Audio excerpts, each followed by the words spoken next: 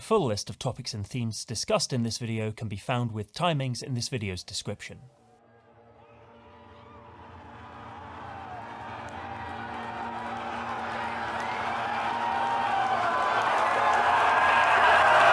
Amitav Ghosh's book, The Nutmeg's Curse, opens in the early 17th century.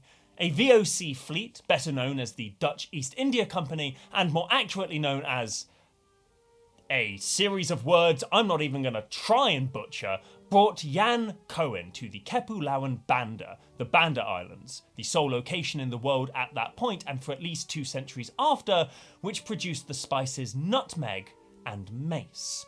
The native inhabitants of the islands, the Bandanese, had for centuries traded their spices with their neighbours. Even with the Portuguese conquest of Malacca in 1511 and the subsequent discovery of the Banda Islands, the Bandanese were largely able to repel both material and economic subjugation, fighting off Portuguese builders who attempted to construct forts on the islands and bypassing the numerous monopoly agreements that they were asked or forced to sign. For almost a century, the presence of European powers was a bothersome and domineering one for the Bandanese, but it was Cohen's tenure as Governor-General of the VOC, coupled with the growing Dutch-English rivalry, that brought the true horrors of European colonisation to the islands. At this time, the English had secured a toehold in Run, an island less than a dozen kilometres to the west of the Banda Islands, which then threatened the virtual monopoly the VOC held over the mace and nutmeg markets. The growing rivalry between England and the Netherlands motivated Cohen to break with the until that time usual practice of the Dutch East India Company, which had prioritised trade dominance over territorial acquisitions. In order to maintain a definite control over the nutmeg and mace crop, the islands could no longer be allowed to function with any degree of autonomy, and Cohen had a vision for reaching this new status. As he wrote to the VOC, "It would be best, in my opinion, to completely chase the Bandanese from the land." What followed was the genocide of the Bandanese. An entire nation of people would be targeted with an explicit and almost totally successful war of extermination, all due to a conflict between two unknowably vast powers over something as arcane and esoteric as a world market that they had absolutely nothing to do with. It began first with Cohen forcing the native elders to surrender their sons to the Dutch forces as hostages to dissuade rebellion to the coming massacres. The ship that the boatload of children would be taken to was called the Dragon. This is a video about the Magic the Gathering collectible card game, product and fictional world of Tarkir, and absolutely nothing else.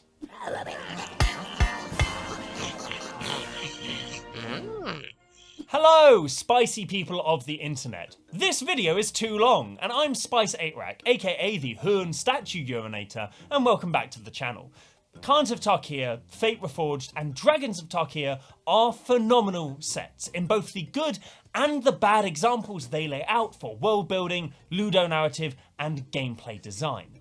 Simultaneously, parts of them are beloved.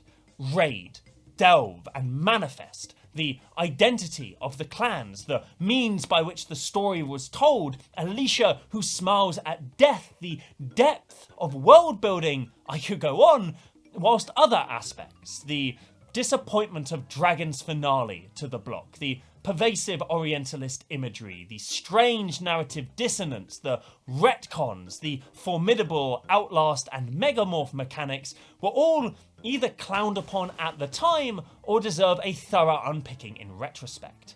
If my favourite comfort video essays and pseudo-documentaries have taught me anything, and they haven't, all my learning comes from the streets, it's that dunking on things that are bad is only a rewarding pastime when it lies in contrast with the good things directly related to the critiqued material. The disappointment of Tarkir Block's gameplay finale, coupled with the strangely unacknowledged cataclysm of its narrative, can only be understood fully by examining its cherished and well-regarded foundations. Of course, most of the video essays I watch are about texts and media articles which I've never engaged with myself, so who knows if I'm actually learning anything or if I'm internalizing bullshit subjectivity. Who knows? Maybe that's what you're about to do yourself. Don't worry, it's fine. I'm objectively correct in all things that I say. That's what being gay does to your brain. What? So come with me now as we examine Tarkir. Understand its origins, celebrate its successes, learn from its missteps, and unpack a feeling that's been hanging over this world for me, and I know for a fact many others, ever since I first encountered this set. That of a quiet apocalypse.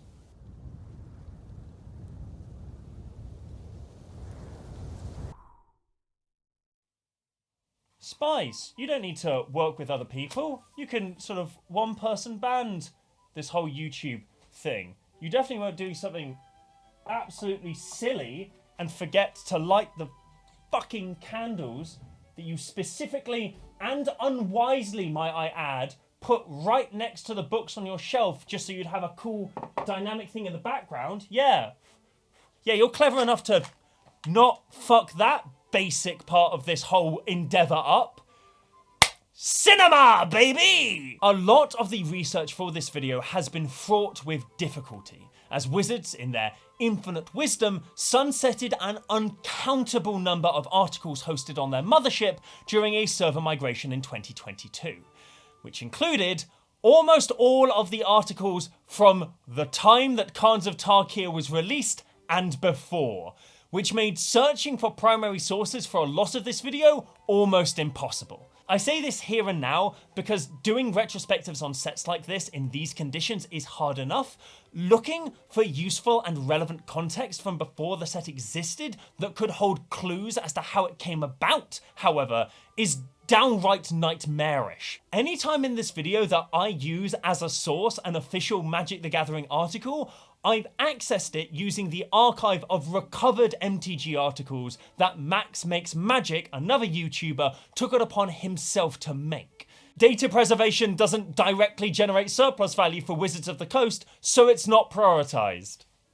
I love the profit motive. That being said, we are able to put together much of the timeline of Khan's development, albeit with less than perfect detail. In Magic the Gathering games design, the terms top-down and bottom-up are often bandied around. No, that isn't a description of a queer shit between a depressed dom and a hyperactive sub, you daft cow. That's a way of describing from... I forgot I wrote that in the script! These are terms used to describe the direction from which games design begins. Top-down begins with a broad concept, say for example fairy tale world, and then builds game mechanics to reflect and embody it. Most of Magic's world building lately has begun like this. Viking world, Magic school world, fairground carnival world, ill-fitting but hyper-lucrative IP world, the list goes on. Bottom up, in contrast, begins at the other end, with mechanics and structure in mind first, and a world is then built up around these foundations. Think Conspiracy and Battle Bond as worlds constructed around the idea of multiplayer drafting and two-headed giant gameplay, respectively. Personally, I think this kind of design produces more interesting results as it echoes a more materialist view of gameplay, where form is developed to serve function, oftentimes leading to more unique world building.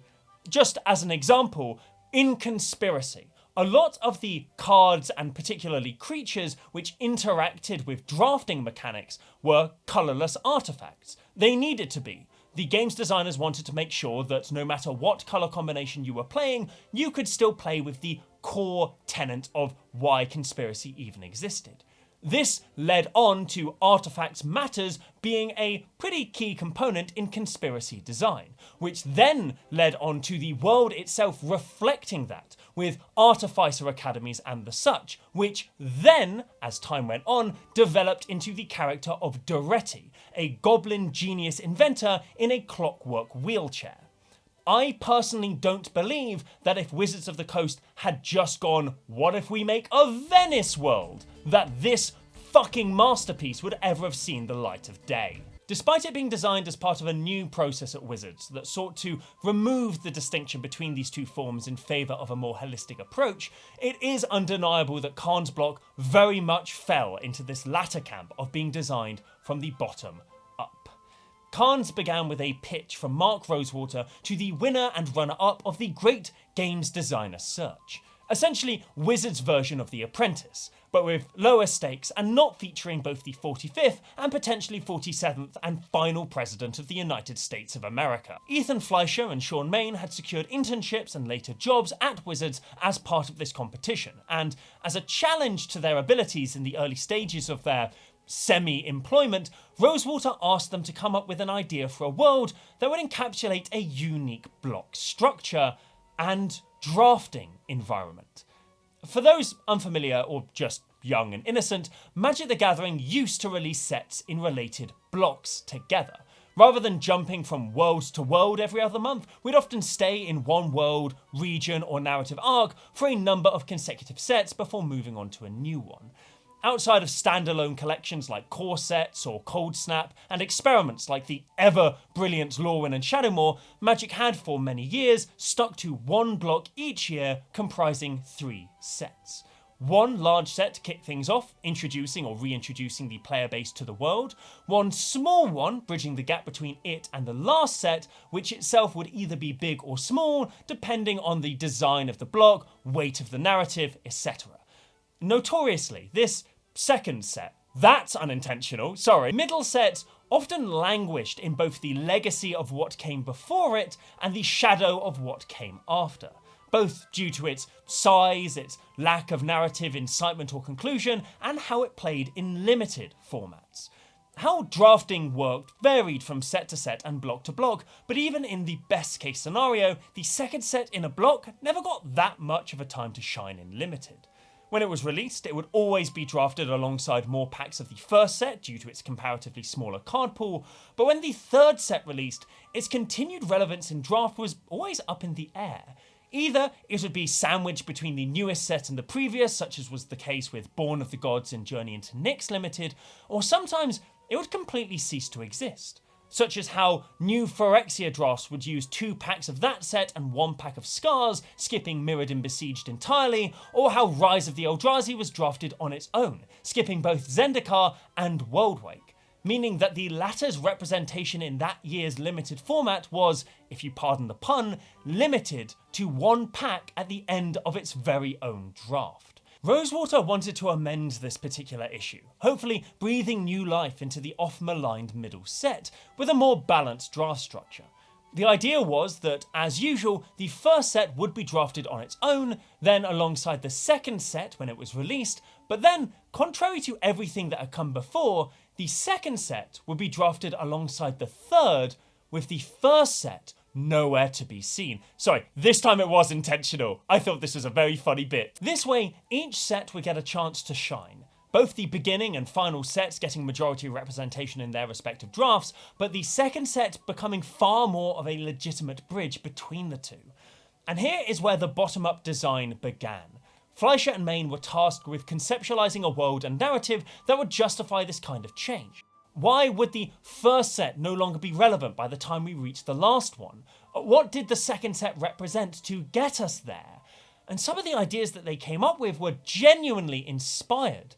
There was one which conceptualized the first set as a dying country, the third set as a new utopia, and the second set being an arc, a literal vehicle that shepherded the characters from set 1 to set 3. One that I loved in particular was this idea that the entire block would tell the narrative of a messy war. The first block would represent the narrative of one side, the last one would delve into the perspective of the other, and the middle would be a literal no man's land, where the crush of battle obfuscated all reality, where the truth and lies, facts and propaganda of both warmongers would be stripped bare and muddied in the jaws of a magical meat grinder. This idea, frankly, whips major ass. And so, of course, it was discarded and replaced with a bog-standard time travel narrative. Okay, that is a little bit unfair. I am a notorious Silver Border and Lore Shadowmoor apologist, and I think that Innistrad has always sucked, even from a conceptual perspective. I'm fully aware that what I consider to be good and cool design often runs counter to common sense. The call to focus on this idea of time travel, where a world was changed by a decision made in its history, would actually be combined with the idea of warring factions when the narrative home for this concept was eventually found. Khanfall, the unwitting henchman of Nicol Bolas, was both a character rooted in the narrative that Magic's story was seeking to develop, both of Bolas and of the Eldrazi, but also notably came from an as yet unexplored plane of warlords who had long ago driven their world's native dragons to extinction. And so work began on designing Sarkhan's homeworld. The original inspiration for what would become Tarkir was the Planechase card Karasha Foothills, depicting a scene from an as yet unvisited world called Mon Seng. The Mongol Empire inspirations already being crystal clear in the card's two names, and the back-braced flags solidifying its East Asian aesthetics. For the record, I said East Asian aesthetics here and not Mongolian because this kind of banner is obviously a fantasy replication of a sashimono, a type of personal flag synonymous with the armour of feudal Japan and not Mongolia. Don't worry, I'm sure this kind of FYI won't become a repeated point of critique as to how Tarkir would go on to depict historical Asian societies and nations throughout the rest of this video. Foreshadowing, foreshadowing, foreshadowing, foreshadowing. This was a perfect place to explore the warring factions aspect of this block's time travel narrative, and as Rosewater writes in Can-Do Attitude, 4 clans dominating 4 distinct biomes were conceptualized as being the core of this world. Each faction would embody an aspect of the dragon. Strength represented by red and green, intelligence represented by black and blue, endurance represented by green, white and blue, and finally speed represented by red, white and black. Both differentiating themselves from each other as a result, but also explaining how someone like Sarkhan, who worshipped dragons, could come from a plane where they were extinct. To be fair, you wouldn't have to do much explaining. People are nuts for dinosaurs in our world, despite the fact that they, as everybody knows, were invented in a 1920s communist plot to lead the masses away from God's word. But, as Rosewater writes, this original plan for the as yet unnamed time travel set wasn't to be the case for long. It turns out that the creative team came up with an idea for a 5th clan. A sneaky clan that lived in the jungle and was willing to do whatever it took to win. Could we make 5 clans work? One of the things you learn to accept in design is disruption. As you put your set together and other sections of the company get involved, there are always requests. I try hard whenever possible to adapt and work in whatever is needed to make the set and or block the best it can be. The creative team wanted a 5th faction? Okay, we were going to try and make it work. Meanwhile, once a week I have a one-on-one meeting with Aaron Forsyth, my boss. I explained the block structure and all the cool things we were doing with the design to match the story. That's great, said Aaron, but the payoff for that comes later in the block. What's exciting about the first set before all the time travel stuff happens? Why do players want to buy the first set? The kernel for this selling point would quickly be found in one of the original 4 factions of this plane, the red, white and black clan favouring the speed of the dragon. At this point in Magic's history, most colour combinations had been more or less explored in one way or another. Monocoloured and dual colour identities were well-trodden spaces in design philosophy, especially for the latter after the release of the blowout success of the original Ravnica block. WUBRG spells were generally perceived as being a mechanical catch-all in terms of design space.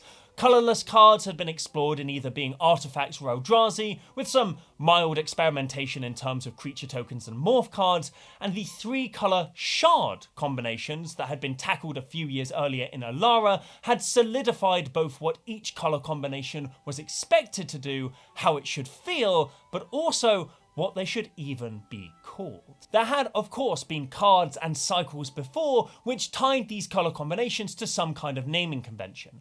Mirage Block's Guild Mages and Invasion's Battle Mages tied the colour combos to a named faction, and both Legends and Planechase associated each with a named dragon. But it was Alara's intense focus on these combinations and the decision to devote an entire slice of the world to each one that really caused an official name to stick. No one was calling white, green, red decks Thornscape, or Armourer, or Rith. But 15 years since we last saw Alara, everybody still calls them Naya. Even with the more recent and arguably more popular Streets of New Capenna using the same 3 colours to represent their factions, I've never heard anybody describe their Atla Palani EDH deck as Cabaretti. And nor do I want to. The moment that someone in my Commander pod starts going off with a Volo EDH deck and someone else mutters, classic Quandrix bullshit, I will ruin the vibe of the entire evening by making them listen to a lecture about heritage.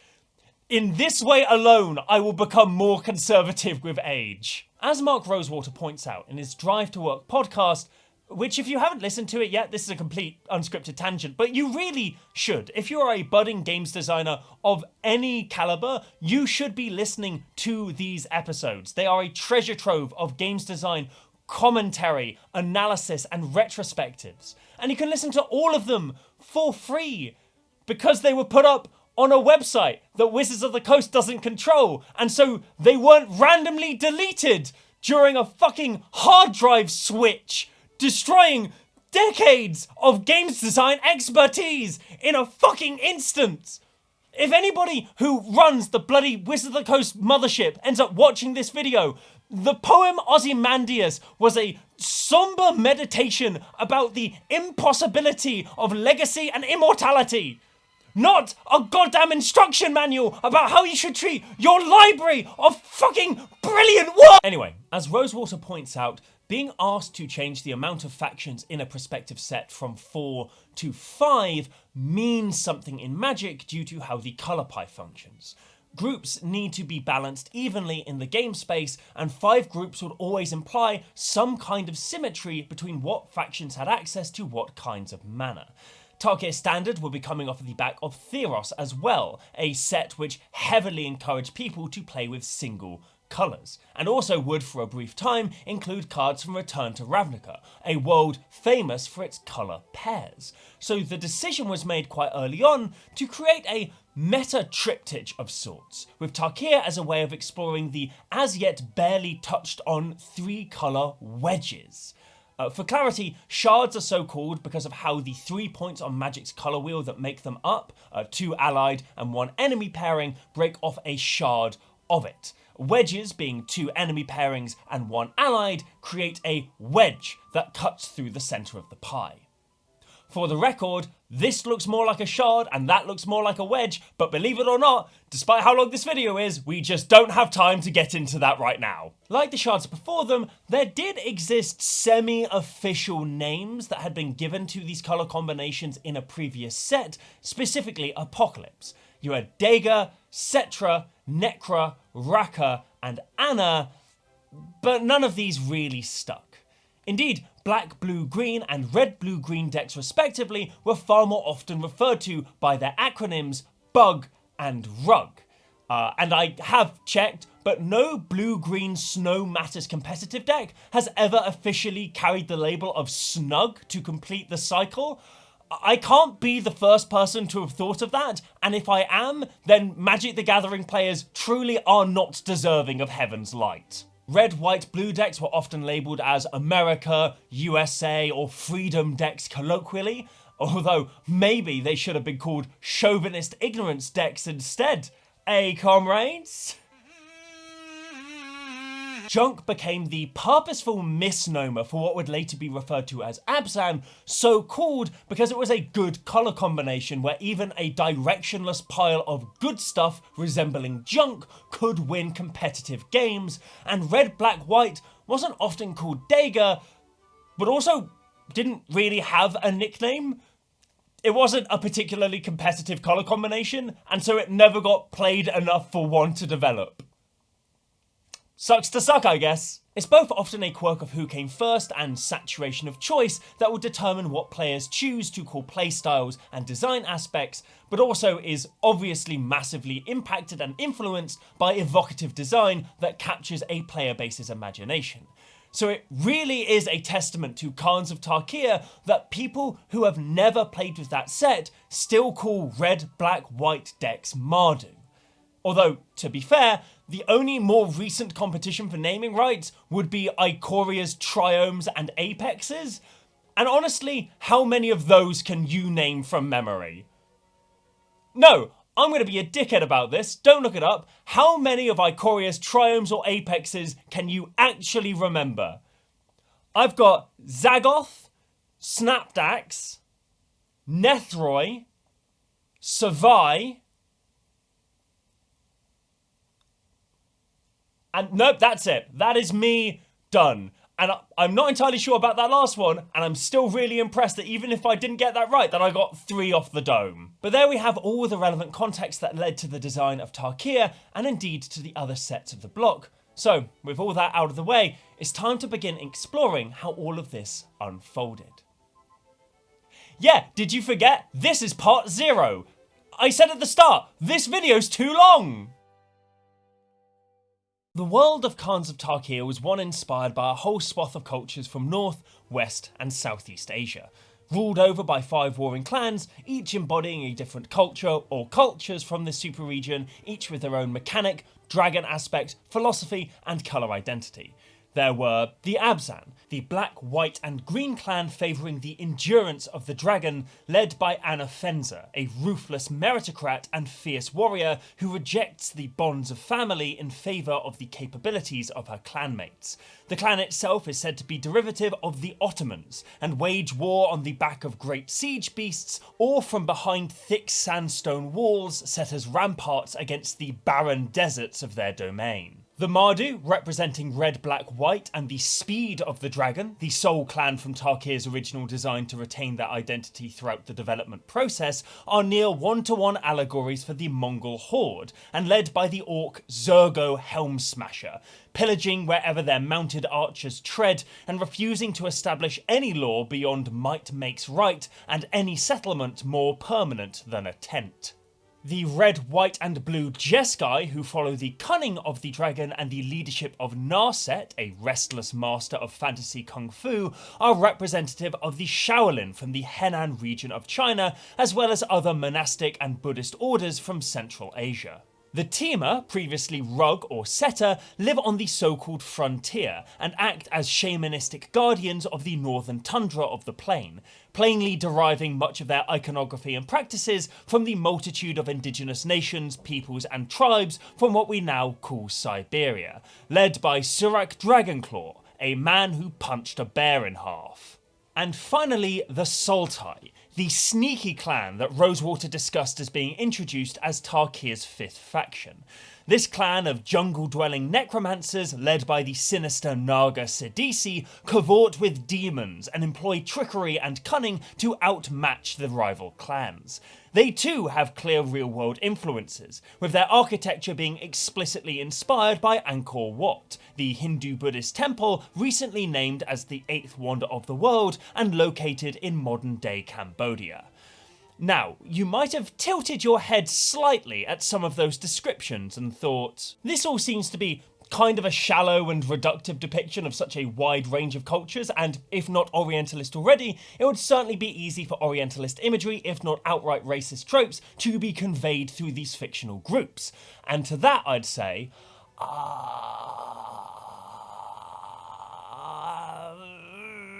in terms of mechanics, those in this set were designed with 2 thoughts in mind. The first was how to convey the before and after of a time travel change in the narrative, and the second was how to best handle the 3 colour combinations. We'll focus on the latter for now, as the former requires more context from the later sets to really analyse properly. Overall, Khans of Tarkir had 6 mechanics: Abzan's Outlast, Mardu's Raid, Jeskai's Prowess, Tima's Ferocious, Sultai's Delve, and Morph. I don't have 6 fingers on this hand, I've just realised. Morph was actually the first mechanic put into this world, conceptualised initially as representing some kind of special magical technology that the clans used to defeat the dragons in the original timeline. It ended up instead being presented as a gift from the spirit dragon Ugin, a character we'll talk about more in a little bit, given to the non-dragon inhabitants of Tarkir so that they could better avoid the wrath of the much stronger dragon broods. The mechanic had been used in standard sets before, but not on more than a handful of cards since Onslaught, fittingly the same set which first printed the allied fetch lands brought back in Khans of Tarkir. If a card has a morph cost, it means you can cast it face down as a colourless 2/2 creature with no other types or abilities for 3 generic mana, and you may turn it face up at any time for its morph cost. Just as a tidbit, when I say at any time, what I mean is turning a creature face up as part of a morph cost is actually one of the rare special actions in Magic, like playing or tapping lands for mana, that bypasses the game's stack. meaning that there's no way to actually stop cards being turned face up like this. Even cards like Grand Abolisher can't stop you from flipping your 2/2 morph into a 6/6 trampling hexproofer on your opponent's combat step and ruining their whole night. The more you know. Morph ended up being a brilliant inclusion in a tricoloured set because it meant that players could still cast their cards with Morph as 2/2s even if they lacked the right colour of mana to hardcast or turn them face up for a few turns. Did you draft Sultai but the top 12 cards of your deck doesn't have a single forest in it? Well, it doesn't matter. You can still play your Pine Walker and Nasty Bastard of Gudul now and use them properly when that land does crop up in a turn or two. It was from here that Raid was developed as a mechanic. The designers wanted a way to encourage people to attack with their morphs rather than simply leaving them at the side until they could flip them over. Maybe you didn't want to risk your card draw engine or your surprise lava axe from getting blocked and killed on turn 4, but if you did take that chance, you'd be able to cast your Mardu Warshrieker, getting 3 extra mana to cast another morph this turn. Just think of the value.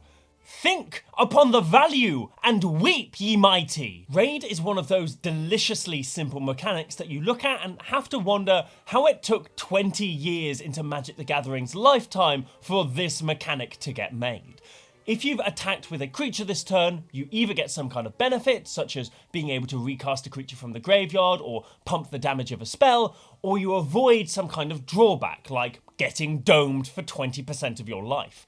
It perfectly embodies aggressive strategy, encouraging both reckless attacks from your side and overactive removal from your opponents, who may waste precious resources to kill comparatively meaningless creatures for fear of their attack triggering some greater threat. Prowess was another new mechanic that you also had to look at in shock that such a clean design hadn't been introduced into the game earlier. I mean, we came up with Dredge and Banding before Raid and Prowess?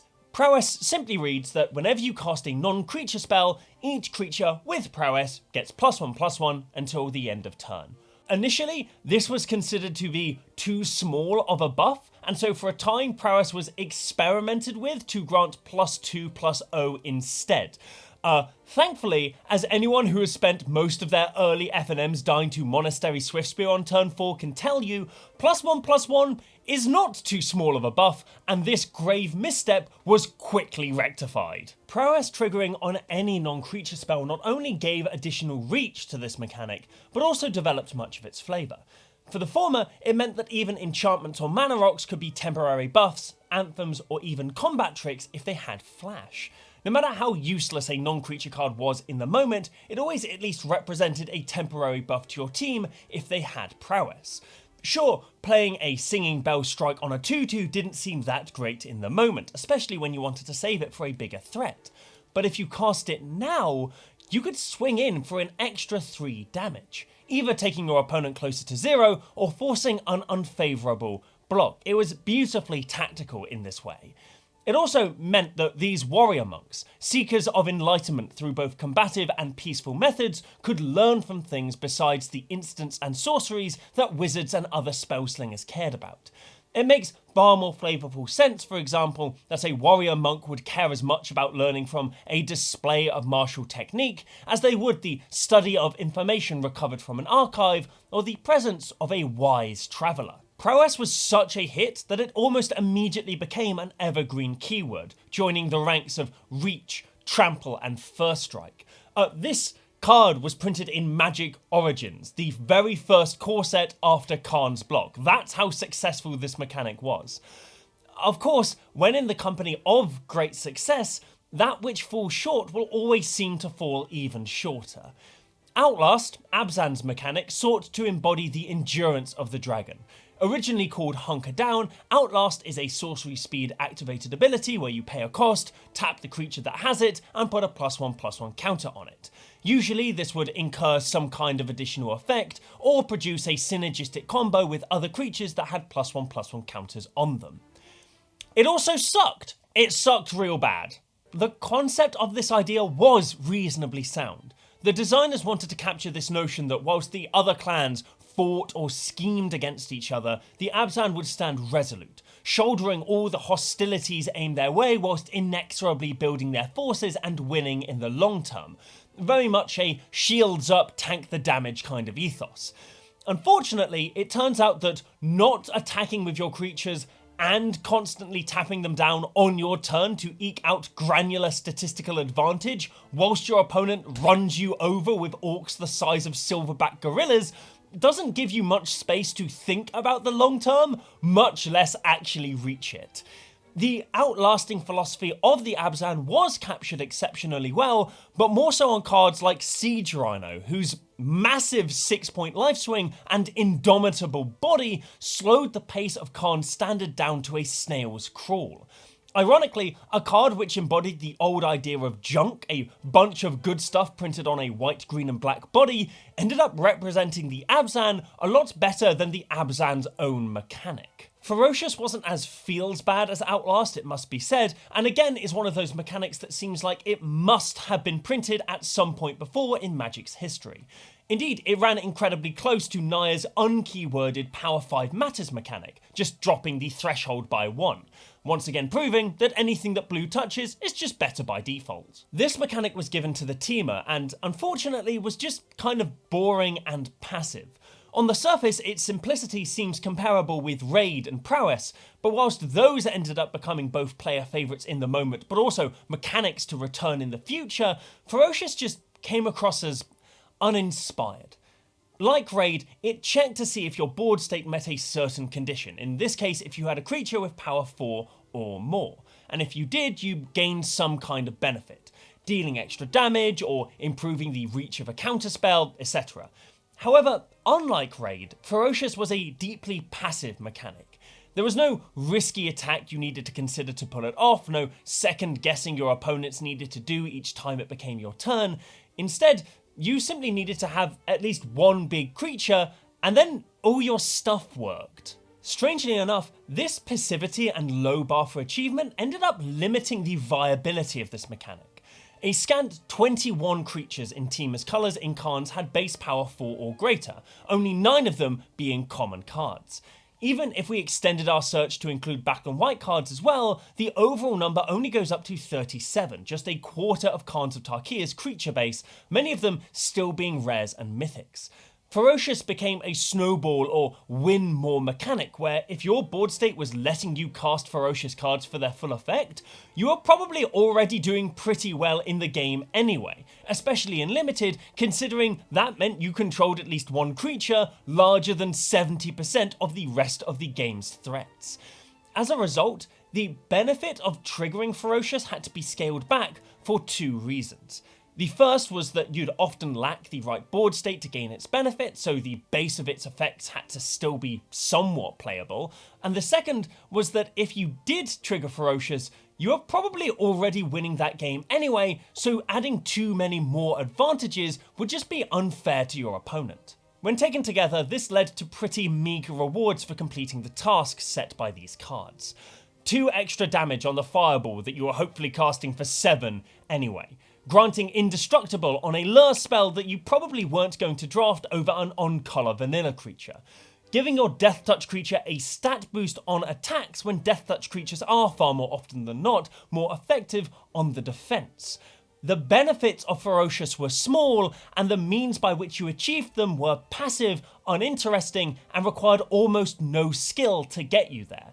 As a result, most people didn't like Ferocious.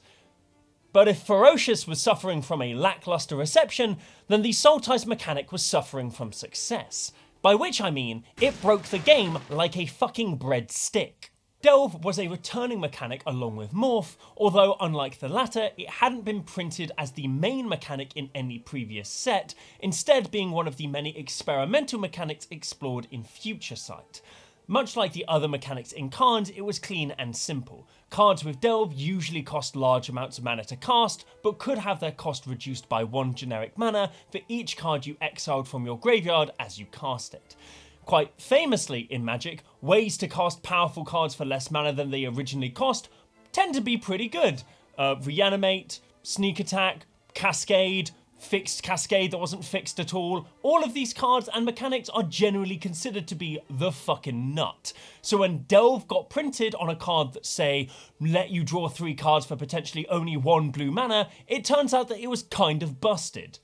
To this day, banned in Legacy, kind of busted. That being said, it did convey the ruthlessness of the Sultai quite well. Flavour-wise, you are desecrating the peace of the dead and exhuming old tombs as a means of temporarily increasing your own magical potency. Sure, we could let the bodies of those who died building our palaces rest in their graves, or we could force them to continue serving in death. Or we could just siphon off what's left of their body and spirit and use it to more easily summon some monkeys. Who doesn't love monkeys? No, seriously, who doesn't love monkeys? Give me their name and IP address now! However, as busted as your first Delve card usually was, the returns of running many of them in your deck would quickly and deeply diminish. It would have taken a number of turns to fill your graveyard up with enough cards to make Sultai Scavenger, for example, a mana-efficient card to cast, especially in Limited. After you did, however, you need to work all the way back up to that critical mass of cards in your yard to efficiently cast your next card with Delve. In Eternal formats, the ubiquity of cantrips, fetch lands, self-mill, and other alternative strategies meant that multiple Delve cards could feasibly be cast for their most efficient cost. However, in Standard and especially Limited, most decks could only get away with casting 2 or 3 cards with Delve before the mechanic went from breaking the game to breaking your heart. Overall, on a mechanical level, the set functioned incredibly well, even if there were a handful of large issues.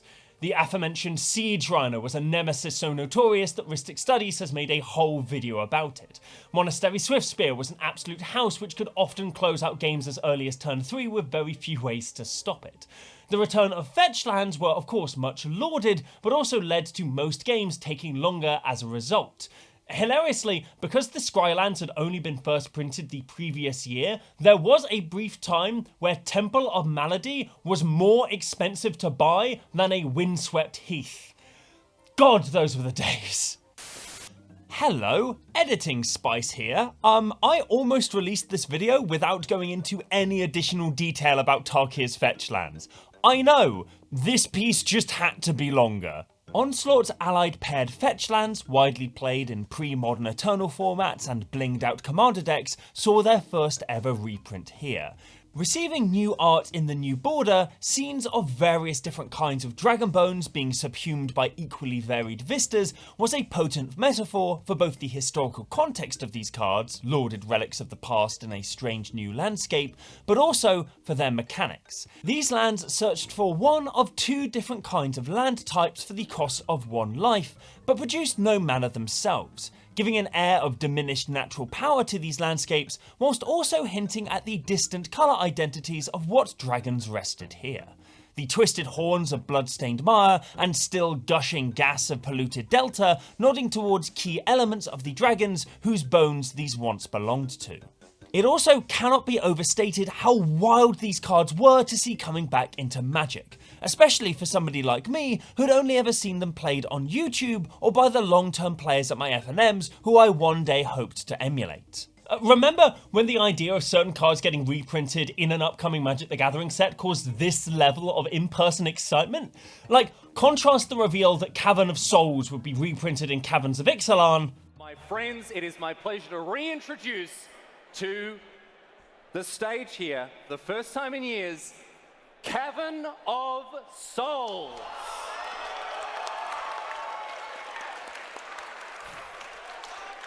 With the reveal of Tarkir's fetch lands.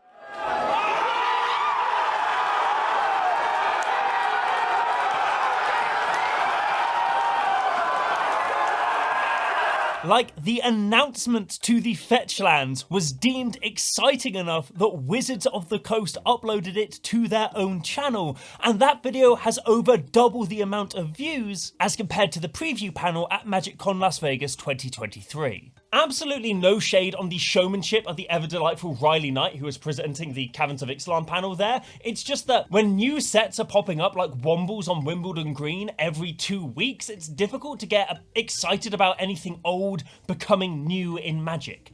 You've got to limit yourself. If I got as excited for each new set today as I used to back in 2015, I'd have a fucking heart attack before the end of the fiscal quarter. Shit, I've got to do my taxes.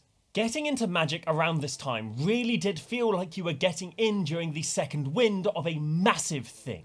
The mixture of brand new concepts and revisited classics ran a perfect balance between engendering excitement from established fans and newcomers like myself.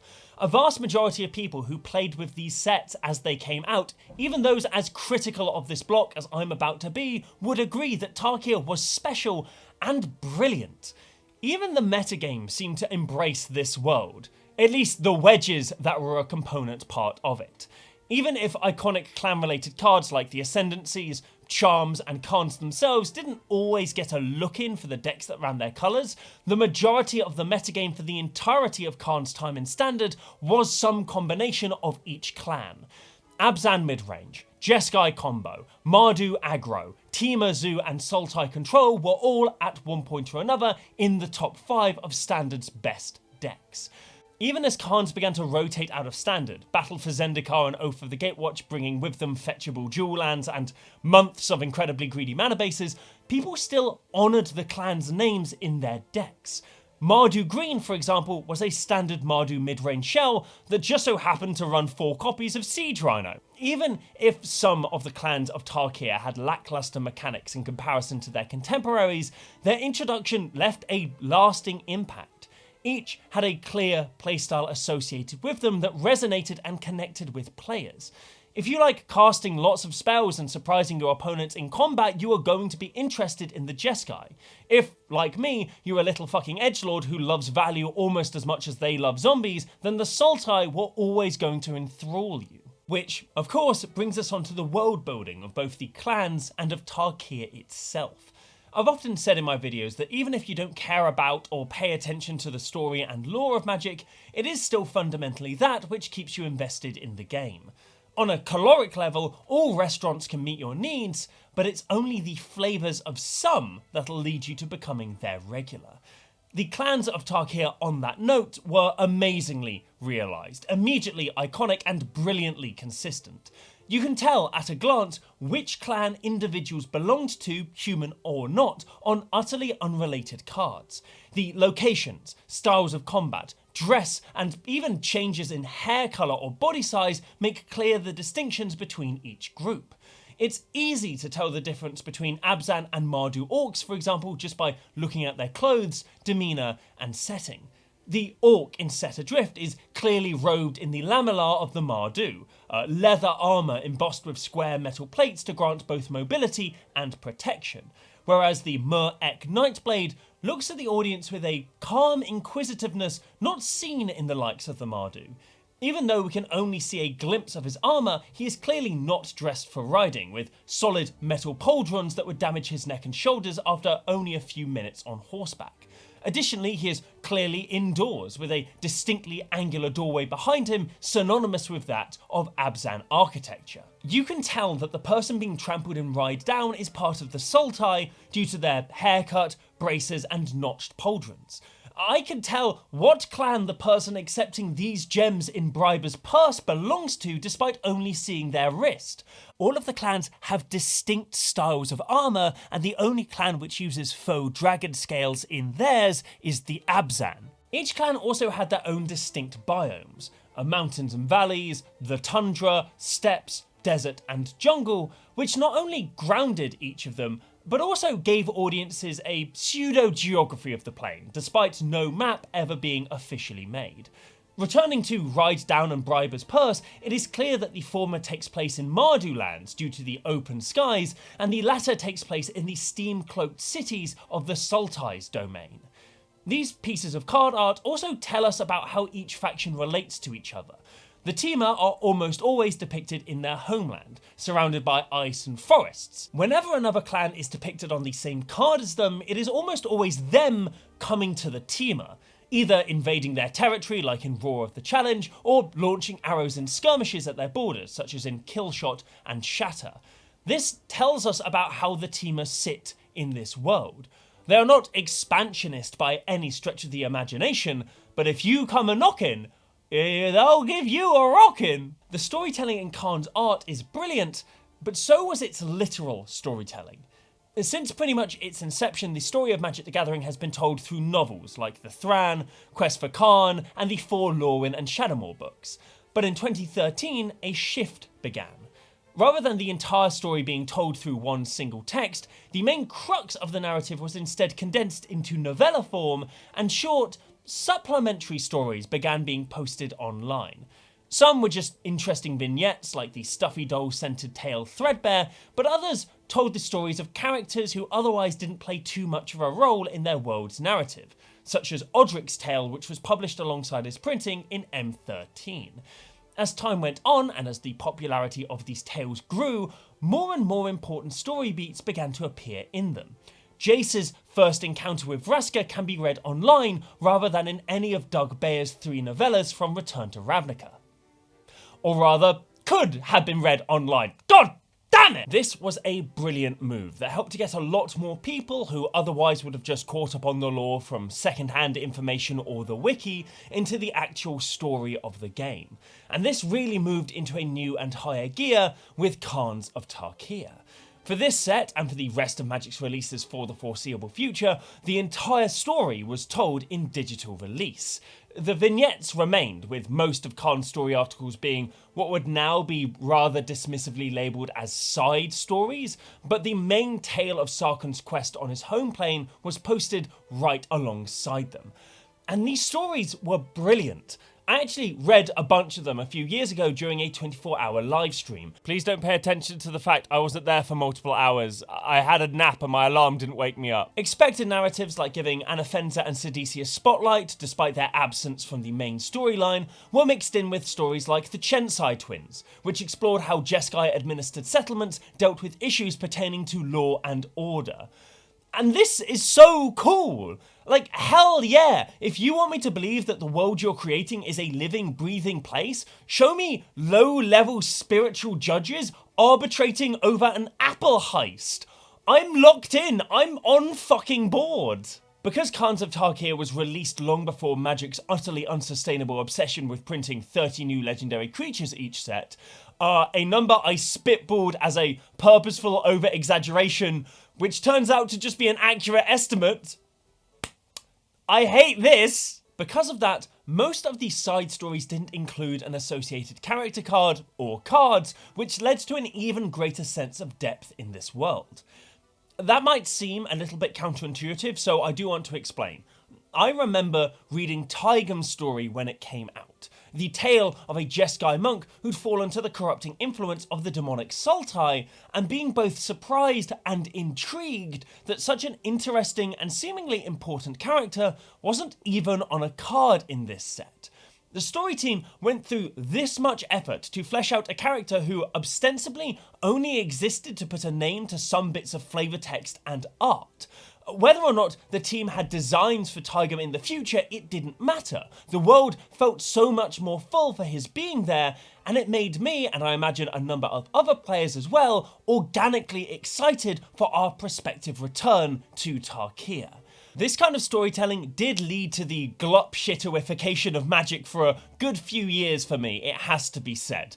I genuinely gasped when I saw that Taigam had been put to cardstock in the Commander 2017 precons.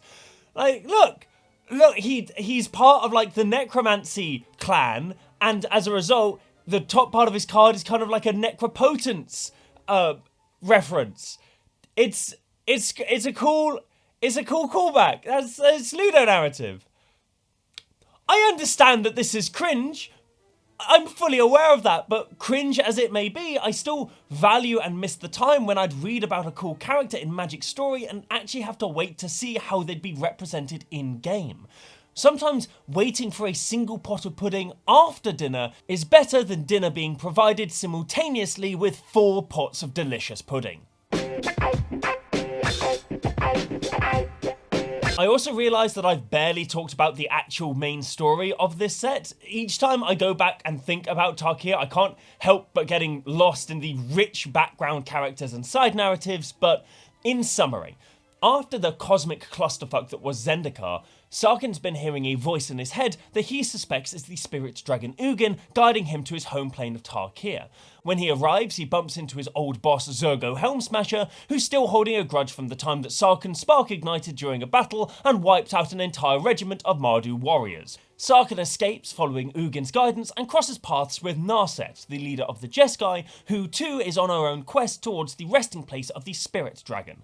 All the while, just out of shot, Soren's bumbling about trying to work out where the piss Ugin is, seeing as he didn't show up for the showdown with the Eldrazi. Sarkhan and Narset eventually arrive at their destination, discovering that Ugin has, in fact, been super dead for about 1,000 years. Potentially, the name of the place they were going to could have held a clue to that. Before they can work out what this means for the grand scheme of things, however, Zergo turns up, having followed Sarkhan all this time, and knackers Narset against the side of a mountain. Before she dies, she tells Sarkhan to reach the centre of Ugin's resting place, whereupon he is blasted back in time to the days leading up to the spirit dragon's death. But unfortunately, this is as far as we can go now without delving into the worst aspect of Tarkir. For all the technically brilliant world building that went on in the set, the world itself that was being built was, in many respects, just a little bit fucking atrocious. A few years ago, Wizards of the Coast released a sober and detailed world building roundtable to coincide with Kamigawa Neon Dynasty's release. It's a genuinely brilliant video where, amongst a great range of detailed explanations of research processes and concept art commentary, it's made clear that special care and attention to cultural accuracy and avoiding replicating harmful images was obviously a high priority for the world and team. Right. Yeah, exactly. We talked a lot about weapon choices and having like a diversity of different kinds of Japanese weapons. Very often in Japanese themed settings, as inspired by the West, you see swords, swords, swords. And Katanas, another kind of sword. Just more swords, yeah. Swords all the way down. So I was encouraging the team to represent like a wide diversity of Japanese weapons, including pole arms and chain weapons and missile weapons. We also wanted to be really careful about cultural conflation. And another element that we sometimes see in weapon diversity is weapons from other countries bleeding into a Japanese setting. So we might start seeing Chinese weapons or Southeast Asian weapons that might not really be appropriate to represent in a setting that's trying to focus on one region touchstone. Right, yeah. I see. One thing that we wanted to avoid was including Okinawan weapons, because there's a complicated history between Japan and Okinawa of imperialism and cultural appropriation. So we didn't want to have, for example, nunchucks or sai represented on otherwise mainland Japanese themed characters. This right here is sick, and I really wish that these were done for every single set. I love games design, and hearing games designers talk about their processes is always fascinating and enlightening. Never say that Wizards doesn't learn and improve in certain ways, because this lies in stark contrast to the topic of today's video. Khans of Tarkir, a set also based on Asian societies, drew clear parallels between their fictional clans and real-world cultures, loaded with the most surface-level stereotypes imaginable. The Mardu, for example, were a one-to-one fictional version of the quote-unquote Mongol horde, as professed by the world-building panel at PAX 2014. Killing and pillaging for the sake of it, uninterested in building any form of nation, led by a murderous orc, solely motivated by bloody revenge. This is, being charitable, a chauvinistic caricature that takes the aesthetics and pop culture understanding of the Mongol Empire, plops it through a World of Warcraft lens, and calls it a day. Like all empires, the one founded by Genghis Khan was an expansive and violent force. You don't conquer a solid quarter of the planet's landmass in less than a century without killing millions of people. Believe me, I've tried. It's a hassle, it's a logistical nightmare. However, it is always notable that this empire, and usually any fantasy allegories for it, are always presented as a senseless and murderous horde, whereas other empires, namely the ones what white people were in charge of, are at most treated with nuance, if not given a completely free pass in regards to their historical record of military atrocity. Most academic estimates put the death toll at the hands of the British Empire in India alone as over double the estimated death toll at the hands of the Mongol Empire. But for some reason, one's a horde and the other's an empire.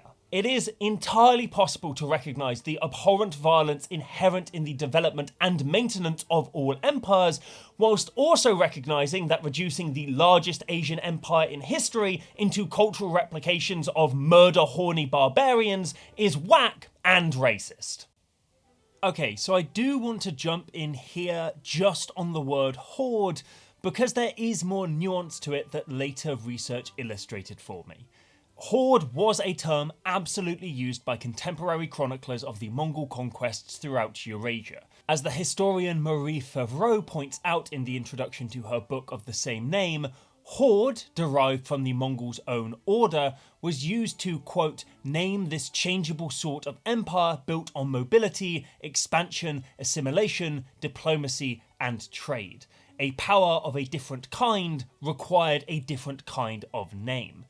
However, as she almost immediately goes on to point out, the word used today denotes a large crowd of unruly or uncontrollable people. As she writes, quote, a distant echo of the horde as it appeared in medieval sources. Now, when we think of, and indeed create narrative allegories for, the Mongol horde, our fictions replicate these echoes and exaggerations more so than the reality. In the Mardu, we are shown only these echoes of violence, warfare, and the nomadic ways of the Mongol horde. The animal husbandry, trade and communication networks, diplomacy, fiercely disciplined organisation, and even technologically innovative forms of warfare which all ensured their empire's success are not only absent, but inverted and rejected in cards like Wasteland Diplomacy and Raiders' Spoils. We see not an allegory for the medieval Mongol horde in the Mardu, much less any nuance between the various different regional structures and khanates held under that broad umbrella. We see only the lowercase horde, extruded through 2 millennia of orientalism and turned into a definite collection of commodifiable tropes. All this to say that as beloved as the Mardu are in an artistic vacuum, it's nonetheless droll to see the horde as an icon yet again recast in this shallow way. To this end, my friend Michelle offered to talk with me about the nuances of Asian representation in Tarkir, including the Mardu and Mongol Empire, along with fellow creator and frequent Asians represent guest, Jackie. We do associate the Mongolian horde as being barbaric, despite the fact that they were extraordinarily good at administration. Sure. Yeah, they were very good at it. Yeah, and they were also just this place needs administrators. Where do we have more administrators? Oh, we're gonna grab them and you're going to move here now.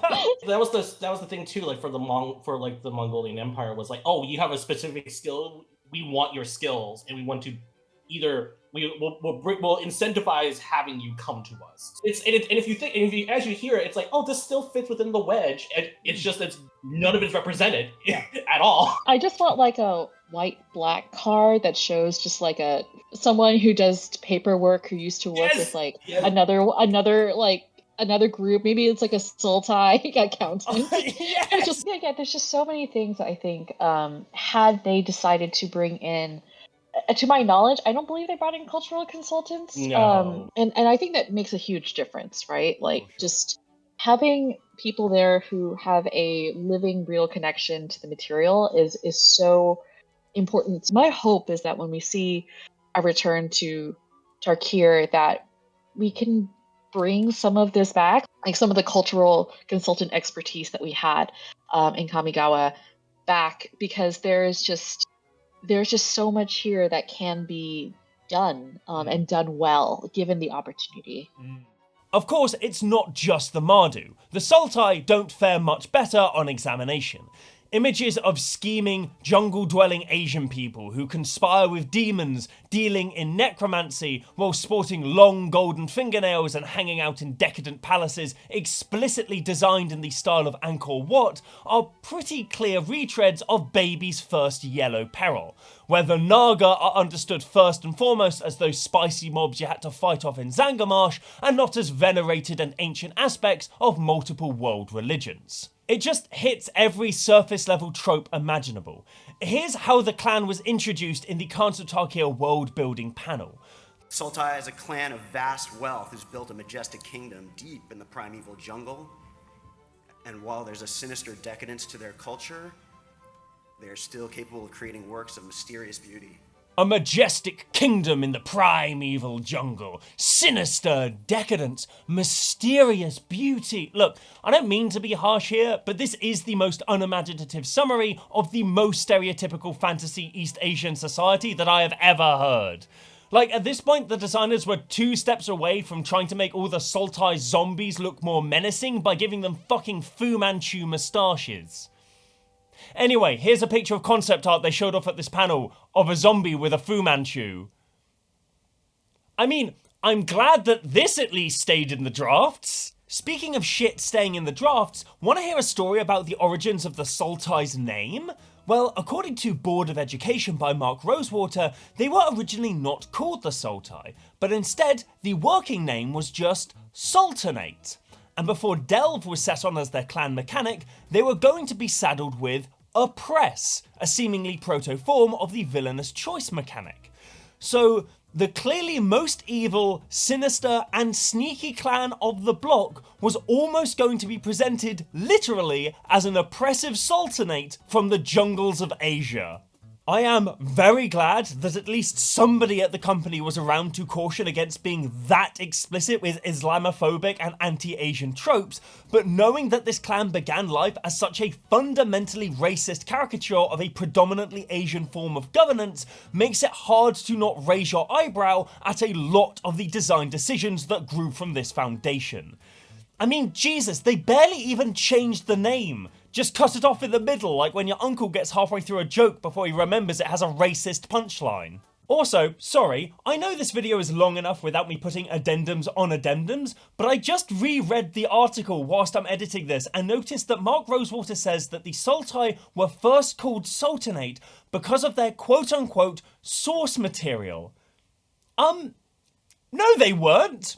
That's just a lie. The Khmer Empire were never a sultanate. They were never ruled by a sultan. They were a Hindu-Buddhist empire. None of the modern nations which the empire's borders would have included have ever been Muslim-majority states. There are lots of Muslims in Southeast Asia and many nations that have been ruled or currently are ruled by sultans. But if you wanted to call any of them sultanate at any point in their history, the worst one you could possibly pick would be the fucking Khmer Empire. Cambodia had a sultan once for like 2 decades in the 17th century, 200 years after the fall of the Khmer Empire. Was this your source material? Were the designers trying to make a statement about the rule of Ramathi Paddy I? Or did you either lump all of Southeast Asia together, or just assume that the Khmer were a sultanate without bothering to control F Islam in their fucking Wikipedia page? This is so outrageously lazy. From the perspective of someone who has had that part of the world kind of jumbled all together in that very Orientalist way, it definitely does tie a little bit into the like whole jungle is like bad sort of thing that came out of the American perspective of Vietnam during the Vietnam War. So that was definitely not great.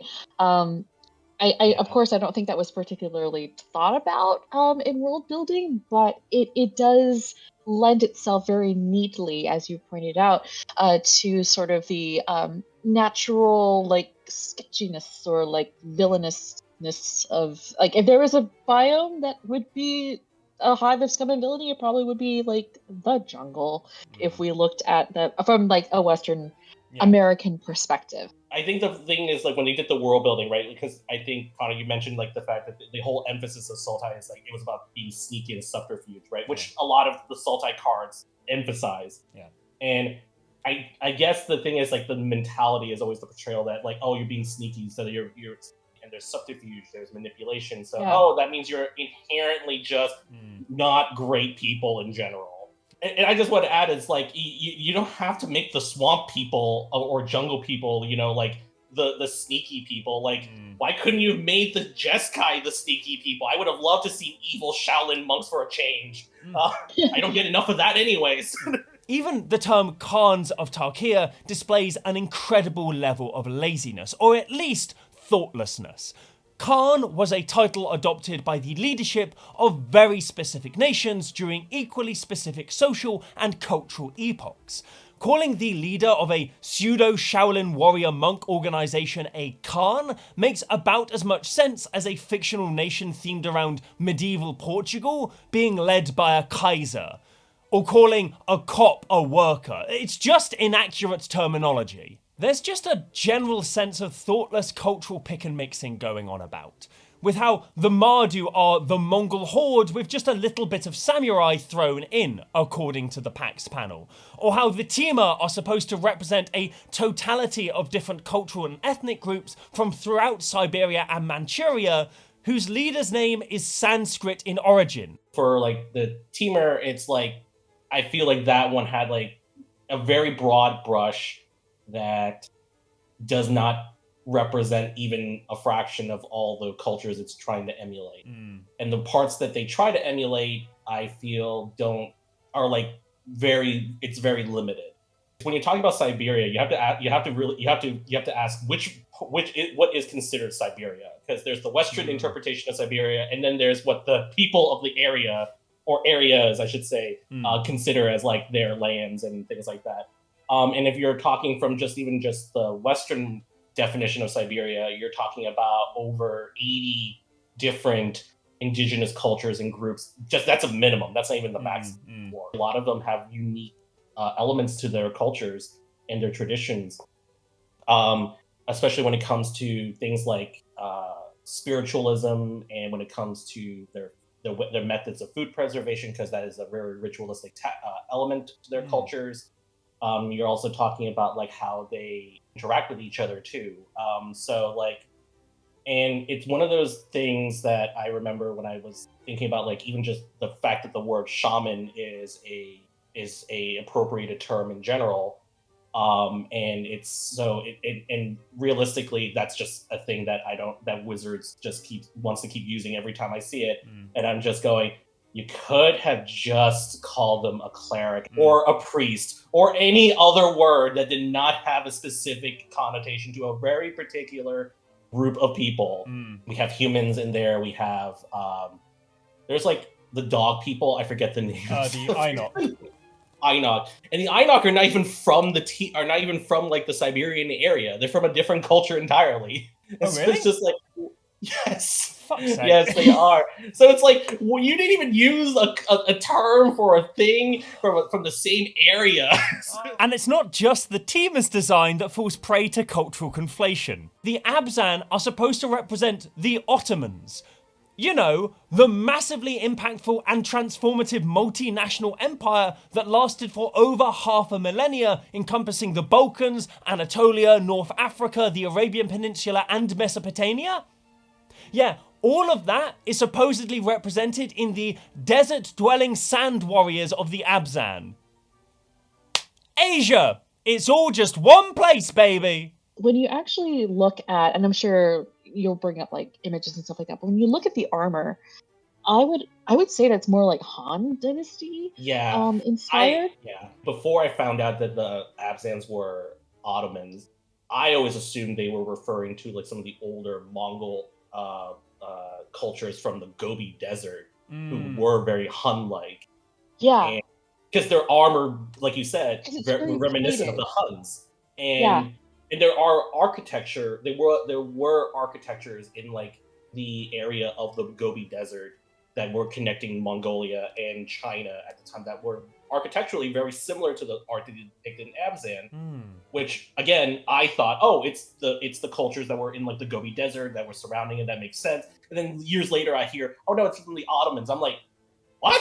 Yeah. So one of the best, I think, and well-known examples of Han Dynasty armor are the terracotta warriors, which were, if you were like me and decided to watch the well-renowned Mummy 3, A which classic. takes A classic. yeah, But the Terracotta Warriors, they have that like linked plate design. This particular motif in armor is extremely very much like a Chinese thing. And when you think about the Abzan and they're like talking about the endurance, you look at the scale motif of their armor.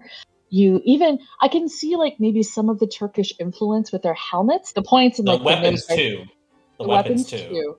But the armor is what is supposed to be the signature thing of the Abzan, particularly the scales. The scale armor is a big iconic aspect of like Central Asia and China. Yeah, Central Asia. Aesthetics. I also think this just points out the unfortunate tendency of Western media and Western like world builders or non-Asian world builders or world builders not familiar with this part of the world to essentially conflate an entire continent's worth of culture into like a thing. And so creating this world where there's an equivalency between like Shaolin monks and 15th century Ottoman things, like it doesn't really internally make sense, like to me, given the design cues they've gone with. The Jacc are taking their heritage and culture from one main source, even though that source is like varied in and of itself, like Kung Fu and Shaolin, lots of different subsections, there's just subsects, but they all kind of come from the same tradition.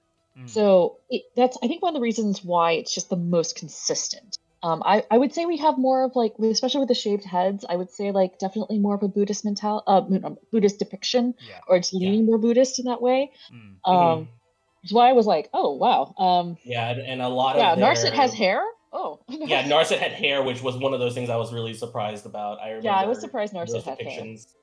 Yeah, because like that is a non-traditional kind of look.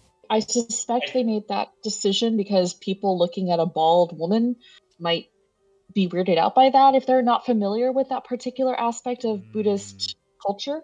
So also like it's a very clear like feminine marker. As a wedge, like they emphasize like, well, the red mana aspect of Jeskai is that they add a little bit of the passion and raw ferocity to it because it's coming from the Jinn and the Pretty.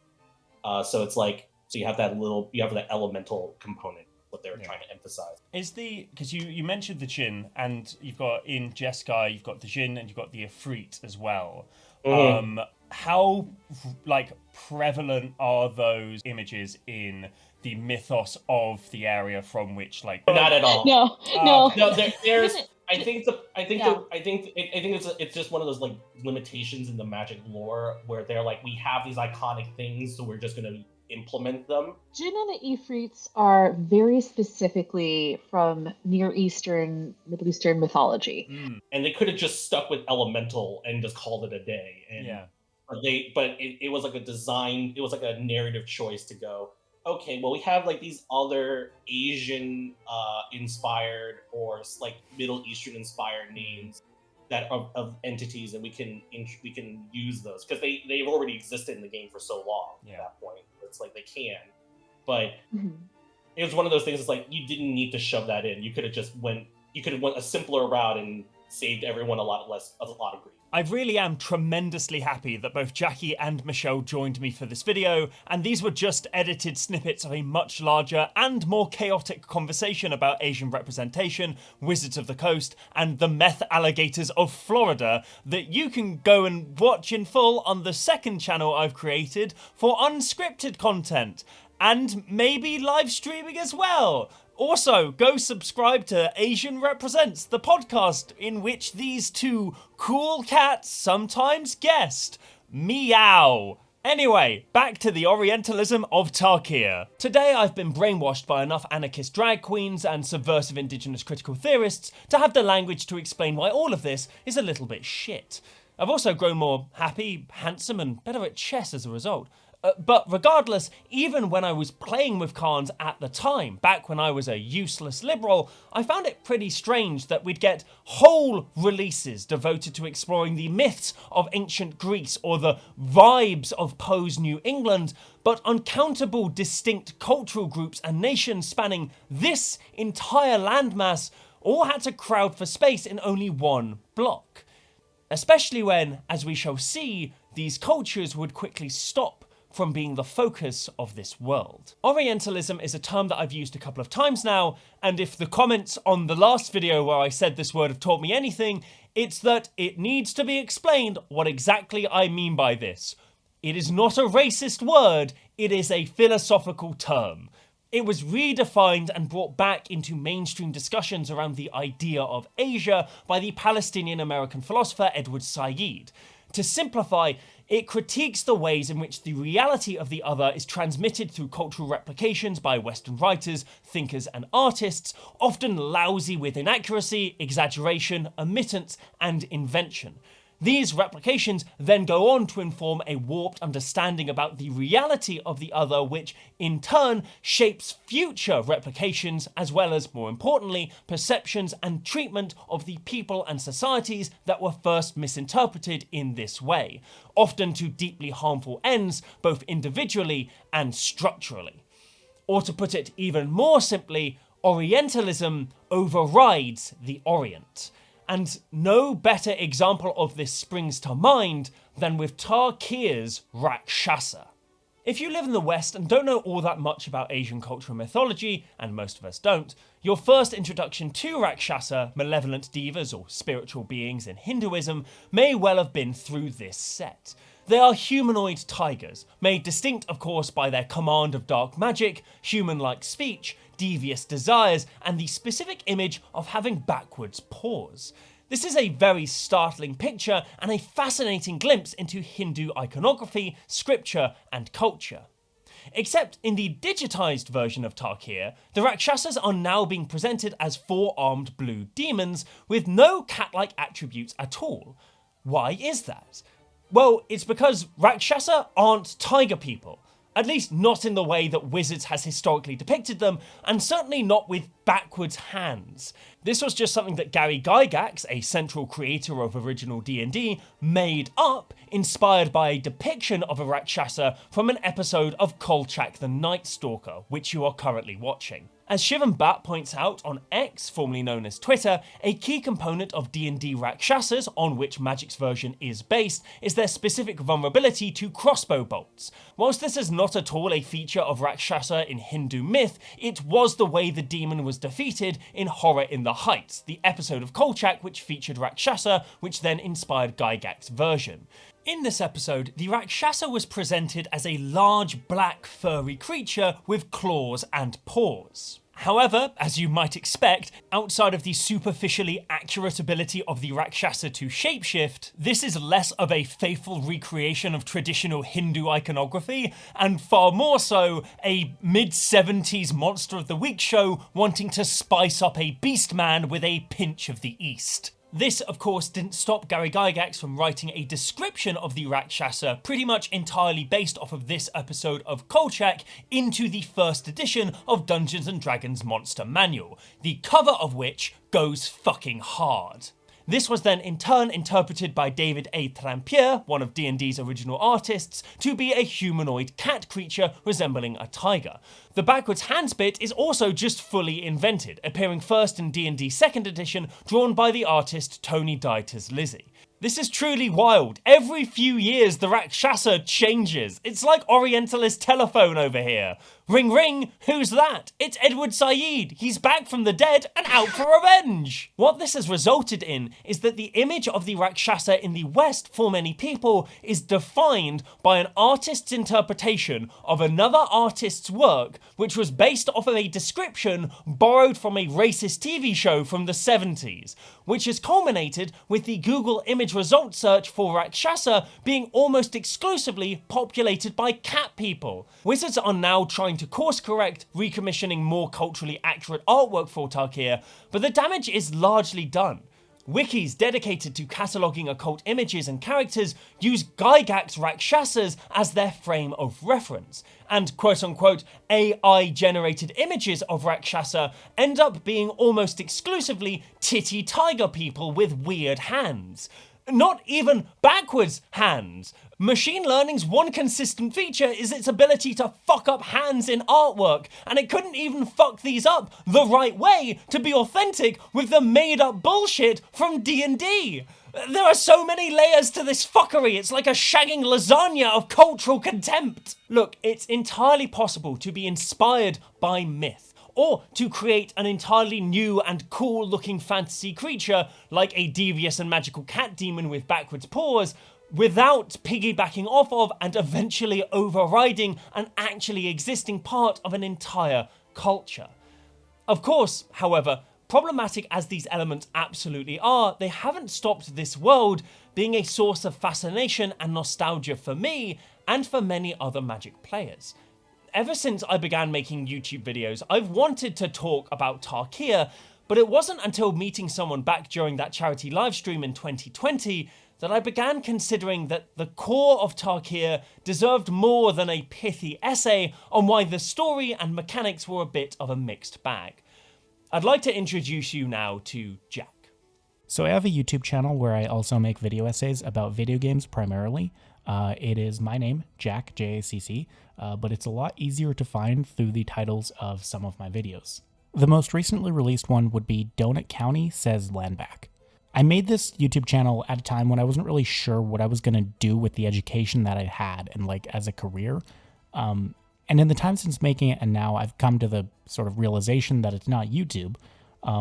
But I'm still super proud of a lot of the projects that I have up there now, and definitely looking forward to some of the things that I'm still working on. So I definitely appreciate any creative engagement that y'all can offer. I really love reading comments from people who have taken things away from my videos, like the few that I have.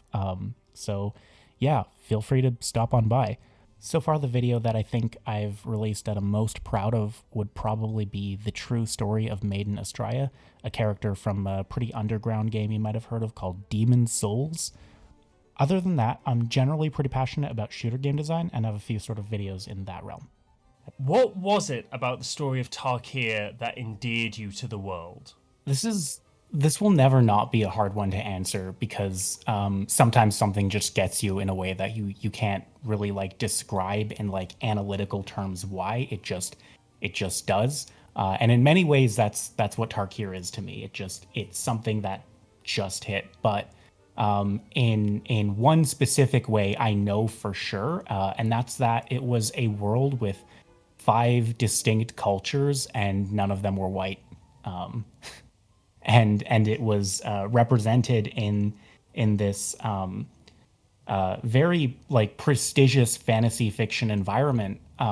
Being a First Nations person, I'm obviously not of the cultures that are being fictitiously portrayed in Khans of Tarkir, but another big component of representation is the way that due to its staggering absence in so many places, you kind of have to sort of transpose that representation. Like you can see yourself represented in white characters, and you do, otherwise you wouldn't be able to enjoy any media. But when it is when they are like non-white characters who are going through these things that like my family has gone through not a generation ago, there was something formed in that, in seeing that tragedy replicated so effectively and so sincerely and authentically in this fucking card game by Wizards of the Coast that I was not expecting when I picked it up and started playing. And being the set that we were in the middle of when I was first getting into the game, back during the 3-block structure, we also spent just a lot of time in this setting. And yeah, between those and between the factors of the story that I really connected with that we'll get to, you know, this is also coinciding with me like falling in love with this new game, with Magic the Gathering. And I think all of these things sort of confluence together to be why Tarkir will always be my favorite plane in Magic, and why Khans of Tarkir will always remain my favorite block, creatively, aesthetically, and, you know, nostalgically. Both Jacc and I got into Magic around the same time, and we both share nostalgia, praise, and criticism of this block, which, critical retrospect or no, was the thing that led us to fall in love with this game. We'll hear more from Jacc later on, and I don't want to stay here for too long because I'm closing in on 10,000 words and I've only just finished talking about the first set. But if you are interested in learning more about this kind of stuff from people who are actually Asian, then I have a playlist in the description of this video of some useful videos on the topic that I found, as well as a couple of podcasts that I particularly liked on the topic of representation and Orientalism. To summarize Khans, it very much fits in with its place in Magic's history. A meeting of the new, wedges, modes of storytelling, mechanics which would go on to become mainstays of future sets, and the old, mechanics of Magic's past and archaic world-building tropes. But here is where that ending to the story comes in. For, when Sarkhan entered into the very bones of the spirit dragon himself, a great wave of magic passed over and through him, transporting him back in time 1,000 years to a Tarkir of old, one where dragons still flew in the sky, and it is there that fate would be reforged. Hello, I'm from the future. You can tell because I have an eyebrow scar. You are probably expecting me to talk about Fate Reforged just then, the set that came immediately after Khans of Tarkir. After all, I did literally reference it by name in the concluding section of the previous part. But that is why I am the wise and sexy teacher, and you are naught but a smelly, arse-headed pupil. We actually need to skip ahead to Dragons of Tarkir briefly for one specific reason. Dragons was designed before Fate Reforged. To put it in a little bit of narrative context and to spoil the story ever so slightly, although you probably already know how it ends, when Sarkhan returns from his journey back in time, his actions have caused dragons to not only survive into the present, but to become the new rulers of Tarkir. This was the other end of the time travel narrative that held the foundational concept of how these sets would be played together. Well, together. Remember, the primary concept of this block wasn't a narrative one, it was to better showcase the middle set by redesigning the limited environment around playing it with the first and then final set. As a result, Khans and Dragons both started development before their connecting tissue was created. It is, after all, easier to attach two parts of a Warhammer miniature together when you have those pieces completed, rather than finishing one, dumping a bunch of glue on it, and then fanning around with the sprue, trying to finish the last bit before the adhesive dries. So whilst we can examine the narrative of Dragons later, and we will do in a much more in-depth and more temporally pleasing order, we do need to discuss it first on a mechanical level, because it was in response to Khans and Dragons' mechanical design that the design of Fate Reforged grew. And we know Khans' mechanics, so what were dragons? Well, first off, there were dragons and lots of them. Over double the amount of dragons were included in Dragons of Tarkir when compared to the set that at the time had the second most dragons in it. Dragons, the word has lost all meaning. There are also lots of cards that cared about dragons. Cost reduction cards, stat boosted creatures, a whole cycle of cards that got better if you controlled a dragon or had one in your hand, and more. In addition, the 5 clans of Tarkir didn't exist anymore, both mechanically and socially. Outlast, Raid, Prowess, and Delve, and the Teamer one that I haven't written in this script, and that I can't remember the name of on the spot, had all been replaced with new mechanics. The erstwhile Abzan, now lacking their black mana pip and called the Dromoka, were defined by the Bolster mechanic. Dash replaced Raid for the Kolaghan, formerly Mardu. Rebound replaced Prowess for the Ajutai, formerly Jeskai. Exploit replaced Delve for the Salumgar, formerly the Sultai. And Ferocious was replaced with Formidable for the Ataka, formerly the Teamer. Ferocious, that was the fucking name of it. These mechanics were designed to rhyme with their clan counterparts, both for symbolic reasons. Here is how the ruthlessness of Silumgar himself compares with the ruthlessness of the clan that supposedly upheld his philosophy, but also for gameplay purposes. As we will see, all of these new mechanics would be asked to, in one way or another, play nice with the mechanic that came before them, especially in the limited environment that Tarkir was designed to showcase. We'll go into more detail with how these mechanics worked, their successes and failures later, but what's important for us to know right now is roughly the world that Fate Reforged was designed to balance alongside Khans. So, enough beating around the Ghostfire bush. I need to stop improvising things. Ad-libbing. I haven't had any food today. It's 5 p.m. and I'm filming. I'm really hungry, but I've just decided to belt this section out. And I ad-libbed beat around the Ghostfire bush. Like it was funny. Like it meant something. I'm sick. Future Spice is sick. We're going back to past Spice. Here's Fate Reforged. With our interlude done, it's time to go back in time. Wow, I put the ellipses in a really strange place in the script there, didn't I? Fate Reforged picks up at the end of Khan's narrative, with Sarkhan appearing in the Tarkir of the past shortly before the death of Ugin. He links up with Yasova Dragonclaw, the then leader of the Temur clan, who has secretly been contacted by Nicol Bolas. The Elder Dragon has promised her a future with no dragons where the Temur run the show, provided she can help him locate Ugin on the plane. As a side note, this is easily the most honest Bolas has ever been in his wheelings and dealings. Like, sure, the team are far from command the plane of Tarkir as a result of Ugin's death, but the dragons did go extinct, and the clans were able to progress free from dragon attack without any cataclysmic effect on the plane or the people of Tarkir.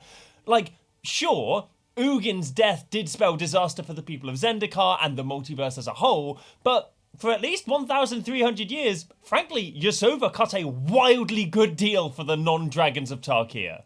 Anyway, Sarkhan and Yasova team up on their way to Ugin, both unaware of what the other has planned, and find their way to where the battle between Bolas and the Spirit Dragon is destined to take place. Yasova sets out a magical beacon for Bolas to arrive via, and the two dragons fight, with Ugin being gravely wounded. Sarkhan then runs over and, using a Hedron pendant that he took from Zendikar, follows the instructions from the voices in his head and seals the dying Ugin in a Hedron cocoon to heal him up over the course of a millennia or so. Then he disappears and transports back to the present day and the new timeline, and that's pretty much it for the actual main story of Fate Reforged.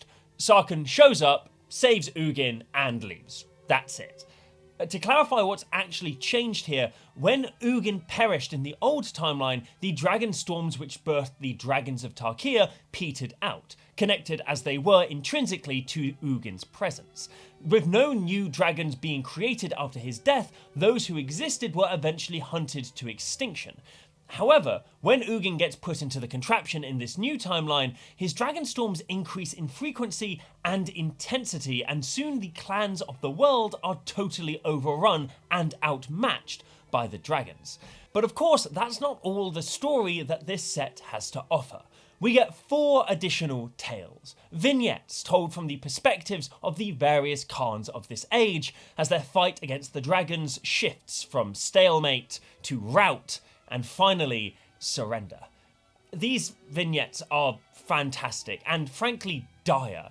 The Truth of Names, easily the most positive of the bunch and one of Magic's most famous stories, shows Alesha, the Khan of the Mardu, leading a war party to fell a Kolaghan dragon, whilst also proving a bigoted orc wrong about her identity and right to lead the clan.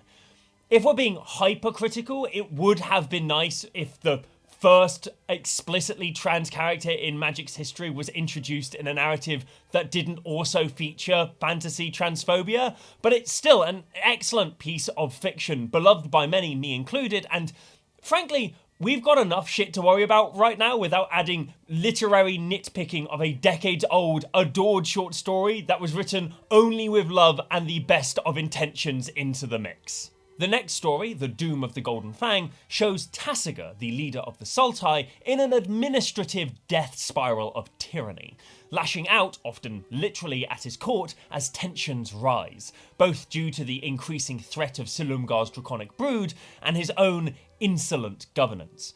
Eventually, he sits on the throne of an almost entirely abandoned palace and is forced to swallow his ego and make a peace deal with the dragons.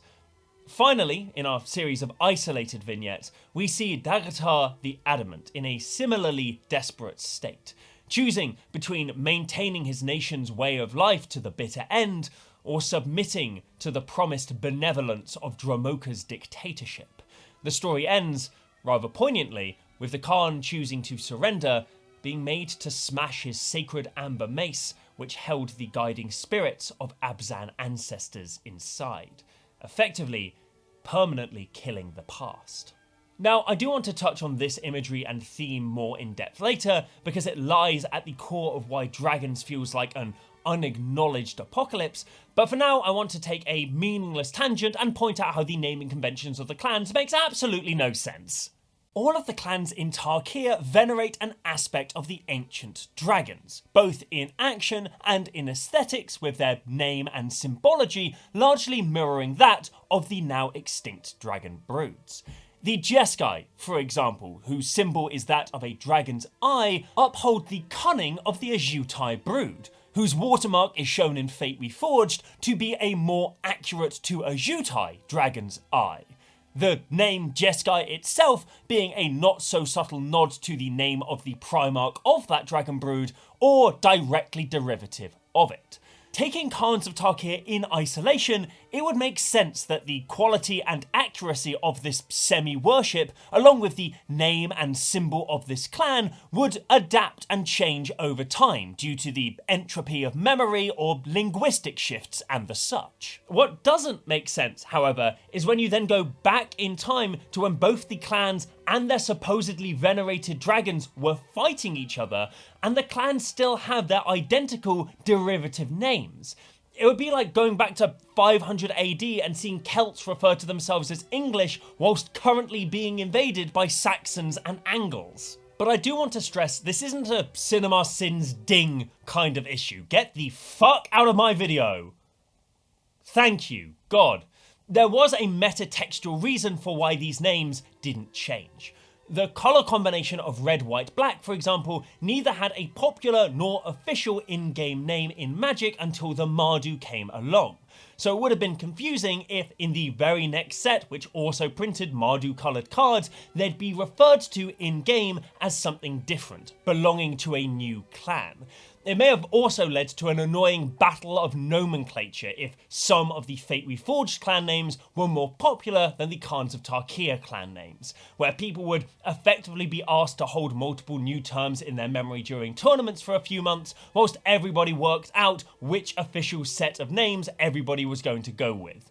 Like, I remember playing during Battle for Zendikar, and multiple games of Commander got totally derailed because somebody insisted on having the debate about whether or not this was a battle, tango, or slow land.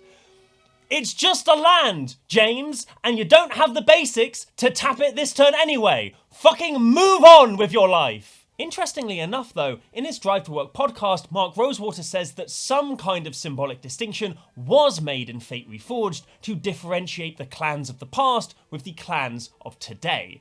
This is what he said. The general premise we had of the set was we were in the past. And so the idea was the clans existed, but they were sort of proto-clans. They were the early version of clans. So if you ever looked at the watermarks in the set, what the creative team did pretty well, was the watermarks exist, and there still are clans, but they're sort of proto-versions of the clans. The watermarks, it's clear that the eye is the eye for Jacc, but its style is slightly different. It's a little simpler, and so it's important to sort of build that in to make that make sense. Now, either Mark's gotten confused here with the Dragons watermarks, which were printed on a number of cards in Fate Reforged, and which went on to become the new symbols for the 5 draftable groupings in Dragons of Tarkir, or he was talking about an idea which was cut at some point late in development, which frankly would have been a brilliant narrative move. Giving the clans of old a new and slightly different watermark wouldn't have been nearly as confusing and intrusive as a full name change, while still demonstrating that these clans lived in a state of motion. It would have been a great nod to the reality of historical development, where long-standing societies adapt both their terminology and iconography over millennia, such as how the Turkic Osman dynasty became the Ottoman Empire, whose legacy was then claimed by Turkey, now Tarkir, with dozens of changes to their respective flags denoting these different epochs or military conquests. Or how each time Americans steal a new league of native land, they add a star to their flag, like some kind of sick and twisted vexillological serial killer. Whilst it was arguably right for the game to prioritise consistent naming conventions over realistic world building, this decision did end up evoking a key element of Orientalism, the depiction of the Orient as an unchanging thing, as Edward Said would put it. The very possibility of development, transformation, human movement, in the deepest sense of the word, is denied the Orient and the Oriental. As a known and ultimately an immobilized or unproductive quality, they come to be identified with a bad sort of eternality.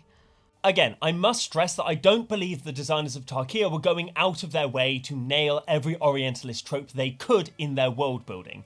More so, this speaks to the pervasiveness of Orientalism, that it can become so unthinkingly transmitted through even modern and enlightened texts. This isn't, however, going to stop me from dunking on some of the truly weird world-building decisions of Tarkir. Like, sorry, hello Fate Reforged, you're telling me that the society of warlord raiders, whose entire way of life was built off of pillaging others and holding no settlements, maintained that unsustainable structure of society for over 1,000 years?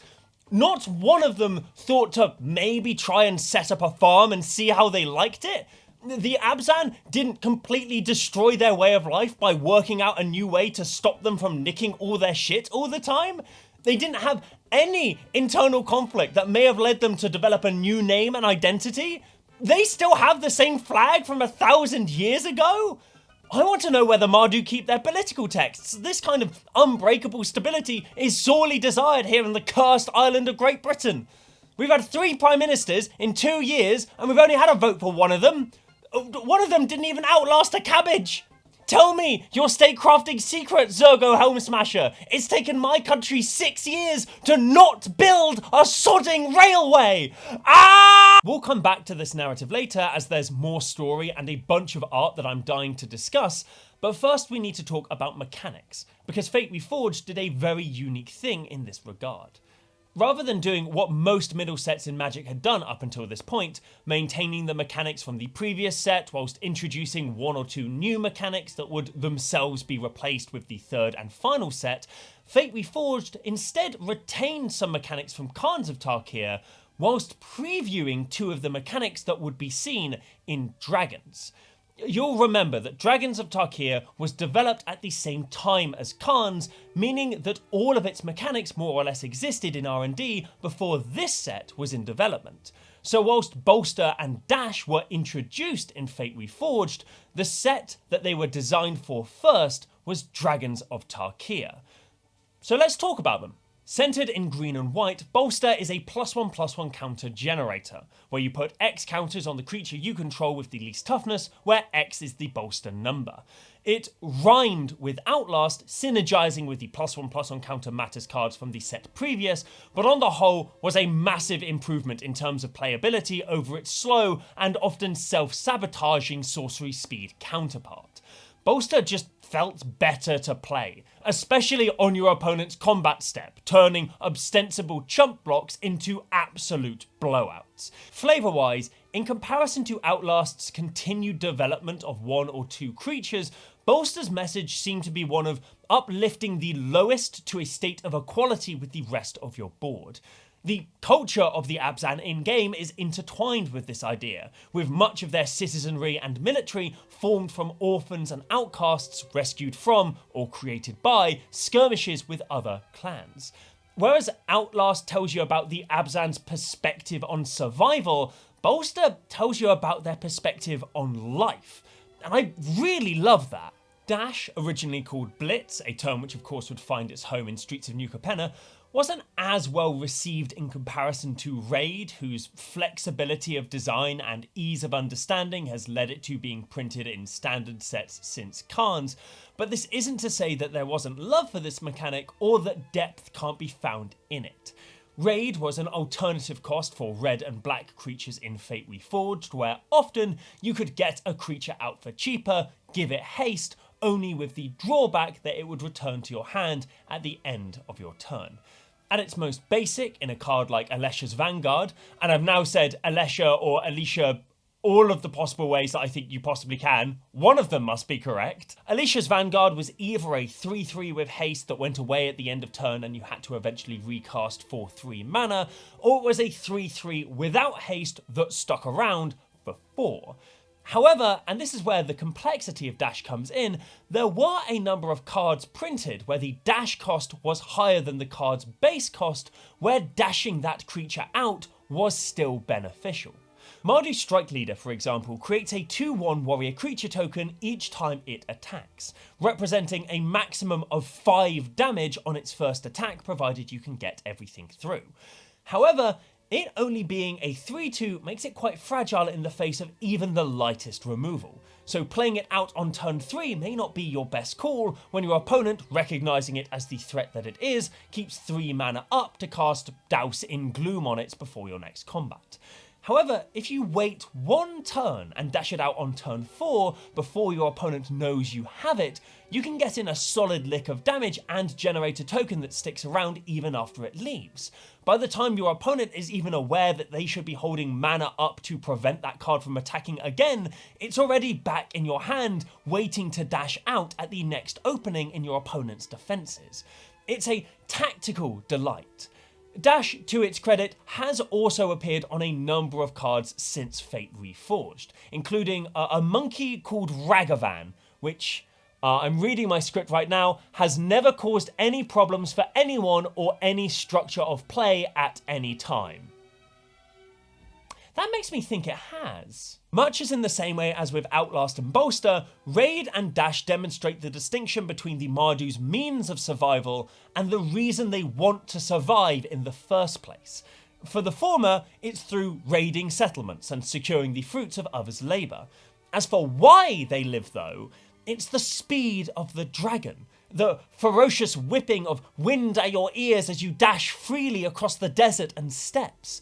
Denying freedom to others to revel in freedom for yourself and your clan is such a perfect encapsulation of how red, black, and white mana ought to be represented as a combination in Magic that it is little wonder that Mardu as a clan are easily the most iconic element to come out of Khans of Tarkir world building. The choice to showcase these 2 mechanics in Fate Reforged whilst also retaining the other 3 mechanics from Khans of Tarkir has a narrative significance attached to it as well. But because of the inherently cyclical nature of time travel stories, I'm going to have to move on to other aspects of this block before we return to this section. There was one new and unique mechanic that Fate Reforged did bring to the table, however: Manifest. Narratively, this was supposed to represent a protomorph of sorts, the magic that Ugin had bestowed upon the...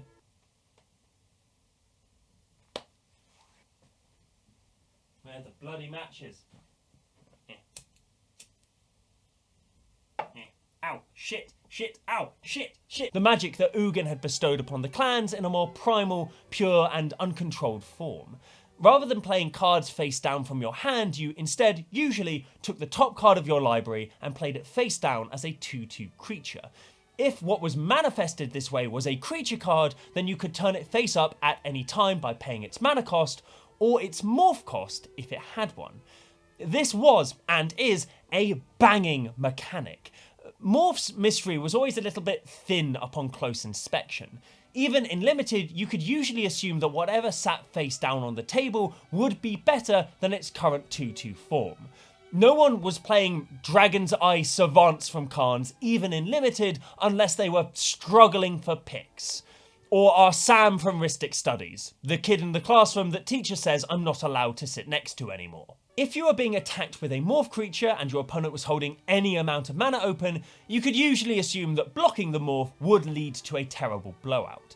This wasn't the case all of the time, and people absolutely did play bluffs and mind games using Morph, but like any combat trick, if you could play around it, you just did. In Constructed especially as well, with only a handful of cards with Morph actually being playable, you could usually guess at what creature had just been played face down in front of you with a decent degree of accuracy. Additionally, Morph was a mechanic that made a lot more sense in Magic's past, where 2/2s for 3 mana weren't such a bad deal, where drafting a Wall of Deceit was a decent pick because its underside at least mapped roughly onto the relative power of creatures it'd be facing down. Like, here is a classic Onslaught creature, a 4/2 for 5 mana with protection from clerics. 13 years of subtle power creep has long since made the Morph stat line on its own a tough sell. And I've been totally vindicated in this argument because whilst I was editing this video, the Disguise mechanic has been revealed as part of Murders at Karlov Manor, which is literally just Morph, but with Ward 2 stapled on top of it. I win! I win! Manifest, on the other hand, massively enhanced the mystery of the face down card. Because a manifested card was almost always one from the top of your library, with only 2 cards in the whole of Fate Reforged giving you any information about what your manifested cards might be, and also in an environment where neither Surveil nor Scry were yet evergreen keywords, it was often a total crapshoot from your opponent as to whether or not that 2/2 that you just placed down was a usefully repurposed basic land, or secretly a game-ending creature. Suddenly, because you aren't in control about what ends up face down on your board, but are still allowed to look at it once it's there, a far more nuanced guessing game can begin between you and your opponent. If you've manifested a basic mountain, you probably don't care all that much if you chump with it or if it dies in combat. But if you act like that with this card, your opponent may catch wise and realise it's not a threat. However, if you cast Soul Summons on turn 2 and your bomb rare is now on the battlefield, but in the form of a fragile, abilityless 2/2, you may hold it back, not even risking easy blocks. As a result, your opponent may well catch on that you're trying to protect that card and target it over other creatures. Of course, inverting that behaviour would also run risks. Treating your bomb rare like you didn't care if it lived or died may fool your opponent into thinking it's meaningless, but requires you to put it in positions where it may end up being destroyed as a result.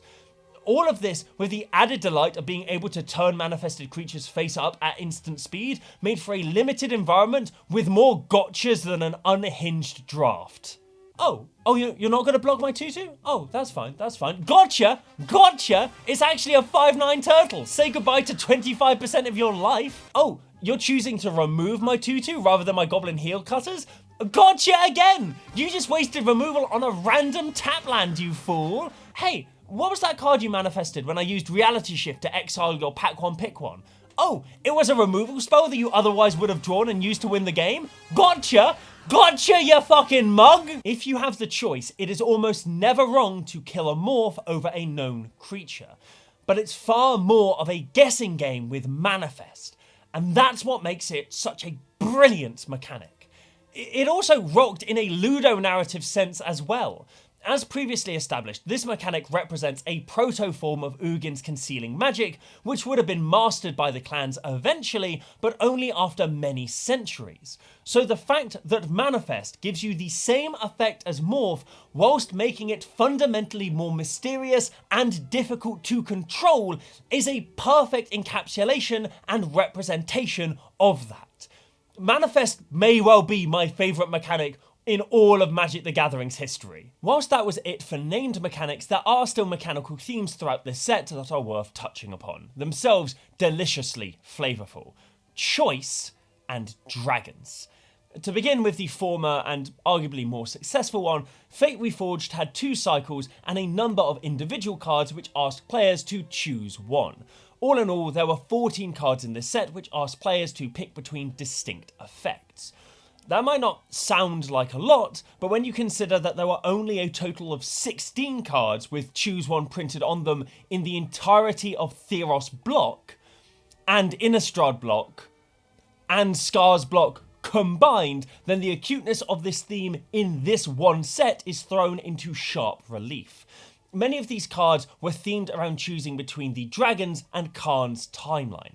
Some explicitly, like Crux of Fate or the Cycle of Siege enchantments, which literally asked you to pick between Khans or dragons. Others more subtly, with how the two options on Ruthless Instincts, for example, either counters flying creatures, like dragons, or tramples over creatures like warrior tokens, representing the Khans. Outside of the fact that generally cards which give you choice in how to use them tend to be more fun pieces to play with, the decision to lean heavily into this theme made absolute sense within the narrative context of this set. The time of Fate Reforged was a tipping point between either the world going the way of the Khans or the dragons, and so having cards which essentially represented that fork in the road throughout the different levels of rarity was a brilliant move. There of course were other cards in the set which also embodied this idea of diverging timelines. The hotly speculated upon Renowned Weaponsmith, for example, let you either search up Heartpiercer Bow, a common equipment from Khans of Tarkir, or Vial of Dragonfire, a card which at the time that this was printed did not yet exist in Magic the Gathering. This time-bending effect has only ever been printed one other time in Magic, at least to my knowledge, to equal degrees of feverish hypothesizing and excitement. What was the Vial of Dragonfire? Why had it replaced the bow? What did that mean? We knew that Dragons of Tarkir was the name of the next set, but the details of how the actual world of Tarkir would change as a result were still fuzzy, and so having a concrete card name just fueled speculation. Even when Vial of Dragonfire was revealed to be a forgettable draft common, the fact that there had been a card explicitly reaching into the future of Magic the Gathering, whose utility would fundamentally change depending on what set it was drafted with, was and is very cool. Plus, it's fun to speculate and to give everybody a chance to get involved with it, with unambiguous winks and nudges. You know, we can't all be brain geniuses like me and recognise that Doctor Who has made the detective creature type suddenly official in Magic the Gathering, and so it will almost certainly see standard printing in Murders at Karlov Manor, and we should also expect a Phyrexian or Warlock-style errata for the many clue-based characters throughout Magic's history as a result. I mean, that's just being a little bit unrealistic, don't you think? So you know how I was really happy that Murders at Karlov Manor had vindicated my analysis of the morph mechanic? Yeah, I forgot that I made this prediction in this video, and I assumed that I'd get this out before the set had been released, and now it just looks like I'm predicting stuff that I know is going to happen anyway. Please believe me, I'm smart. You have to believe me. This temporal fork in the road was also baked into an even subtler aspect of some cards: hybrid mana. A mechanic designed in original Ravnica, hybrid mana represents a flexible price which can be paid with one or two different costs displayed on the mana pip. These cards were the only ones in Fate Reforged which explicitly linked back to the three colour identities in Khan's block, with each of these bomb mythics and Khans of the past being centred in one colour and having an ability which could be activated by paying either or both of the clan's other colours. This, in my opinion, is a masterstroke of design. These cards effortlessly bridge the gap between a set of 3 colour factions and the future set of 2 colour factions being playable in both, but with their reach, flexibility, and narrative identity adapting depending on context. These cards were more widely playable when drafted alongside Khans. Alicia, for example, can be played by both Mardu and Jacc players if they want to use her activated ability. But when drafted alongside Dragons of Tarkir, these cards end up getting locked into their respective broods. Soulfire Grandmaster, for example, is a Jacc card which can only be fully used by Ajutai players, the Dragon Brood that supplanted the Jacc, as the only other clan in that draft environment that has access to white mana doesn't use either blue or red mana. What this reads as is a mechanical demonstration of the waning power and prevalence of non-dragons in this new world, where the inter-clan cooperation that temporarily grew at the end of Fate Reforged's story has been truly dashed, and Tarkir's people atomized from the other. Fate Reforged's other theme was dragons, and again, because of the Ourobossian nature about talking about time travel, I'm going to have to wait until the future before we really can analyse the past. Well, I say the future, it's actually the present, although technically is also the past. I'm not going to unpick this right now. Before I round off this section on mechanics, however, there is one individual card that I want to talk about, which arguably is the most significant piece of cardboard printed in this set. The Spirit Dragon Ugin, first teased in Future Sight and developed upon in Zendikar, was a character steeped in over half a decade of build-up and speculation. His card, when revealed, wasn't just a massively powerful game tool, but also a flavor slam dunk. His +2 echoed the Ghostfire card from which his entire existence in Magic can be traced back to. His ultimate is an exact mirror of Nicol Bolas, his arch rival, demonstrating their moral oppositions without even a word of flavor text, and his -X, whilst game ending, was also perfectly in keeping with his character and story. You see, Ugin and Bolas fought and Ugin died in the lore, but the exact same outcome could and would happen in-game as well. In a vacuum, it is impossible for Ugin's card to destroy Bolas's with either his +2 nor his -X being able to deal enough damage or hit a high enough mana value respectively to take the Elder Dragon out. Conversely, Bolas's +2 definitely dispatches Ugin, no matter how strong the dragon gets, really hammering home how the only solution to Ugin's plight in this narrative was the decision to entomb him and shield him from Bolas until he recovered. There's even a bit in the fight when Sarkhan turns into a dragon to fight Bolas alongside Ugin, only to get mind-controlled by the pre-mending Bolas, which itself is demonstrated by the dragon's -3 and the fact that Sarkhan's card does indeed turn into a creature. A hot dog! What a nifty bit of Ludo narrative this whole interaction is. One of the earliest moments of my Magic life where I actually began to understand and appreciate what Ludo narrative meant was with this interaction, and in a very real way it set me onto my current fascination with the concept. Tarkir doesn't just mean a lot to me because it was my first proper Magic set, it was also the first thing that cemented my appreciation for non-digital games design. This was also where my appreciation for Magic's art really flourished, particularly in the art of Tarkir's lands. Previous to Fate Reforged, Khans of Tarkir had a range of lands. Basic lands, tricolour and two-colour fixers, the much celebrated fetch lands, and a story-significant utility land. Aside from the sought-after fetches and the fixing which would go on to become part of a bunch of standard sets and constructed products in the future, there wasn't a whole lot to report on. Fate Reforged had a similar suite of lands, losing tricolour fixers and fetches outside of a promised lucky pull and a booster pack here and there, gaining a Dragon Matters charge land and retaining the dual fixers and basics. But the art of these basic lands and fixing lands tells a remarkable and complex story, one that refreshingly runs totally counter to a lot of the more fundamental Orientalist factors at play in Tarkir, for the pure and simple reason that it shows a world in simultaneous growth and decay. Holy shit! Folks, we've done it! We've achieved nuance! Oh, I'm so mad. I'm so bloody mad. Just look behind you. Just look behind you during some of the takes, Spice. During 1 or 2 takes, just have a look over your shoulder and ask, are the candles on? Is the one piece of set dressing I decided to put in this bloody video actually in operation? Ay, ay, ay! Using Sam Burley as a case study, we can compare his Abzan-themed planes from Fate Reforged to its counterpart from Khans. In the former, we see a reasonably modest defensive wall, with ballistas pointed outwards, obviously placed to ward off dragon attacks. In the latter, however, these ballistas are gone, the threats that they were installed for now extinct, and a civic centre monument has been built alongside a grand, flat-topped pyramid.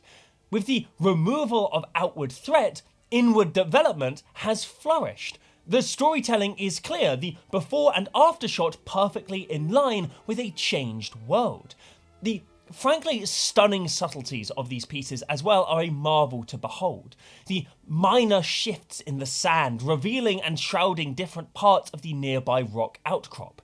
The erosion made clear as the jagged peaks of nearby cliffs and mountains have been softened over time.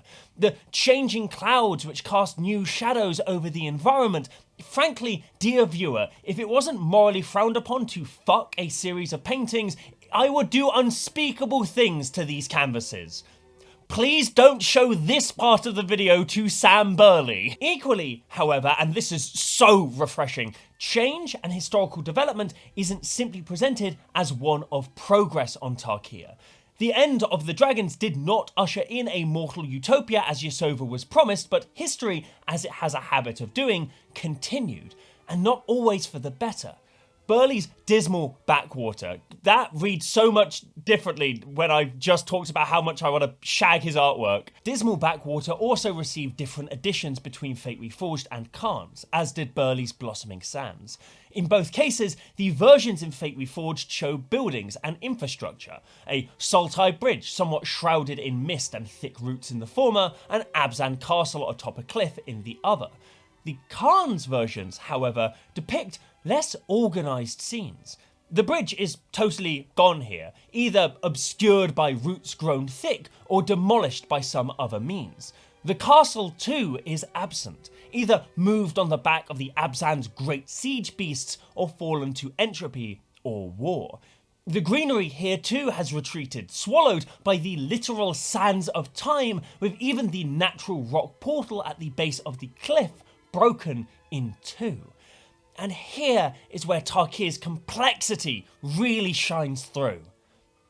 At least it did until a bunch of massive retcons and cameos negated a bunch of it, but don't worry, we'll get to that eventually. Whilst the artwork depicting the actual people of Tarkir in Fate Reforged and Khans largely demonstrates a continuation of the cultures and ways of life from the past, if we look at the stories and compare them, we can see that a lot of the ostensibly normal brutality of the Khans timeline had yet to develop in the past. There's a moment in the story, in Zergo's story in Khans of Tarkir, that will always stick out to me. In the aftermath of a battle that they win against the Temur, who had encroached into their lands, the mages of the Mardu opened up this chasm in the earth, and they let all of the bodies of the fallen, Mardu and Temur alike, fall into the chasm, and then they close it back up over just a single mass grave. And the thing that I think about, like when I reflect on how Tarkir is worse in the Khans timeline, is that lack of ceremony and lack of esteem for the dead. That this is what they do with the dead, and this is what they do every battle, and the life of the clans in this version of Tarkir is nothing but battle. I mean, in the limitations of the world building of Tarkir, it doesn't seem like many of the clans have a life beyond battle in any timeline. But in Alicia's story, in Fate Reforged, in the Fate Reforged era of Tarkir, she notes in the aftermath of the battle that the Woe Reapers of the Mardu have gone over the battlefield and have given rights to the fallen Mardu. And I think about that a lot, especially when I look at the Mardu Woe Reaper. The card shows a Mardu warrior putting down a Sultai zombie. Along with the flavor text, those who died in battle deserve their rest. It implies a respect even for the lowest of an enemy's warrior, that the Mardu hold these rights. And furthermore, still honing in on like the Mardu, in that same story of Zergo's, they have a very impromptu war name ceremony where Zergo bestows 3 war names on 3 warriors, which is such a contrast to Alicia's story, which is entirely focused on her choosing her war name as one of several warriors of the Mardu who get to choose their war name. And it seems like this is a practice that's been abandoned by the Mardu by the time that Zergo comes to lead them. And I feel like this is like reflect this general idea that the clans and the land of the Khan's era Tarkir is lesser is reflected in so many areas. One of the most effective to me is the actual land cards. If you look at the Jeskai Islands, plains, and mountains, they are shrouded in a kind of like hazy mist that to me actually reads a little bit like smog. If you look at like city smog. And it is just as beautiful, but when you look at the lands from Fate Reforged, all of the monasteries carved into the mountains and on the lakes are in perfect view. In my head, when I first sort of observed this, it always kind of read like a climate change allegory. You can see that like the world is lesser in so many ways. This reading of Khan's world as a climate change allegory is phenomenal, with Ugin being very much presented as the spirit of this plane or even its soul. His death at the hands of Yasova as a means of the mortal clans attaining comfort and command over their world can so easily be read as an allegory for our contemporary global structures. How we violently replaced and are still replacing ancient and indigenous coexistence with nature with capitalist hyper-exploitation. There is a reason, for example, why sustainable development engineers and scientists have been seemingly going backwards to advocate for policies based on indigenous understandings of our ecosystem. It's not because George Soros paid them to join the transgender woke mafia, it's because, as it turns out, the people who successfully stewarded nature for millennia had and have a pretty decent understanding of how to actually live as one with our planet in a way that won't kill us all in a couple of fucking decades! These phenomenal lands, often totally overlooked by a player base just excited to see fetch lands getting reprinted, will remain relevant when we move on to discussing our next set. But here is where we reach the end of Fate Reforged, and the beginning of Dragons with the final story of this world. One which would very much lay the emotional foundations for what would come next, and forever tinge Dragons of Tarkir with the feeling of apocalypse.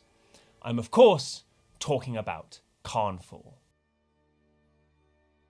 The story of Khanfall is an apocalyptic one. A council is called between all of the leaders of Tarkir's 5 clans, led by Shu Yun of the Jeskai, and featuring Alesha, Yasova, Tasiga, and Rayhan, an Abzan rebel who leads the remainder of her clan who did not submit to Dramoka's rule. They meet ostensibly to discuss a united front against their clan's respective draconic enemies, only for the conference to be ambushed by Silumgar and the Jutai dragons after they were tipped off by the traitor Tasiga.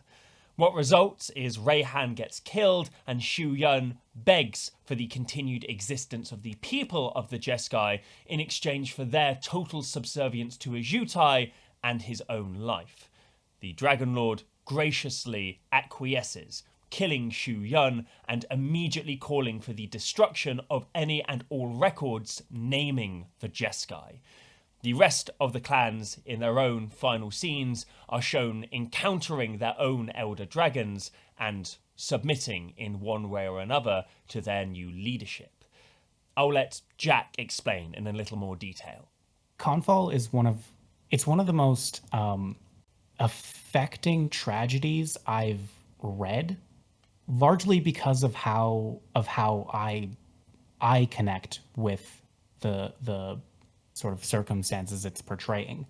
The vignettes of each of the clan reckoning with the destruction of their culture is so... I lack words. Yeah. There are 2 moments. The first is the imagery of when Alicia decides to leave the Mardu behind.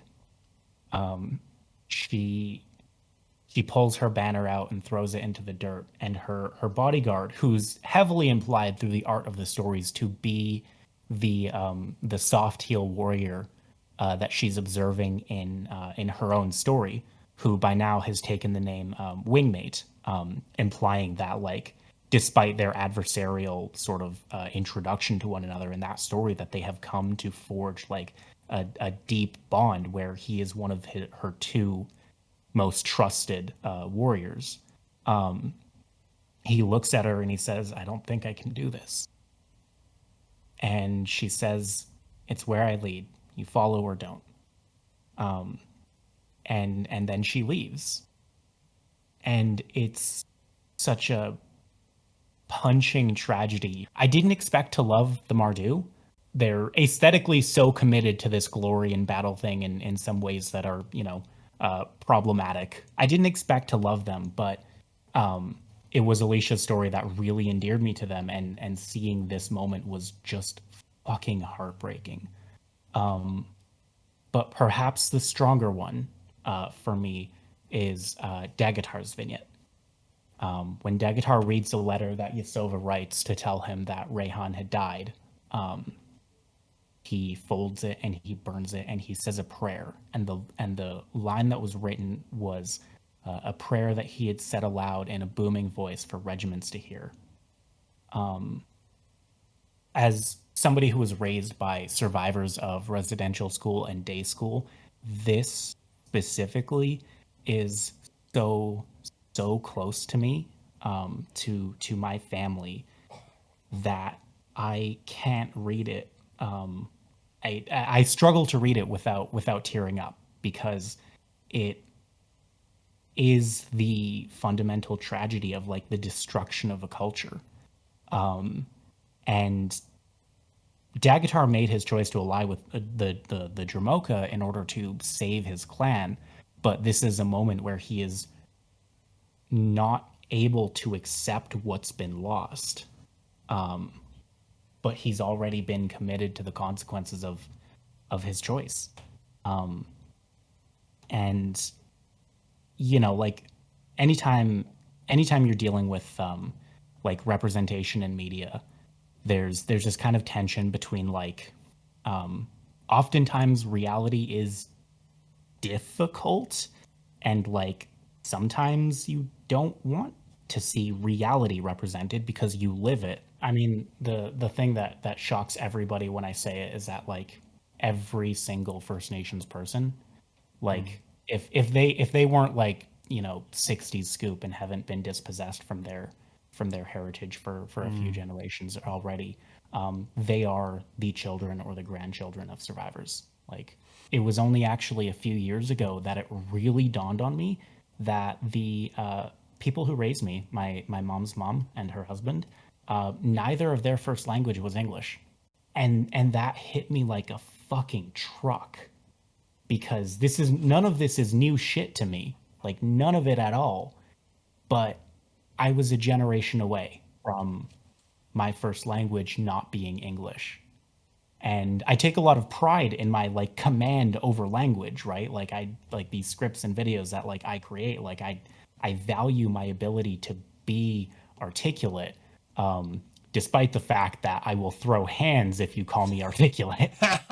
This is more or less the tone and content of the message that Jacc first sent to me, which, one, immediately filled the slot of who was going to read Khanfall for that charity stream, and two, really encouraged me to consider the story of Tarkir in far greater detail than I had been up until that point.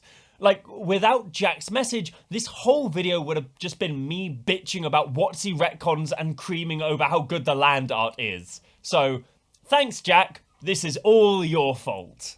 There are some additional parts to this story, both materially and socially gruesome, that I would love to draw attention to.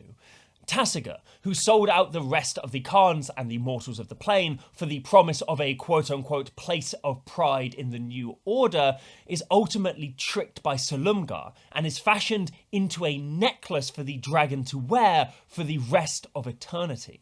And Daggetar, upon hearing the news of Rayhan's death, sends word to Dromoka that the rest of the quote-unquote holdouts, his former comrades, can be crushed. He describes both the Abzan and Khan as forgotten words, never to be spoken. Everyone is immediately shown to be suffering under the total domination of the dragons. The core of this narrative, both in isolation and taken in whole with what will come after in Dragons of Tarkir, is eerily similar to the existential crises faced by colonized people and the means by which they tried and try to prevent their own annihilation. In 1642, for example, the Sachem of the Narragansett, Myantonomi, attempted to build an anti-colonial alliance of neighbouring First Nations tribes in what is now North America. Speaking to the Montauk of what is now Long Island, he gave a speech which, when translated and titled, reads, "So we must be one, otherwise we shall all be gone shortly." We shall all be gone shortly. For you know our fathers had plenty of deer and skins. Our plains were full of deer, as also our woods, and of turkeys, and our coves full of fish and fowl. But the English have gotten our land. They with scythes cut down the grass, and with axes fell the trees. Their cows and horses eat our grass, and their hogs spoil our clambanks. And we shall all be starved. Myantonomi had been inspired to seek anti-colonial unity after assisting in the colonists' war against the Pequot tribe, whose very name would be later scrubbed from records and forbidden by Dutch and English settlers, becoming horrified by the wanton slaughter of women and children that he witnessed. He would be captured and executed a year after making this speech, but not directly by those settlers. Instead, as a result of a conflict between his tribe and the Mohegans, another tribe who had previously allied with the English against the Pequot, and who, at the time, rejected the idea of open war against the colonizers. These actions, in retrospect, are obviously self-sabotaging and tragic, and are mirrored both in the betrayal of Khanfall's narrative and within the struggle between combating and compromising with colonizing forces in reality. As Frantz Fanon writes in the prescient masterpiece that is The Wretched of the Earth, the comparative elite of a colonized people will often betray the masses as contradictions sharpen and people rise up. Compromise is on the agenda for the national bourgeoisie, who, unable to foresee the possible consequences of such a whirlwind, fear in fact they will be swept away, and hasten to reassure the colonist, "We are still capable of stopping the slaughter. The masses still trust us. Act quickly if you do not want to jeopardize everything." Thus, the rearguard of the national struggle, that section of the people who have always been on the other side, now find themselves catapulted to the forefront of negotiations and compromise, precisely because they have always been careful not to break ties with colonialism. Myantonomi's attempted indigenous front may have been one of the earliest forms of organised anti-colonial resistance which rose in the face of imperialist repression, but it is hardly the only one. Throughout the world, the chief contradiction of a people's land being taken from under them by imperialist forces has brought together disparate political movements under the banner of national liberation and self-determination, almost all of whom are labelled as monsters by the empires which are colonising them, and who are almost always exonerated and whitewashed when they are victorious, and support for the previous colonial system is no longer acceptable within the cultural hegemony. Whilst a replication and even subtle condemnation of colonial imagery is undeniable here, both in the text of Khanfall and in how Tarkir societies are shown to develop after it, the narrative does also fall into some common tropes and misconceptions about how and why colonial forces so often quickly took control over vast swaths of land, even if they were to lose it later on. It's what I like to call the guns, germs and steel problem, where even critiques of colonial atrocity repeat colonial myths and simplify conflicts. Spanish and Portuguese forces, for example, didn't colonize what is now known as Latin America just because their weaponry was more advanced than that of the helpless native population, being able to kill hundreds times their numbers, as is often portrayed in pop history and unconsciously replicated in stories like Tarkir, with the single dragon allegories requiring hundreds of clan members to dispatch. Rather, it was a toxic mixture of their major disruptions to native ecosystems, both in food and water supply, but also in health and disease, coupled with a disdain for native life that saw both combatants and civilians as equal targets. These stories also often completely omit local factors, such as disputes between native nations which colonizers exploited to temporarily ally with people who they would then go on to slaughter. It's really important to note that in that speech that Myantonomi gave, the main focus was on the ecological threat posed by the settlers, and the reason he was giving that speech was to foster a unity that did not yet exist between native nations. Nor is the process of colonization a rapid one, or one with a clear and new state of being, as suggested by what Tarkir would grow into, where after Khanfall, the entire plane is immediately and permanently the dragons. The inverse reality of this is demonstrated by the continued resistance of the indigenous peoples of, for example, what is now North America and Canada, like the Wet'suwet'en, fighting against the continued dispossession of their land for the means of expanding ecologically harmful industries. I say all of this because the unintentional themes, and I truly do believe that these themes are unintentional. We've seen how blunt Magic's text can be when it's trying to talk about colonization, but all of these themes will be expanded on and frankly bizarrely framed in the final set of this saga, Dragons of Tarkir.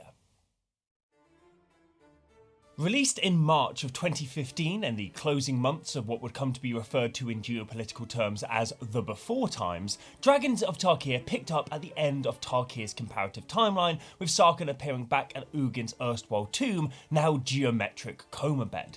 When Ugin doesn't pop out of his Euclidean iron lung immediately, Sarkhan wanders off, meeting his old boss who, in this new timeline, neither knows Sarkhan nor holds the social or literal weight of his Khan self, instead serving as the Elder Dragon Kolagun's bell ringer. So Sarkhan puts two and two together, assumes that Narset must be alive in this changed timeline as well, and heads off to find her. Meanwhile, Soren concludes his journey to Ugin's resting place, but finding a cocoon rather than a grave, and releases the spirit dragon to catch him up on all the bullshit that's gone down in the last millennia. All in all, the set contained 6 new mechanics, 2 of which had been previewed in Fate Reforged, Bolster and Dash, one of which was a reprint from Rise of the Eldrazi, Rebound, and, sorry, saying it like that makes it sound like that was the subtitle of a weird, raunchy, eldritch sex comedy. And the other 3 were brand new to the game, Exploit, Formidable, and Megamorph. But beginning with Rebound, truly the hall pass of Magic the Gathering keywords, apparently, we can see that the theme of Dragon's mechanics rhyming with their Khan counterparts continues. Whereas the Jesgai's prowess got stronger when you cast non-creature spells, Rebound allowed you to cast non-creature spells twice as often, exiling them and letting you cast them again for free at the start of your next turn. It also, in a narrative sense, reflected how the Ajutai followed the exclusive teachings of their Dragon Lord, as opposed to the Jesgai's multifaceted paths of learning and practice. The old mechanic reflected how individuals could improve through understanding magic, and this new mechanic instead suggested that it was the power of the magic itself and the teachings of Ajutai which held priority in this new society. Unfortunately, unlike every other mechanic in Dragons, Rebound was a keyword locked exclusively to instants and sorceries, meaning that the creatures of the Ajutai clan, the bulk of the cards printed meant to convey its lived identity, lacked its key mechanic. What resulted in were a series of creatures that had, in effect, totally not prowess printed on them in order to combo with Rebound. You had prowess but doubled, prowess but with unblockable, prowess but for your whole team, prowess but with life gain. That one's a little bit more marginal, but you know what I mean. This lack of a unifying image, as well as the Ajutai clan having the fewest creatures printed in this set, some of them seemingly totally estranged from their clan's aesthetics and mechanical identity, led the clan to flounder in the shadow of its more energized, colourful, and coherent predecessor. Rebound is also often a feels bad mechanic.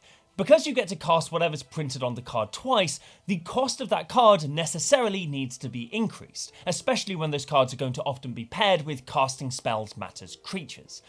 Disperse, for example, is a 2-mana instant that lets you return a non-land permanent to its owner's hand. If you were to simply put Rebound on this card, it would become broken, effectively letting you shut down your opponent's biggest threat for 2 whole turns for only 2 mana. As a result, the designers of Dragons of Tarkir felt it necessary not only to increase the cost of this effect to 5 mana with Rebound, but also to make it a sorcery card, no longer being the kind of gigantic threat or attractive draft pick that it otherwise would be. As well, spells get cast over 2 turns, meaning that the second copy can far more easily be planned around by your opponent, making cards with rebound often feel slow, vulnerable, and overcosted. If, for example, you manage to successfully cast Profound Journey, a 7-mana graveyard retrieval card, then your opponent will, knowing that it's going to happen next turn, sit on removal until that effect is gone, forcing you to return something mediocre back from your yard. Or they will hastily search up graveyard interaction to exile the thing that you are going to then next target. This is to say nothing of the fact that if a spell with rebound is countered or fizzles as you try and first cast it, its load-bearing mana value, so to speak, will make it feel like you've been 2 for 1, even if in reality you haven't. There's a reason why rebound has seemingly been given the cameo treatment, similar to other mid-mechanics from Magic's history, like battle cry and stun counters, appearing on single cards in sets as a splash of flavour, power, or complexity without needing to be a central aspect of set design. It's fundamentally just not a particularly cool mechanic. The two new brood mechanics, Exploit and Formidable, were themselves a mixed bag. To begin with the good, Exploit was deliciously simple. Creatures with Exploit allowed you to sacrifice a creature when they entered the battlefield, and if you did, you got some kind of additional effect. The changing theme here too was clear. Whereas Delve encapsulated the divorced perspective of Sultai elites, eviscerating the sanctity of the grave in order to conjure horrific monstrosities and dark magic, Exploit instead brought that ruthlessness to the doorstep of the mortals, where it wasn't the graves of lesser people that would be plundered, but mortal livestock itself. Indeed, comparing the artwork of Khan's Delve cards and Dragon's Exploit cards, we can see a lot more dirty work, for lack of a better term, on display. The monstrosities brought about through the Sultai's grave magic are hideous for sure, but the act of bringing them to heel was very rarely shown in the artwork of the Sultai's cards. In contrast, the Silumgar broods Naga, Human, and Avon are in constant gruesome action, dissolving skulls, drowning interlopers, and scavenging battlefields. The implication being that whilst these people used to rely on enslaved captives and loyal zombies to carry out their bidding, the new dragon supremacist, for lack of a better term, civilization that they're a part of, reserves the right to keep one's hands clean for dragons alone. As a result, it is directly the non-dragon creatures who make up the majority of the Silumgar's realm to carry out their ruthless wishes. The mechanic was clean and well liked, even going on to be printed in the universally beloved and cherished future set, Crimson Vow. Look, jokes aside, it's essentially kicker, but you have to make a really strategic decision about whether you want the effect of one creature more than the continued existence of another creature. What's not to love? Formidable was also a mechanic in Dragons of Tarkir. Next page. Megamorph was the culmination of the 3-set Morph arc, which eventually... Okay, no, I'll talk about Formidable. It's ferocious, but rather than caring about one creature having 4 or more power, it cares about creatures you control having a collective 8 power or greater. And I actually struggled to remember both the name of this mechanic as I was writing the script and any single card which it had been printed on. I seem to remember that there was an elk card that had Formidable and like a bowl of hot nacho dip. That last one can't be right, but I remember it having Formidable. As the narrative goes, it does somewhat successfully paint the differences between the Temur and the Atarka, with the former's mechanics and lore enshrining strong individuals as a means of achieving safety, security, and victory. Very much encapsulated in this image of their erstwhile Khan, Surak, knackering a bear so hard that it split in two, and he then wore it as a fucking cape.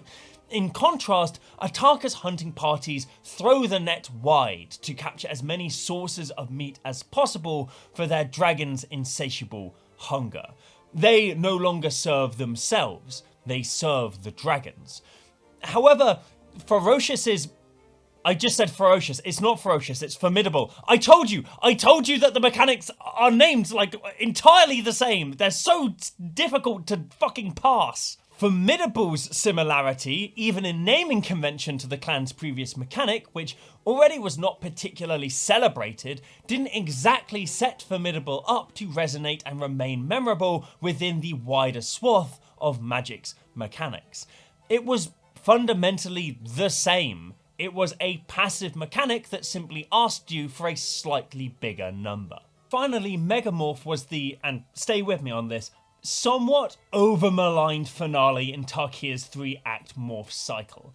To be clear, the name is deeply goofy, and the difference between it and regular morph being the addition of a single +1/+1 counter upon flipping over very much left it feeling like a dud, especially in comparison to the arcane excitement and mystery of Manifest. But it was a real struggle to reinvent morph for this new timeline. What would become Megamorph went through a number of changes and experimental forms during R&D.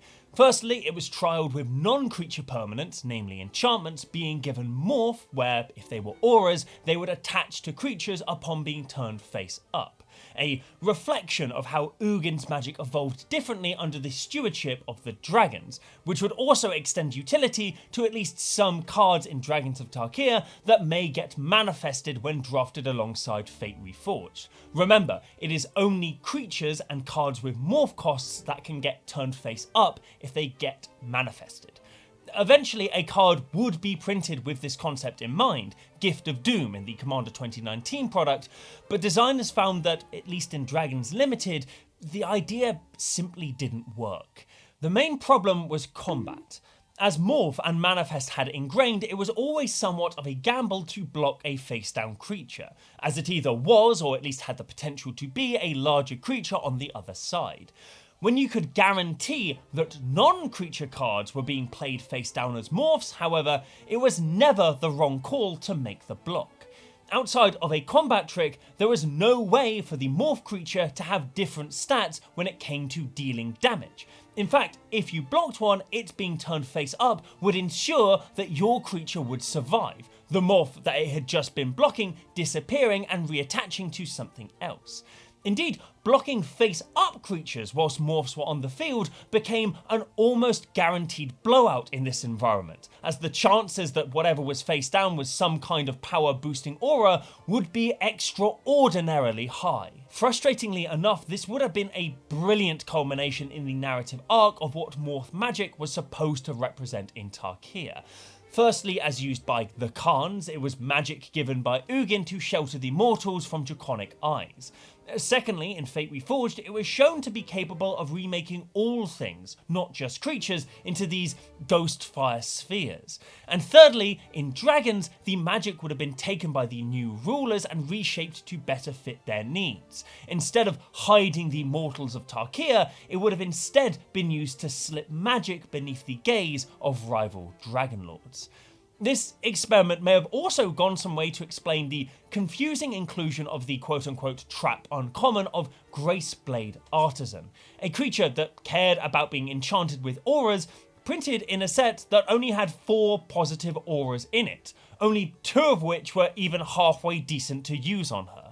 This may have been one of those purposefully bad cards that are there to teach people in limited formats to consider the entire set before selecting their picks and building their decks, or it could simply be an overlooked remnant of an environment that used to be brimming with aura magic. Or, and stay with me on this, Parspice, it could have something to do with the mass of common auras that you could pick up in Fate Reforged, including Jeskai Runemark, which would have turned the Artisan into a 6/6 flyer, or Sage's Reverie, which mirrored its aura's matter effect. Look, I know it's taken you 4 months to make this garbage, but the least you could do in your analysis for a set designed explicitly to be played alongside another set is consider that set in your argumentation. Like, your analysis of the ferocious mechanic was sound, but your initial argument that the mechanic was weak because Khans lacked creatures with power 4 or greater falls on its arse when Fate Reforged introduced 34 of them in a smaller set, which increases your chances of pulling one. Come on, Spice, you've been doing this for 5 years now. Make better arguments. Also, call your mum, she worries. The long and short was that the designers of Megamorph were struggling, wanting to reinvent Dragon's Morph to make it distinct from Khans, but in a way that didn't fundamentally change how Morph would end up playing in games, that also didn't look distinct from Khans. If, for example, Dragon's Morph had given their morphs flying, or made them 3/3s before they turned face up, that would have been at least a little more interesting than what they ended up going with. However, it would have also made it completely clear what set those morphs had come from. If you were playing in Standard and someone played a 2/2 morph and then a 2/2 morph with flying, you'd be able to tell that, oh, that one's from Dragons of Tarkir, therefore the pool of cards that I need to consider when it comes to guessing what that card actually is suddenly a lot narrower. The conclusion that the designers came to eventually was, things are bigger in Tarkir, so new morph makes things bigger when they flip. Sorry, that wasn't a bit. I genuinely started actually coughing then. I think some tea went down the wrong bloody way. I haven't done the candles again! Of course, not only did this result in people clowning on Megamorph, both because of its boring mechanical improvement and Power Ranger's ass name, but it also essentially meant that the +1/+1 counters matter limited archetype, the green and white Dromoka Brood, got access to a shit ton more synergy pieces than any other draft archetype. Cards like Inspiring Call and Scale's Blessing were made extraordinarily powerful in Limited due to the presence of Megamorph alongside Bolster. Say nothing of slam dunk bombs like Avatar of the Resolute and Enduring Scale Lord. Effectively, if you weren't playing Dromoka or at least drafting green, you were at an immediate disadvantage in all Limited games of Dragons of Tarkir. Speaking of Bolster, both it and Dash were reprinted in Dragons with more support and tools, and if we examine their respective broods' places in this new world, we can begin to understand the narrative reason their mechanics were chosen to be introduced in Fate Reforged and attached to both the Warring Mortals and the younger Dragon Lords. After Khanfall, each Khan effectively swore their people's utter fealty to the Dragon Lords, with most of the clans being crushed, remade, and subjugated. Ataka made the noble Temur into essentially her personal hunters, a reflection of the fur tributes imposed upon the indigenous people of Siberia by Russian hunters after their land was incorporated into their empire. Silumgar fashioned the last Sultai Khan into a human necklace to remind the mortals of their place as he rests on a bed of untold stolen treasure, another reflection of the colonial reality of horrifying practices like taking human trophies from exotic climes.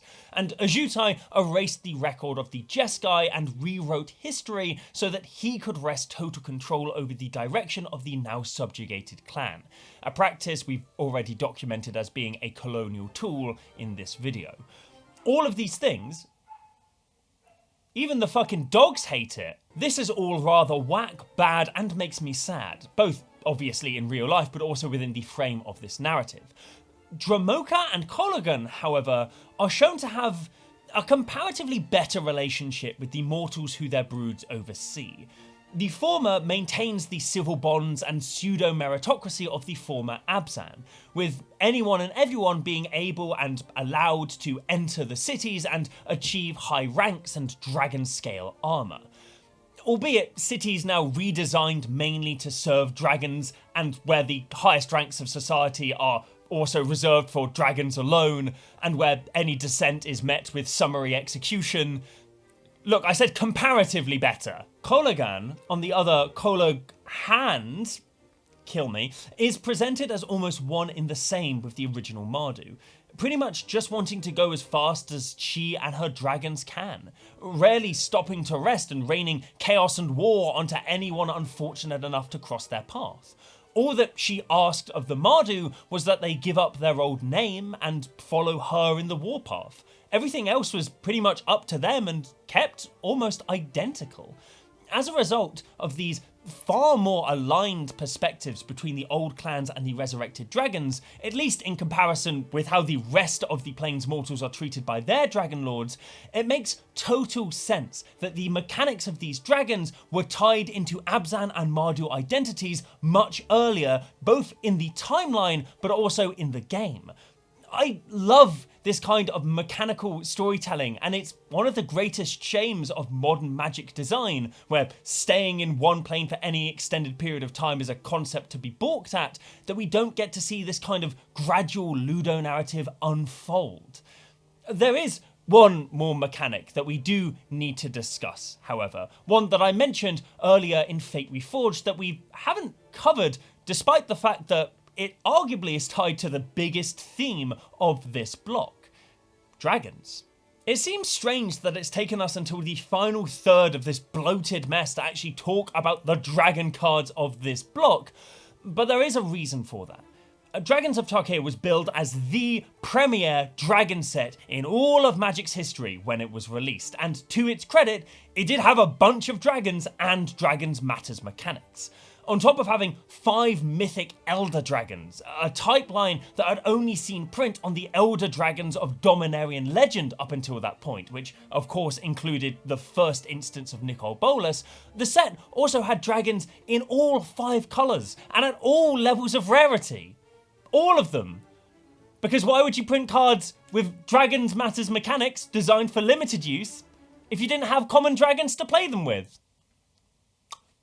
Why would you do that exact thing? There was a land that cared about dragons, a card which burned people when you cast dragons. Hell, even a tutor for dragons in this set. So how many dragons were there?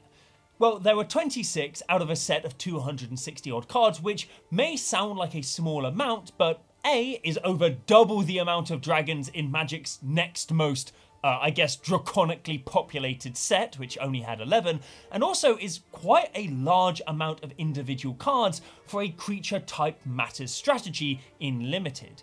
If you consider original Innistrad, for example, which asked you to play with spirits and werewolves and humans, in that set, there were only 13 zombie cards printed, which, first off, very, very funny, designers. Clever little bastardry going on. But as anyone who played with original Innistrad can attest, it was incredibly easy to build a spirit-focused deck using this comparatively narrower card pool and actually find success both in Limited and Constructed.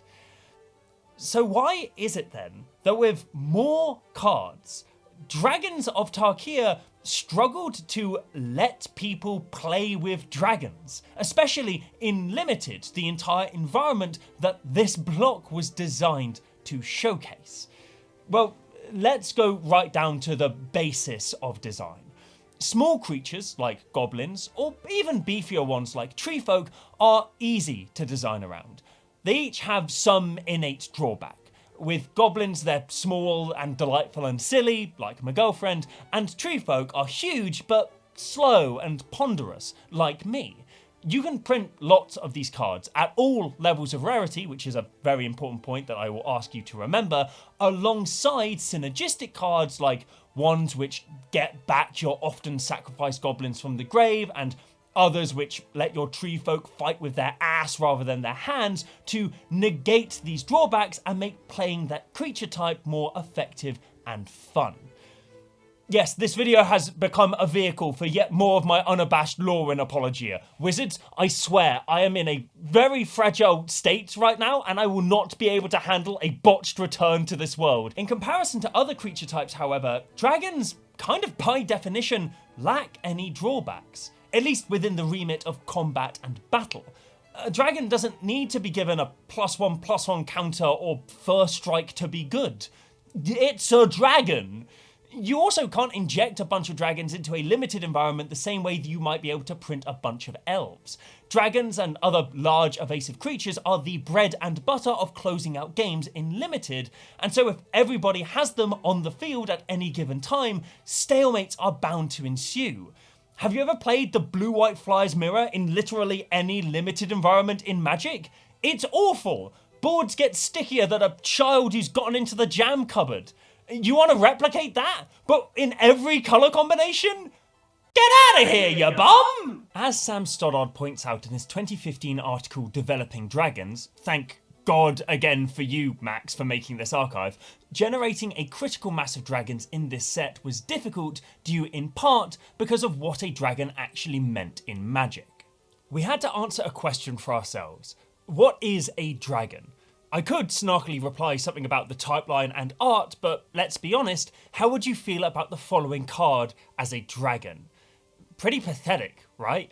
If I didn't put the dragon title and typeline on there, you would just assume it was at most a drake. Filling a set called Dragons of Tarkir with weak cards that were clearly just another creature type with a thin layer of dragon paint on them felt not only like cheating from a design perspective, but also terribly unsatisfying. That meant we were going to have to bite the bullet and make the kind of dragons we would generally be happy with calling dragons, and figuring out how to adjust the set so those cards would matter as more than just late game finishes. I forgot to ask anyone to record the voiceover for this, and I only realised I needed this quote read out about 3 days before I sent this off, so you got me for this one, baby! But if dragons needed to have the potential to be late game finishers, and they were printed in all colours, something that creature type matters strategies had rarely done before outside of allies and slivers, then players needed to have restricted access to them in limited. This is what led to the infamous decision to print no common dragons in this set, and which is why other sets with fewer creature type specific cards found much greater success in their respective themes. Firstly, even if you drafted the best colours to make a dragon deck, red and green not only having access to the dragon tutor as well as dragon token generating cards with the ability to splash blue in order to play Sarkhan, you would still only have 8 dragon cards and a further 5 which could become or generate dragons if you jumped through specific hoops, the majority of these being at rare level or above. It felt pretty bad that you had about as much chance of drawing one of the good dragons in this set as you did the combo piece which required lots of dragons to go off with. Secondly, because dragons were in all colours, you could often count on windmill slams for your potential dragon deck being windmill slams for someone else who wasn't drafting the same colours as you. If you were playing with Lorwyn and felt like green and black were quote-unquote open colours in draft, you could count on some decent elf combo pieces or even bomb rares being passed your way.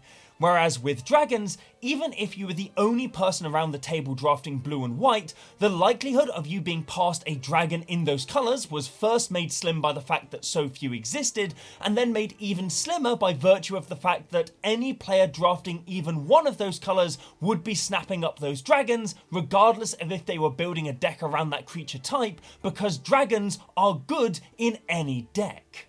One of the solutions to this required inaccessibility that the design team arrived at was to make a key rune, so to speak, for each dragon brood that would serve as an early game mana rock and a late game finisher. Whilst these absolutely increased the potential of you having a dragon out on your board during a game, they also didn't work amazingly well with the other dragon synergy cards, most of which cared about casting or finding dragons rather than having dragons on your board, and those that did would now effectively come with a 6 mana kicker if you wanted their full effect. This wasn't the only thing attempted to improve the draconic theming, however. The designers made the dragon synergy cards a little bit more flexible. Draconic Roar, for example, is a fine limited burn spell on its own, but if you controlled a dragon or simply revealed one from your hand, it would have an extra effect.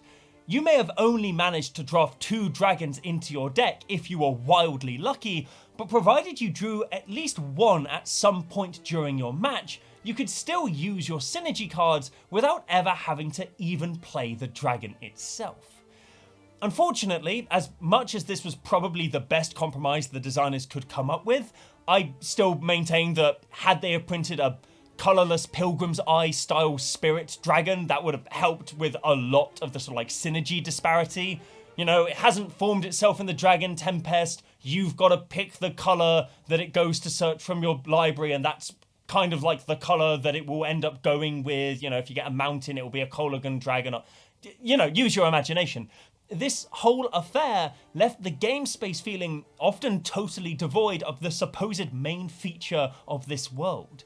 Almost half of the cards in this set had dragons on their artwork, even more referenced them in flavour. But when it came to actual limited gameplay, the thing that this entire block was supposed to showcase, more often than not, you never got to see one.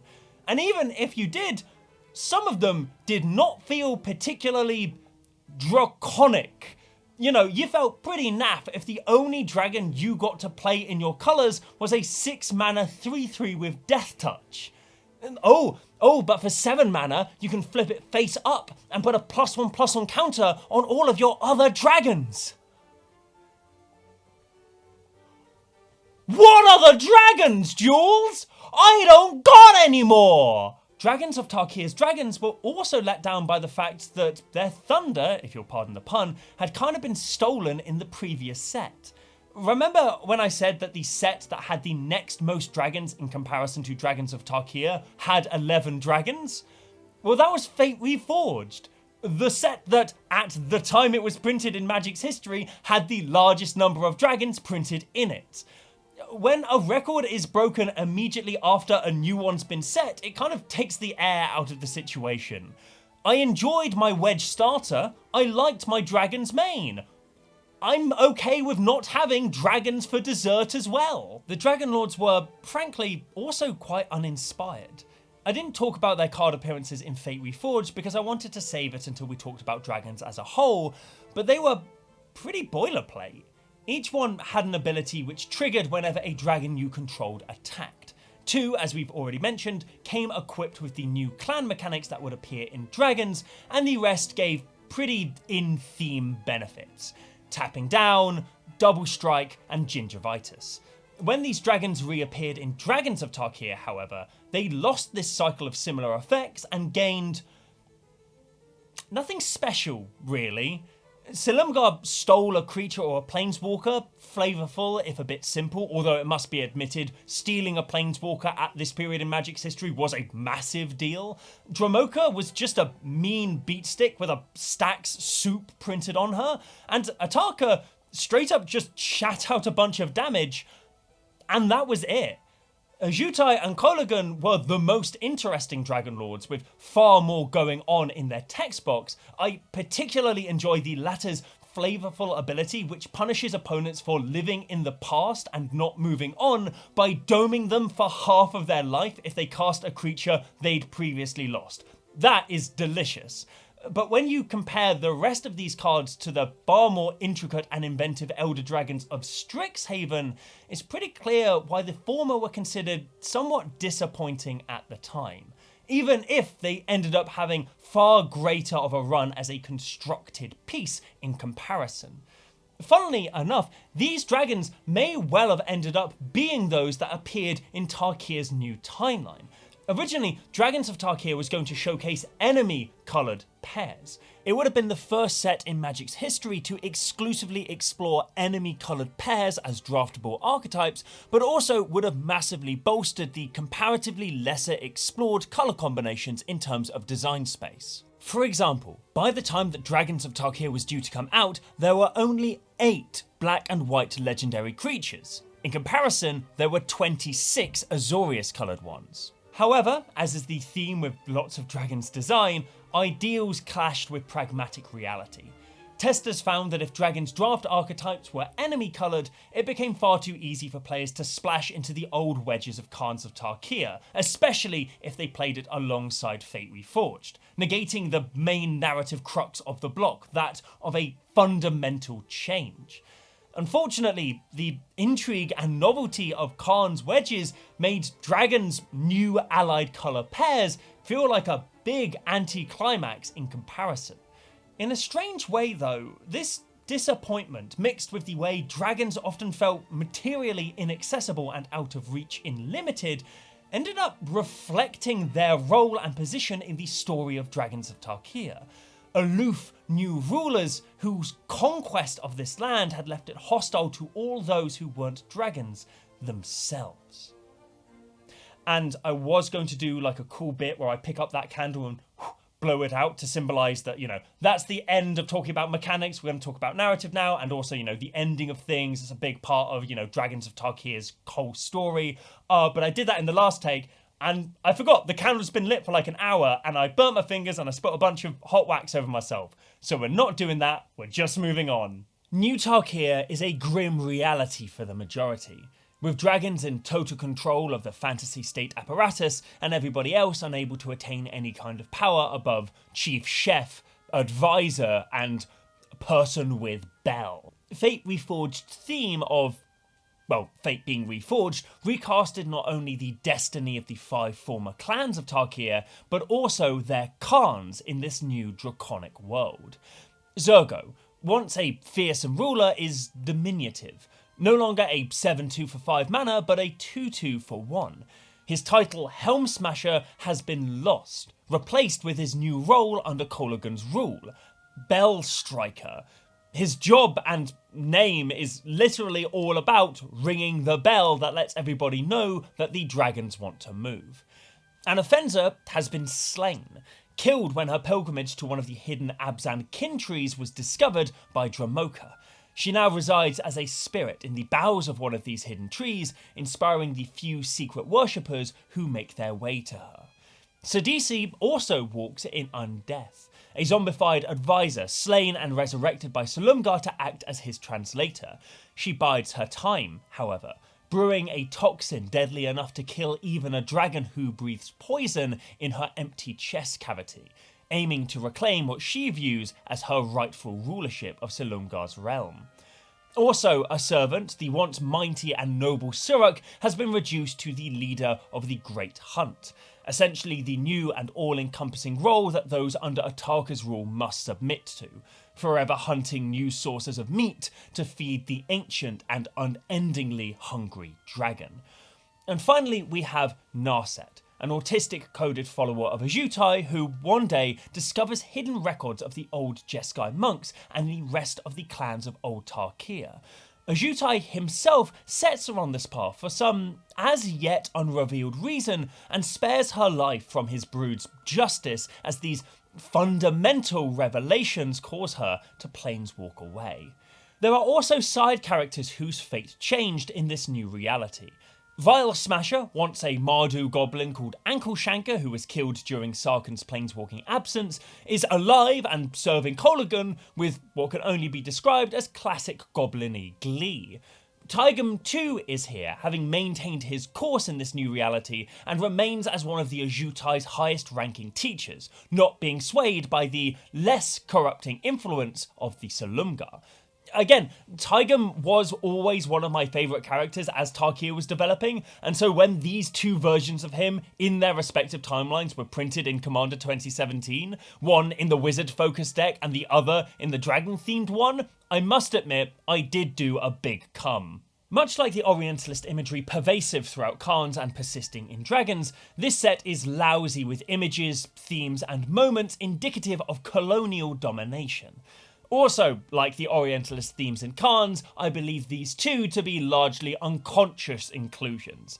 I couldn't find a single piece of writing from anybody who worked on the narrative or world building of Tarkir who mentioned this theme or even hinted towards it as something that they were working with in mind. I also want to give a slightly more focused example to kind of explain what I mean. In exchange for their continued survival, in the most foundational possible meaning of the term, Dagatar not only sacrificed their clan's name, the Abzan, and his ancestral mace, but also allowed the dragons to demolish the sacred groves of kin trees, resting places for Abzan ancestors and sacred sites of worship.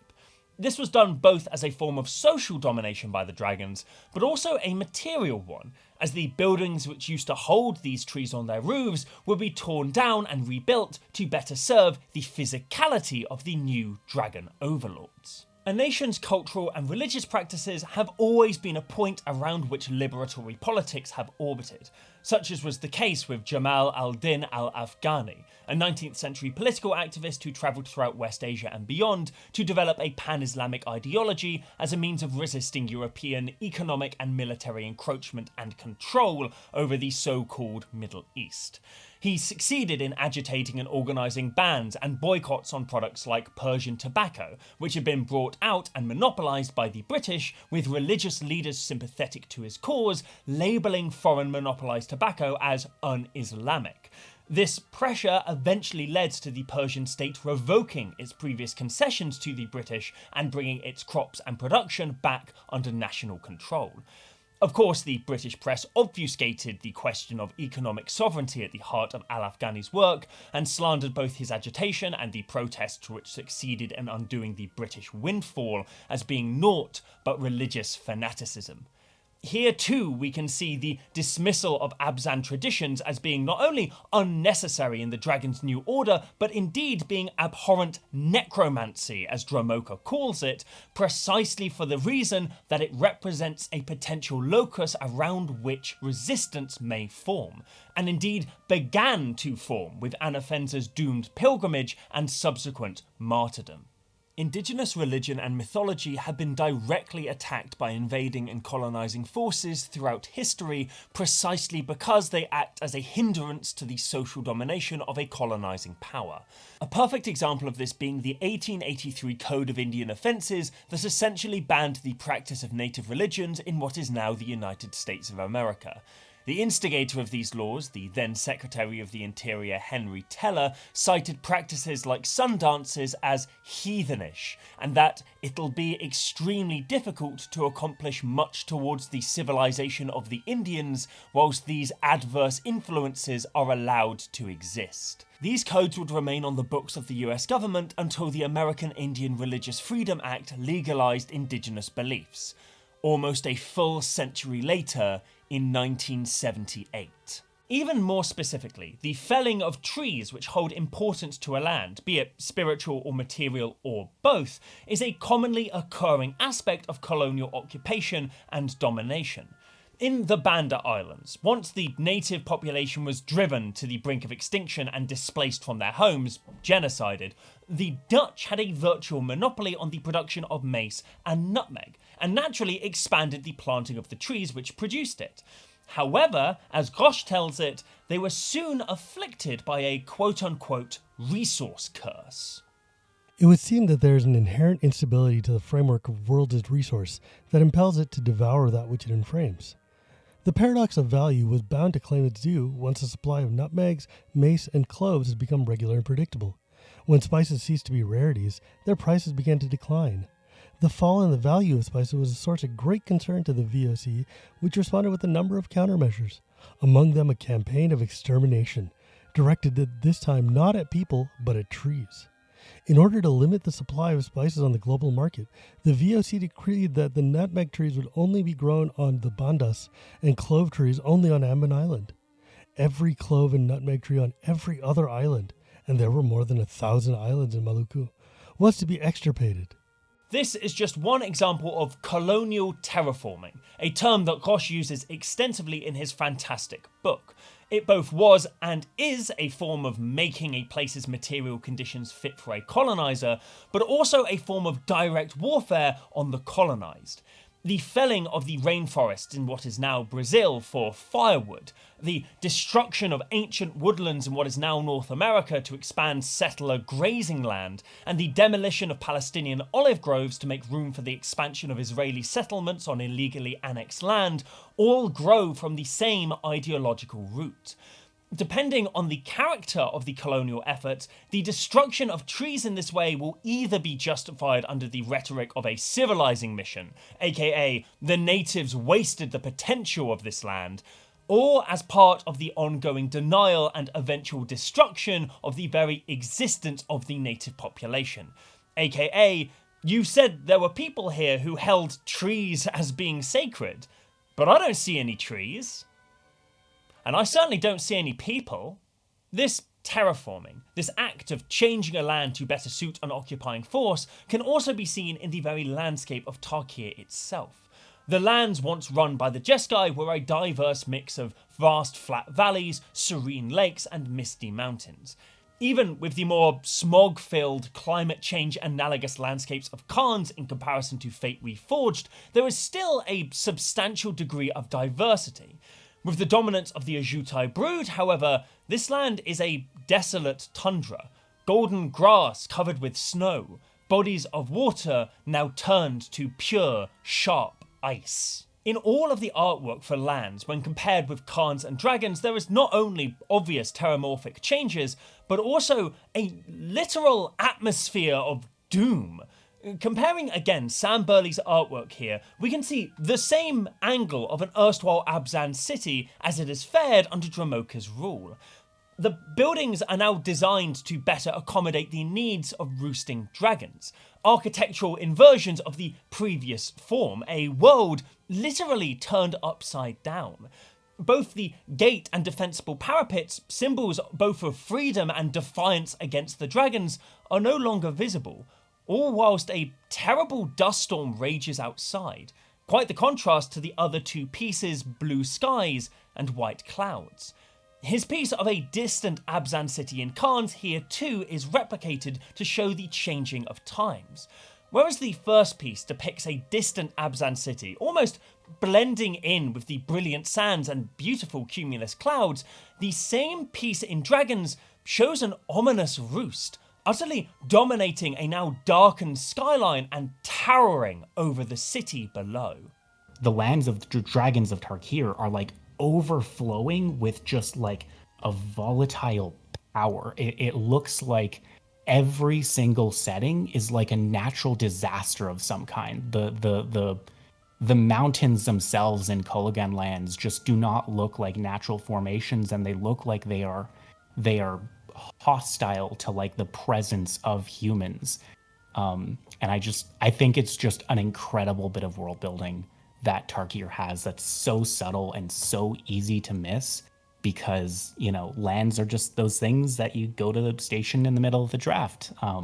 And if somebody isn't there to point them out to you, like how many people would notice that these lands are representing the same areas in different timelines? It's one of my favorite like details of the Tarkir block.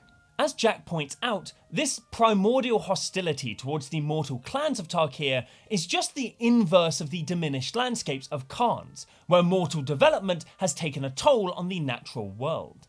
We can see this branching path in the triptych of Adam Paquette's Sultai Swamps, originating in Fate Reforged with a balance of mortal development and the natural environment, twisting first to Khans, where the mortal structures lie in disrepair and in conflict with the jungle's sickly yellow roots, and then inverting to dragons, where the structure has been totally subsumed by nature, a Salumgar dragon perched aptly on the spire of a long-forgotten temple. This subtlety is phenomenal. You can't deny that the storytelling on the basic lands of these cards is unbelievable, and unfortunately can only really be achieved through longer blocks and repeated returns to worlds, the former of which being all but abolished from Magic's development at this point, the latter of which may take many years to pay off if revisitations are even planned in the first place. I have to agree with Jacc here. I feel that land gets tragically overlooked both within the scope of Magic and beyond. Land serves as a moment around which imperialist dispossession and indigenous resistance orbits, as Glenn Sean Coulthard, a scholar of indigenous studies and member of the Yellowknife Dean First Nation, lays out in his phenomenal work, Red Skin, White Masks. Indigenous struggles against capitalist imperialism are best understood as struggles oriented around the question of land. Struggles not only for land, but also deeply informed by what the land, as a mode of reciprocal relationship, which is itself informed by place-based practices and associated forms of knowledge, ought to teach us about living our lives in relation to one another and our surroundings in a respectful, non-dominating, and non-exploitative way. Above all, colonialism must be considered first and foremost through an understanding of land. the colonizers willing to seize and destroy it, the indigenous population willing to steward and die for it. It should also be noted, if not considered previous to this, that the majority of the real-world societies on which Tarkir's clans were based were themselves subject to colonization. The indigenous people of Siberia by Russia, the nations which were carved out of the Ottoman Empire by France and England, China by various European powers and Japan, and the nations of Southeast Asia by fucking everyone, frankly. Interestingly, one of the few Asian nations which dodged the worst of European colonization was Mongolia. Fun fact, one of only 20 nations on Earth that Britain hasn't either colonized or invaded. We suck! And the Mongolian-based Mardu are the only Tarkiran society which is shown to be broadly unchanged by the dragon's new rule. Perhaps without a clear historical image of what a colonized Mongolia looked like, the world builders felt less inclined to create a fictional one. Another clear example of how the legacy of imperialism, or lack thereof in certain regions, shapes the stories we tell about foreign histories, myths, and realities. There is as well another fascinating unconscious decision here, specifically with how the notable women in this new story of Tarkir are framed. Most of them have been killed by their new rulers, indicative of the disproportionately misogynistic violence exported to colonized nations, but they also act as the most likely agents of resistance in this new framework. And both of these things reflect reality, as Geomea writes in Anti-Colonial Eruptions. Women have long been privileged targets of colonial and racial violence, a powerful spinal column that needs to be fractured as part of a broader attack on the community and resistance. But just as often, women have also taken advantage of a peculiar double invisibility to fight back in ways devastating to the colonial and racial orders. Obviously, the world-building team behind most of Magic's stories and settings rarely ape real-world bigotries in such subtle ways. Again, colonial vampire. Either they ignore them entirely, or do the classic fantasy author thing of producing new and ridiculous bigotries to try and say something about the foolishness of real-world prejudice. Ooh, the elves are calling the goblins eye blights and hunting them for sport. Don't you, dear viewer, think it's wrong for one group to judge another and harm them based on just how they look? You do think that though, right? I understand this is facile and silly, but regardless, you better be fucking nodding along to that sentiment, buckaroo. These are superficially correct indictments of real-world bigotry that inherently cannot cut to the root of why these injustices exist, because they're talking about made-up creatures in a different world rather than human beings. This can also sometimes end up obfuscating the problem.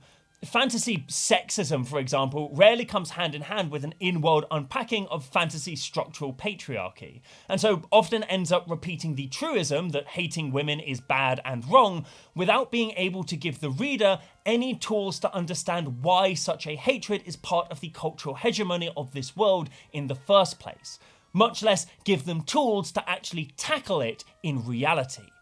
Like, why is the orc from The Truth of Names a transphobe? Did the Mardu have a subscription to The Guardian or something? Look, I don't want less politics in my collectible card games. I want dialectical materialist politics in my collectible card games. I say all of this because it goes some way to demonstrate my point that the replication of imagery so closely wrapped up in colonial repression in Dragons of Tarkir is essentially unconscious. Sidisi's ability to stealthily concoct a poison to kill Salumgar right under his stinky nose plays very much into this double invisibility, which came with being both a colonized subject and a woman that many women use to overthrow oppression, without the impetus in the narrative to explore or explain that double invisibility. Such a position and opportunity is simply taken as common sense storytelling. Even the means by which Sidisi seeks to overthrow oppression, poison, is another unconscious replication, as Maya continues. Enslaved women took full advantage of the intimacy of the roles imposed upon them. As domestic workers, they were often arsonists. As what we would today call care workers, they would often turn to poison. The hellish practice of poisoning became so widespread and provoked such panic that several states instituted the death penalty for poisoning attempts, with many women implicated. There are a whole host of other clear icons which link the imagery of Dragons of Tarkir to that of colonialism, such as the presence of statues depicting the conquering dragons that replaced the mana-fixing banners of the Khans, or the way that the dragons employ Naga and Avon collaborators from the people they intend to subjugate in order to ease that process of oppression, with those mortals better able to translate dragon speech. As you'll expect at this point, this maps directly onto colonial reality. As Frantz Fanon puts it in Black Skin, White Masks, a critique of the psychological effects of racism and colonial structures, the name of which cold-hard homages in his similarly titled piece, not only do people from colonized nations sometimes collaborate with oppression in order to shield themselves and their close ones from the worst effects of it, but also to embrace the language of the oppressor is to struggle to achieve humanity in their eyes. The more the Black Antillian assimilates the French language, the whiter he gets, i.e. the closer he comes to becoming a true human being. I start suffering from not being a white man insofar as the white man discriminates against me, turns me into a colonized subject. So I will try, quite simply, to make myself white. In other words, I will force the white man to acknowledge my humanity. And here we see yet another dimension of this unconsciously accepted reality, with the creatures selected from the mortals to speak to and translate for the dragons being those who most closely resemble them, flying Avon and scaled Naga. The biological proximity of a person to the dragon is explicitly tied to their ability to speak their language. Rather than a colonized people learning European languages to approach whiteness and prove their humanity in the face of the oppressor, in Tarkir it's inverted, with those naturally adjacent to the dragons having the gift of their language and associate positions of esteem in their societies. Of course, not every part of this set feels like the Berlin Conference if it was run by Smaug, certainly not intentionally. However, it is important to remember that imperialism is both an economic and social phenomenon which colours how we see the world, especially in regards to the nations and continents that Western countries and allies have colonised in the past, and indeed still occupy, either openly or clandestinely. But even getting away from this particular theme doesn't mean that this is the end of apocalyptic images in Tarkir. There are a suite of cards meant to echo their previous versions in this block, and almost all of them show a worse situation, at least from a human lens. Returning to Pilgrim of the Fires, which could be seen still continuing its journey, albeit in a more battered yet still maintained state in Khans of Tarkir as Witness of the Ages, in Dragons of Tarkir its journey is over, and is now a busted and gilded prize, forced to watch over Silumgar's stolen treasure as his trove guardian. Khans' cards like Pinewalker, Meandering Tower Shell and Inoc Tracker are shown to suffer a worse fate with the Dragon's New Order. The flavour text of Pinewalker's successor, Conifer Strider, speaks of the necessary migration of elementals, the spirits of the natural land, due to the volcanic presence of Atarka. Meandering Tower Shell, a fan favourite city-backed durdle turtle, has been slain and resurrected as a ghastly warning to Silumgar's would-be mortal usurpers. Inoc Tracker, a particularly sad and overlooked example, saw two versions printed, one in Khans and one with alternative art, flavour text and the Atarka watermark in Ugin's Fate, a small selection of alt art cards printed as supplements to Fate Reforged. In the former, the flavour text tells us that the Inoc are accepted as trusted huntmates by the Temur Frontier. Yet, in this new future, Jacc says that they are all wild dogs not fit to join Atarka's hunters by the fire. Both the humanity of the Inoc being rejected and abolished, whilst the community orientation of the Temur has too been replaced with paranoid survivalism. Speaking of paranoid, I sure do wish I'd turned around more often to see that my bloody candle wasn't producing any light. I swear to God, there are two themes of this video, imperialism and my inner fucking ability to light my ass! There are so many additional elements of this world that I want to talk about in regards to how they feel lesser.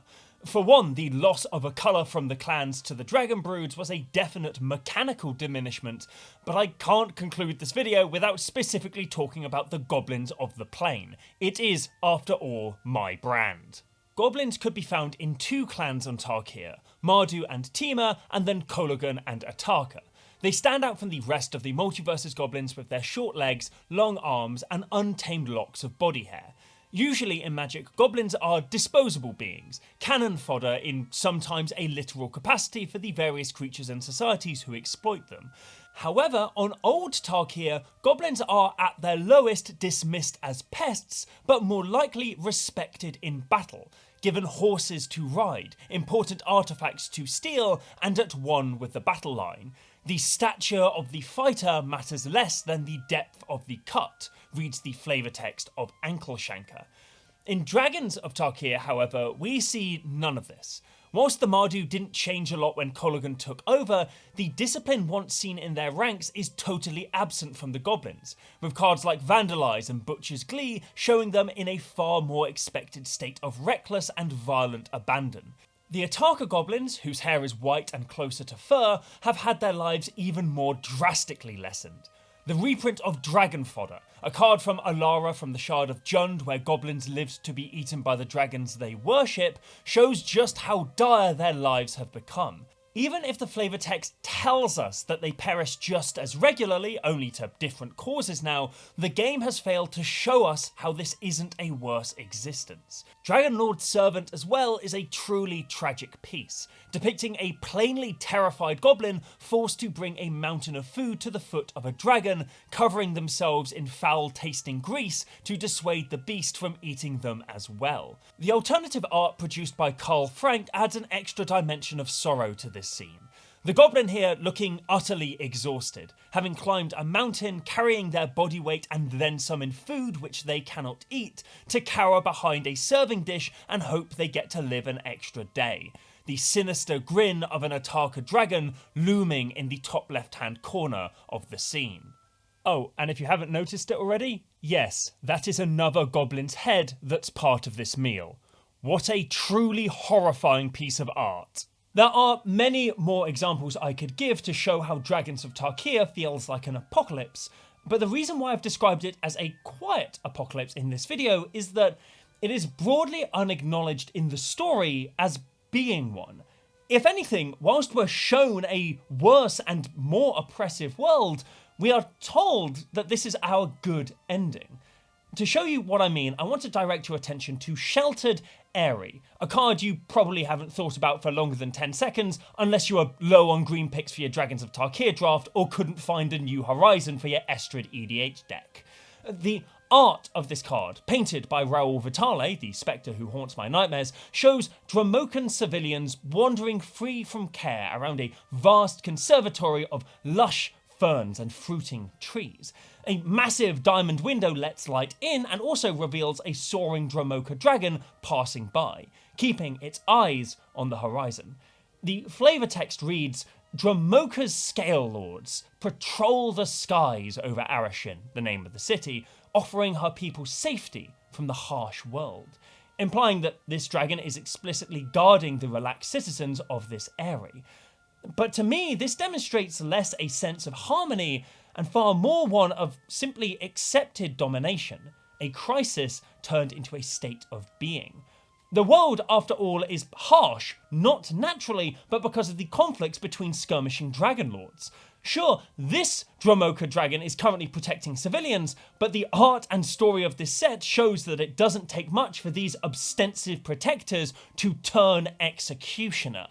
Even the building in which these people are relaxing in is an eyrie, the large architectural nests that Dromoka forced the Abzan to build for her and her brood to better accommodate dragon domination over the cities. As anyone who has been unfortunate enough to be on the wrong side of the state will additionally attest, the idea of a heavily armoured agent of that state flying over you doesn't represent safety, but simply imposes order. Of course, this is simply not how such structures of power and domination act. Or more specifically, this is not how those oppressed within those structures act. The Bandanese fought for decades with the VOC, both diplomatically and militarily, and despite being eventually driven from their islands, the genocide enacted upon them failed to erase them. After the collapse of the VOC, partially due to the collapse of the price of nutmeg and mace, the Bandanese returned to their indigenous home, now a part of Indonesia, with their original language still being spoken on their islands to this day. There was never a quiet assent given for their entire world to be remade to serve the arcane needs of the Dutch slice of the global economy. Just as there's a persistent, sometimes hidden, sometimes open resistance to imperialism throughout modern colonised societies. I think one of the most bizarre parts of Dragons of Tarkir, for me, has always been the way that in all but a very limited slice of individual admonishments for their specific place in the way of things, everyone not only seems to accept the way of things, but has no desire to return or progress to a different state. And that's the root of it. As much as this text can tell us that this is a better future of Tarkir, the text cannot help but show us how it is just as, if not more, of an oppressive world. Dragons of Tarkir tells us that it's the good ending in many different ways. For one, it represents the triumphant finale of Sarkhan's character arc, no longer mad but unbroken. We see Sarkhan's triumph, showing the sole character to know of both timelines in this universe views this new reality as a joyful and good outcome. He even describes this new world as a paradise in the flavor text of Pinion Feast, where a dragon is killing another dragon. Fitting. It is in this version of the world that sees Ugin survive, a necessary triumph against the wider villains of Magic's story, the Eldrazi and Nicol Bolas. It is in this version that sees characters like Tigum, Vile Smasher and Narset survive untainted, the latter reaching her full potential as a planeswalker. Villainous characters like Zurgo and arguably Sidisi get their comeuppance in a cosmic way. It's trying so hard to be the good ending. Yet it is frankly impossible to look at the conclusion of this story and understand it in any way other than a tragedy. The dissonance between showing and telling here is so vast that it's been plaguing my mind for almost a full decade. Is this just bad world building where no one thought to consider the impact and importance of, say, oral tradition with regard to broad repressed identities and culture? Or is it secretly a genius piece of world building that's trying to make a statement about the perverse nature of cultural hegemony defining and remaking our very history? Or did a bunch of games designers just want to make a dragon world and stumble into prescient imagery? Who can possibly say in these divisive and uncertain times? Why is this supposed to be a triumph that reads more like a tragedy? Well, it's partially due to the fact that human players are going to more readily identify with a human-centric version of the two worlds. Partially, as well, it's going to be because of the latent colonial imagery, which, even if you don't have the words to describe it or refuse to see it, just intrinsically reads as unjust.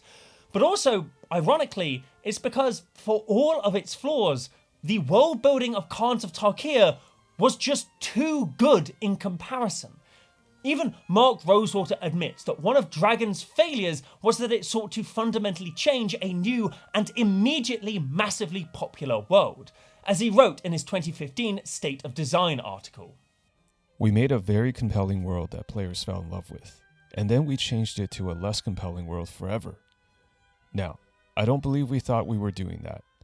We overvalued the dragon-filled world and underestimated the warlord clan world.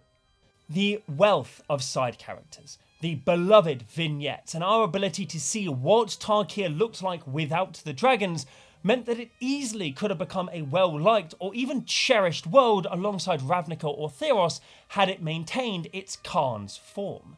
It was also the first time that a lot of different cultural identities and iconography got a foot in the door of 21st century Magic.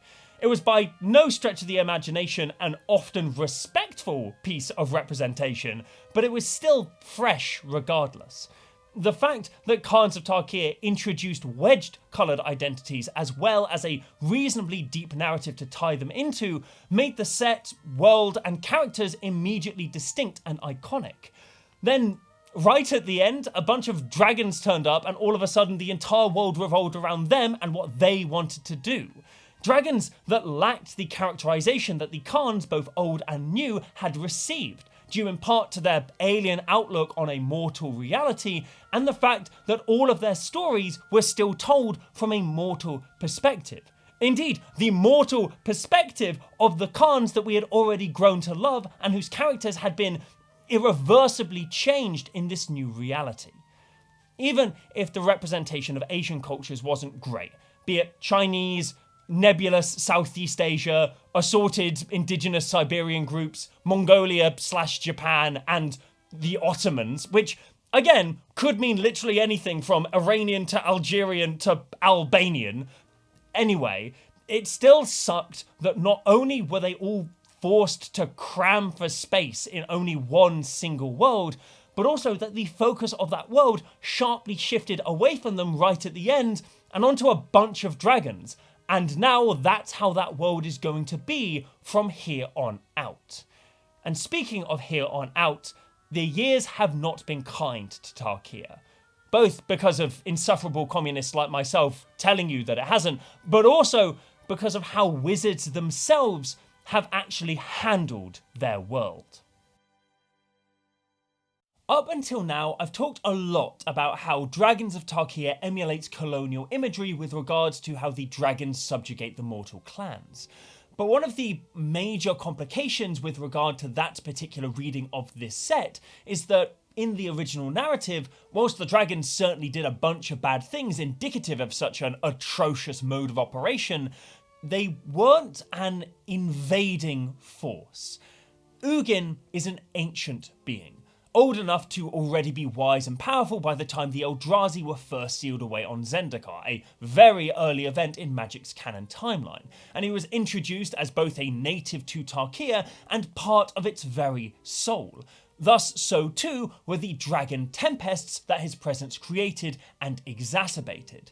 As poorly as they would go on to treat the mortals of the plane, it was undeniable that they were a fundamental part of the world. And the Khans didn't exactly treat them graciously when they had the upper hand either. This, at least to me, was the main thing which justified the dissonance of Dragons of Tarkir's finale. Yes, it seemed like a worse world with them in it, but the world was hardly a utopia without them, and they were a natural aspect of this plane whose destruction was fundamentally unnatural, even if their rise to power during Ugin's magic coma was as well. Can you really blame a part of the world for seeking dominance when they otherwise faced extinction? I mean, such a question wasn't ever explicitly posed by the story, but implicitly you couldn't get away from it as the fundamental topic of debate as to whether or not Yasova did anything wrong. I was left unsettled by the grim complexity of this story. A little put off by the way that the text seemed to shy away from this complexity, but nonetheless impressed by the nuance of a collectible card game's narrative. This perspective held true for 2 years after Tarkir's release, but then in 2017, the story team had a big shake-up, and some very important retcons started coming out. Some of them, it has to be said, were good, like Teferi being alive again. I like Teferi. I'm glad he didn't get his head ripped off by Nicol Bolas in Time Spiral, and I hope he has a really long time relaxing in Jamura. Please don't print him on any more Azorius cards. But there was one very bad, very relevant Skywalker-fying retcon from this period as well. The reveal that Ugin and Nicol Bolas were both actually Elder Dragon twins from Dominaria who grew to hate each other and became Planeswalker nemeses. Not only is this Cain and Abel trope a tired one, where every important feud is between people who are related to each other, especially in Magic where Planeswalker sparks are supposed to be an unimaginable rarity, but also it fundamentally undercut Ugin's entire identity, his role on Tarkir, and his conflict with Bolas. Now, rather than being a Tarkiran spirit dragon whose power alone was enough for Bolas to seek him out for fear of a world in which he stood against him as an enemy in battle, Ugin was instead recast as essentially a Dominaran settler who moved to Tarkir one day to escape his arsehole brother and started shitting out murderous dragons until his pissy twin turned up to settle some millennia-old sibling beef. Now, with this new retcon, Ugin didn't bestow his spirit magic onto the clans so that they could maintain a harmonious balance between themselves and the dragons, both of which were a natural and eternal part of the world. He did it because he felt bad that by virtue of him existing in their home, he was causing them massive scaly problems. After this point, the dominating imagery of Dragons of Tarkir, which, as we've already discussed, led it to be viewed far less favourably in comparison to Khans, took on a new air of occupation and became yet another nail in the coffin of people's dislike of Planeswalker-centric storytelling and meddling. Like, not only was Sarkhan's personal quest and Bolas's desire for power the cause of much of Tarkir's suffering, but now Ugin's decision as to where he wanted to hide out in the multiverse too was the root of a fundamental problem of this world. It's this retcon, along with specifically the terramorphic images that, to me, solidify Dragon's narrative as a colonial allegory, as opposed to simply being one of domination. Genocide, subjugation, and cultural repression aren't exclusively the tools of colonizers or the West, but the specific act of taking and remaking a land to better suit a different people, both to the detriment of the people who lived there before and to the land itself, very much is. Additionally, this retcon, where Ugin came to Tarkir as a means of fleeing Bolas, lines up bizarrely well with one of the foundational causes of European quote-unquote exploration of the Atlantic and beyond, and the subsequent colonization of those lands. As the historian Gerald Horne puts it in The Dawning of the Apocalypse, it was Western Europe's contestation with the Ottomans that acted as a precondition to the rise of plundering the Americas and Africa. Madrid was moving westward precisely because the competition to the east and south was so stiff. The fight between two vast forces, the ascendant Ottoman Empire and the developing pan-European project of whiteness, led the latter to seek new worlds to plunder for resources, labour and land itself, which would eventually override the Ottomans' logistical and military superiority over Europe. Much as I alluded to in the opening, both the fictional people of Tarkir and the colonised people of the Banda Islands, the Americas and beyond had their world fundamentally inverted and dominated by forces who arrived as the result of a vast conflict between two great powers that they had nothing to do with. It's very difficult to not root for those people, both in fictional replications and in reality. This also throws up a bunch of questions as to what Tarkir's deal is now that Ugin has taken up the role of Bolas's prison guard on the newly refurbished Meditation Realm. The dragons are still shown to be alive and in power despite Ugin's absence from the plane, which last time that happened had led to their extinction. So has Ugin's original identity, character, and the central crux of Tarkir's story been completely done away with? Or are the dragons going to slowly die out, leaving Tarkir as it originally was, but with the physical and cultural scars of a millennia of terramorphic despotism, rendering the entire narrative pointless and Sarkhan even more of a jammy twat for getting involved in the first place? And this isn't even the only time that we've seen Tarkir get fiddled about with after the fact, and far from the strangest. In March of the Machine, we saw a bunch of team-up cards, depicting disparate characters, often enemies from various planes throughout Magic's history, linking up to fight Phyrexia. One of these team-ups was Zergo and Ajutai, and... why? What part of the new logic of Tarkir would see Ajutai, the wisest of all the Elder Dragons, the beginning and end of the plane, a self-styled, enlightened semi-deity, allowing some fucking random bell boy to ride on his back into battle, whilst holding his inexplicable custom reins? Zergo apparently continues to be a masterful statesman even in this new reality. He got the god king of another civilization to give him a fucking piggyback into an existential fight for survival. He's wielding his blunted sword, which he uses to ring his bell, as a weapon. Zergo, mate, what are you bringing to this collaboration? A 4-foot reach and fucking vibes? This picture, and this picture alone, makes me entirely unconfident of any kind of logical, let alone satisfying second course on Tarkir. Which of course brings us on to the now confirmed future return to this world, and what we can at least hope that it might do.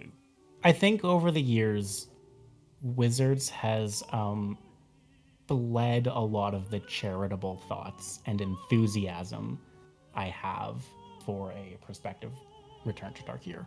Both in how long it's taken and what the other priorities seem to have been in that time, as well as like the broader changes to the sort of structure and content of the story team, to the point where, as it stands right now, my excitement is basically solely for the cards that will be printed that I can put into my decks, and that kind of fucking sucks.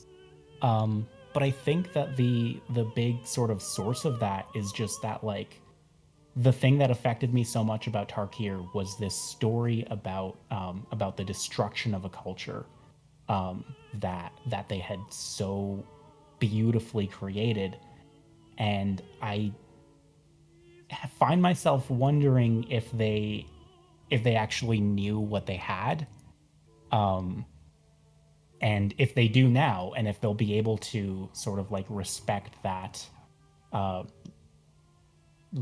what they had and pay it off in meaningful ways. Because as much as it is a beautifully affecting tragedy, I'm also personally quite sick of tragedies about a diminished homeland and about this trauma. Not that I think that those stories should shy away from those things, but they can't be exclusively those things. And I don't know that I trust Wizards to tell a genuinely hopeful story when the most recent storytelling exploits they seem to have concerning Tarkir has been them basically playing a cool action figure part in a alien invasion plot, and that doesn't fill me with a lot of hope. I think what would need to happen for me to feel excited about the story of Tarkir is a shit ton of retcons. Retcons to the retcons, in particular, Ugin returning to being a part of Tarkir's just natural state. But beyond that, I don't really know what Wizards could do to sort of re-earn my faith in their storytelling ability between now and Tarkir. I hope I'm wrong, but I don't know. Universes Beyond is just staring me in the face, and I can't help but think of how many better sets they could have done for planes that had setups to stories that are still waiting for their payoffs. It's frustrating too, because if I did have more faith, I would be able to look at the different elements of Tarkir that had been set up in Dragons and feel like, oh shit, this is interesting. This is so fucking fascinating. Between Ojutai allowing a heretic of the Ojutai to leave unharmed, between Ugin coming out of the Nexus, which implies that the Dragon Tempests are going to ease up, and each of the clans having their own little discontentments, you can see the ways that this can parallel sort of shifting political powers, right? Where the dragon's source of strength, the unrelenting Tempests, is now gone. I don't think that Wizards is going to realize that they had set up an insurgency in these 5 dragon clans. And I struggle to imagine a story about about Tarkir terrorists being portrayed with tact and optimism. Now, I am torn that Jacc said terrorist there, rather than using a word like revolutionary, because on the one hand, my monetization opportunities may have just gone in the toilet, but on the other, Jacc is entirely correct in intentionally using that term. Every national liberation, civil rights, or revolutionary movement were and are labelled as such, no matter how peaceful or violent they actually are. The difference between terrorist and freedom fighter is both entirely semantic and also a powerful tool used to justify untold atrocities to be rained down upon not just the group itself, but the people they seek to represent or liberate. It also, as is reflected in this block's theme of fate being reforged and history being rewritten, a fluid category that gains and loses members depending on the cultural hegemony in which we live. Nelson Mandela, for example, a figure universally understood as an icon of peace, was a terrorist who often openly advocated for violent struggle. His fight against South African apartheid, both violent and non-violent, was entirely correct. But he is remembered exclusively for the latter and talked about as if the former was either an aberration on his otherwise perfectly pacifistic record, or as if it never even existed. Mandela has been canonised in Western hegemonies as a saint, and the inconvenient reality that it was the CIA who helped first imprison him in 1962, and that he wasn't removed from the USA's terrorism watch list until 2008, almost a decade after he resigned as South Africa's first president, and only 5 short years before he died, is forgotten. The words Mandela and terrorism now seeming as incompatible as the words Britain and great. Whilst terrorism has existed as a definite form of conflict and political action, pretty much ever since the combination of those two concepts, the term is of course dripping with implication, where often violence which definitely fits into that category of action is either labelled as such or not, depending on who is doing the labelling. Angela Davis says it best. I am always so cautious about the use of the term terrorists. And really cautious knowing that we have endured a history of unacknowledged terror. As someone who grew up in the most segregated city of the South, my very first memories were of bombs exploding across the street, simply because a black person had purchased a house. Those bombings happen all the time. And why has that not been acknowledged as an era of terror? So I'm really cautious about the use of that term, because there's almost always a political motivation. This kind of shrouded violence, either explicit violence that gets swept under the rug, or implicit violence that forms the status quo and therefore fades into invisibility, is a key feature of both state repression and colonial maintenance. It's also reflected in the New World of Tarkir through commonplace horrors, like Silumgar humans forced to act as grotesque fruit bowls for dragons, themselves to be eaten should their headpieces run out of carrion snacks. Or how food, once shared between the teamer, is now predominantly harvested for the needs of the dragons, with larger creatures that once fought alongside the clan, like elephants, now notably absent from Atarka cards. A suggestion that either they couldn't survive on this lesser diet, or were simply eaten as prey themselves. In order to even begin to understand decolonial violence, one must first understand colonial violence in all its many forms. As Frantz Fanon puts it in the opening of Wretched of the Earth, the violence which governed the ordering of the colonial world, which tirelessly punctuated the destruction of the indigenous social fabric and demolished unchecked the systems of reference of the country's economy, lifestyles and modes of dress, this same violence will be vindicated and appropriated when, in taking history into their own hands, the colonized swarm into forbidden cities. Whether or not these subtleties and allusions are intentional or not is very much up in the air, and I have an unfortunate track record of wanting cool things to happen in Magic the Gathering and them not happening. So what can we realistically expect when it comes to a return to Tarkir? Well, first and foremost, as I previously mentioned, Wizards has gotten a lot better at not doing casual racism in their games, and going back to fix at least some of their past mistakes.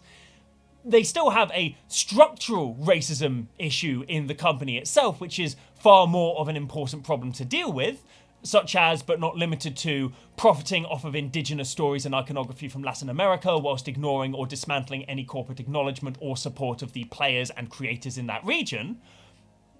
But they did get round to saying that some of the ethnic slurs they printed on their cards were bad. Muito ben feito! Yes, capitalistas. I would expect that we would see the kind of team that Wizards have put together for Kamigawa Neon Dynasty to tackle the world of Tarkir, and I would love to see that round table. You know, Neon Dynasty wasn't a perfect set. Breaking the law of the world in order to put in a Teenage Mutant Ninja Turtle homage into what was supposed to be a more respectful imagining of near-future Japanese folklore was a tad trite.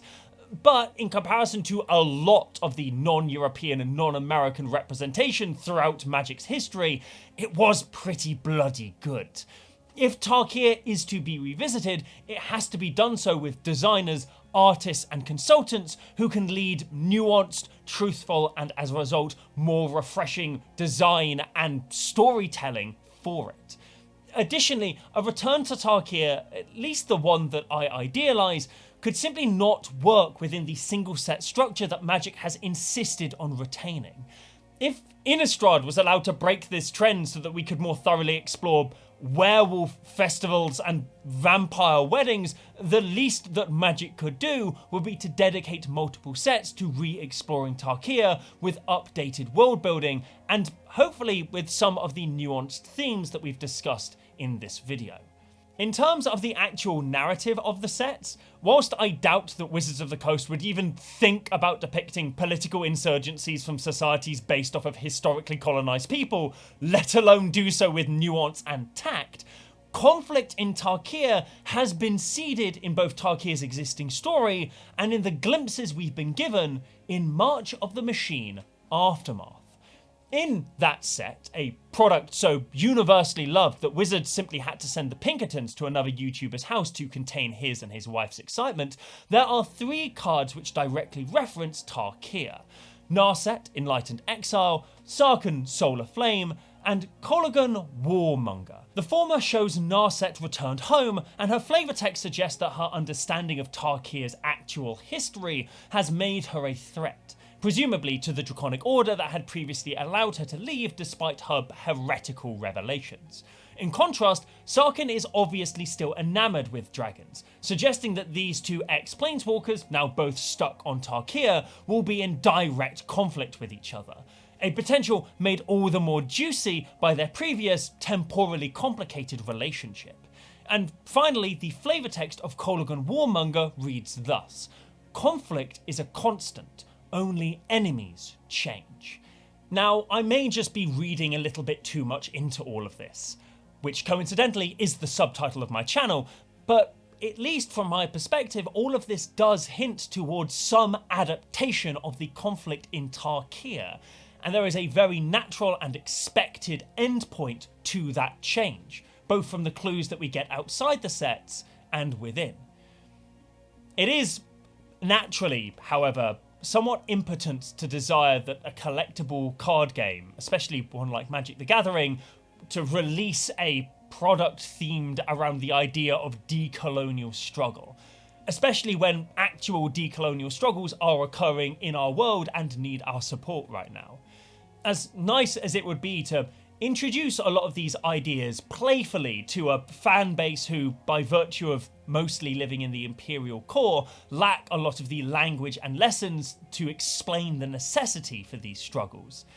But it could also run the risk of performing what Robert Fowler calls interpassivity. Essentially, as Mark Fisher lays out in Capitalist Realism, very much the zero books yin to the unconscionable garbage of Ben Burgess's Yang, interpassivity is a means by which the structures in which we live placate our desires for real change by providing us outlets which do our activism for us, namely in entertainment. It feels good to watch mainstream films like WALL-E seemingly rail against the climate crisis, as it would feel good to see the fictional people of Tarkir rise up against their dragon masters, in the same way that it did feel good to see the renegades of Girapur beat the oppressive consulate.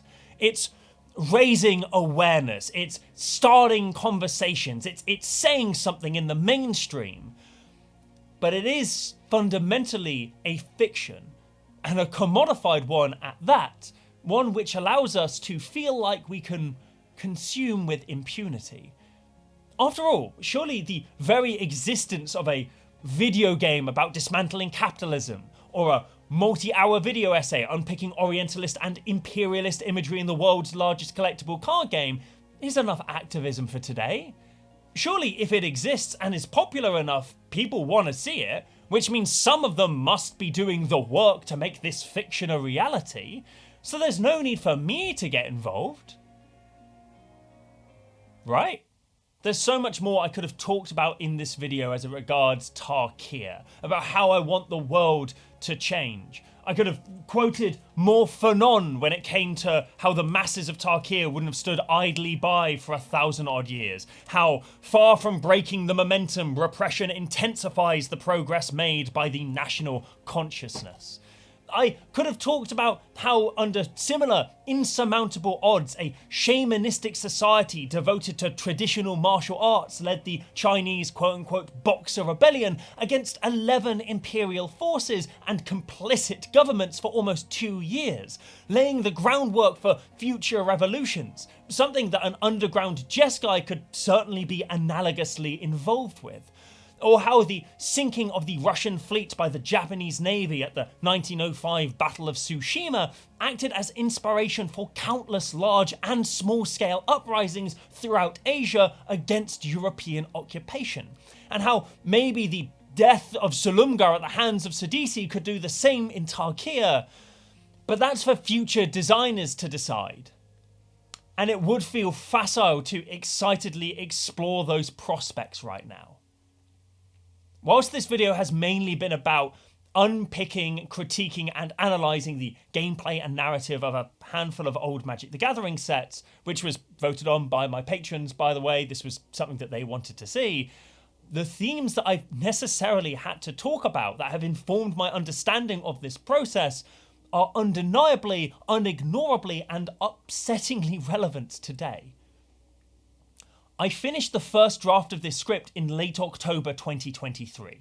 Started filming in November and December, and I've been editing it in January, and it felt utterly useless to be writing and talking about fictional colonialism, orientalism, and anti-colonial movements, whilst my country funds an ongoing and unambiguous genocide against the people of Palestine, a nation under settler colonial occupation which began over a century ago. By us, by the way, we were the ones that started this nightmarish process. God save the fucking king, innit? As part of my research into the parts of the world which Tarkir supposedly represents, I read Rashid Khalidi's 2020 masterpiece, The 100 Years' War on Palestine, a text that ought to be required reading. And I realised how the erasure of history is not just a tactic of fictional dragons and of far in the past colonisers, but an ongoing process that has left much of the world, myself included, utterly ignorant to basic historical facts, explicitly for the purpose of perpetuating colonial projects and, by extension, the geopolitical aims of the patrons of those projects. But it wasn't the most moving text I read. In Light in Khazar, the Palestinian professor of literature and creative writing, Rifat Alaria, writes, Khazar asks, when shall this pass? an essay about his experiences as both an educator and survivor of Israeli state violence.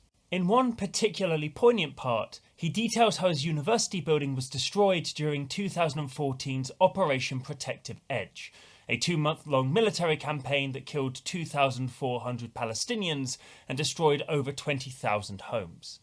He recalls how his university building was retroactively labelled as a weapons development centre by the Israeli state to justify the bombing, despite a lack of any evidence, and how his students made a joke of it, asking if he'd been developing any PMWs, poems of mass destruction. He writes how the purpose of such an act is indeed to destroy a weapon, that of knowledge, awareness, openness, and determination. The attacks on such places, so-called power targets as revealed by the devastating reporting from Yavul Abraham in Plus 927 magazine, aren't accidents, but planned atrocities seeking to bring a maximum destruction to Palestinian society and the eventual erasure of the Palestinian people.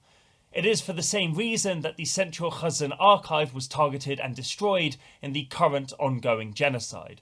A genocide that, as of recording this addendum in early February of 2024, has displaced 85% of Gaza's population, destroyed a third of all buildings in Gaza, and killed around 28,000 people, at least 40% of whom are children. There is a reason why this conflict has produced the highest death toll for journalists in living memory, and why so many people who have historically spoken up against the occupation have been targeted with arrest or simply bombed in their homes.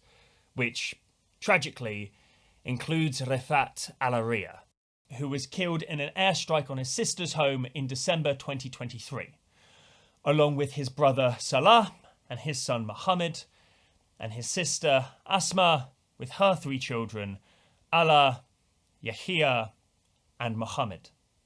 They were staying in an apartment in a 3-story building, and the missile that martyred them destroyed only the 2nd floor, indicating that their killing was in fact deliberate and targeted, according to the Geneva-based human rights monitor Euromed. He was a poet. I used to be a poet. Knowledge is dangerous to power, and understanding undermines its very ability to replicate itself, and I hope that if you are looking for educational sources, then some of those that I've cited in this video and linked down below will be helpful to you. But material things need to be done in conjunction with education in order to bring about an end to this violence and eventually the liberation of all people. Much as I did when Russia invaded Ukraine, I will be splitting this month's ad revenue plus as much of my patrons' earnings as I can afford between organisations aimed at alleviating the suffering of people under occupation. Medical Aid for Palestine is a self-explanatory organisation aimed at getting urgent medical care to Palestinians throughout the occupation. In terms of praxis here at home, my own union, Acorn, has run actions throughout the UK that have successfully shut down weapons manufacturers in accordance with calls for global action and solidarity with workers in Palestine. Assisting in actions like that, as well as trying to educate myself and attending as many protests as I can, are one of the many reasons this video has taken this long to come out. But I already lend monthly fees and my labour to Acorn, so the other half of my donations will be going to a different and more targeted organisation this time round. The links to all of these are in the description of this video if you want to go check them out and support them, as is the list to both other creators and texts discussing Orientalism, as well as other creators and texts discussing decolonization and Palestine. But I implore you not to fall into interpassivity. Not to watch this video, bloated as it is, and think that that's enough for today. If you've made it this far, you obviously give a shit about the fate of the oppressed, and I ask that you not just attend protests if you haven't already, but to actively seek out liberatory organisations to contribute your time to. What happens to the fictional people of Tarkir is a question of narrative direction, gameplay choice, and marketing priorities. What happens to the wretched of the earth, be them Bandanese, First Nations people, Palestinians, or any of the other people still stuck under the thumb of imperialism and growing fascism, is a question of our ability to educate and to organise to support their liberation. This is our apocalypse, and one we must assure is not carried out at all, let alone quietly. A massive thank you to Jacc, Michelle and Jackie for their invaluable contributions to this video. Again, you can go and watch our chat about Asian representation in Tarkir and beyond over on my second channel, and you can go find Jack's work linked down below. A massive thank you as well to James from Humans of Magic, the Repeat Beat Poet, Shivam of Casual Magic fame, and Dr. John Duncan. Congratulations on that PhD in human rights, by the way. Thank you to all of you for lending your voices and or eyes to this script. You can find all of their work linked down below as well. A huge shout out as well to Max Makes Magic for his thankless and vital work salvaging and archiving Magic's library of articles, to Mark Rosewater for the continued creation of the brilliant Drive to Work podcasts from which much of the games design information here has been sourced, and to Amitav Ghosh, whose book formed a foundation for a lot of my reasoning in this piece.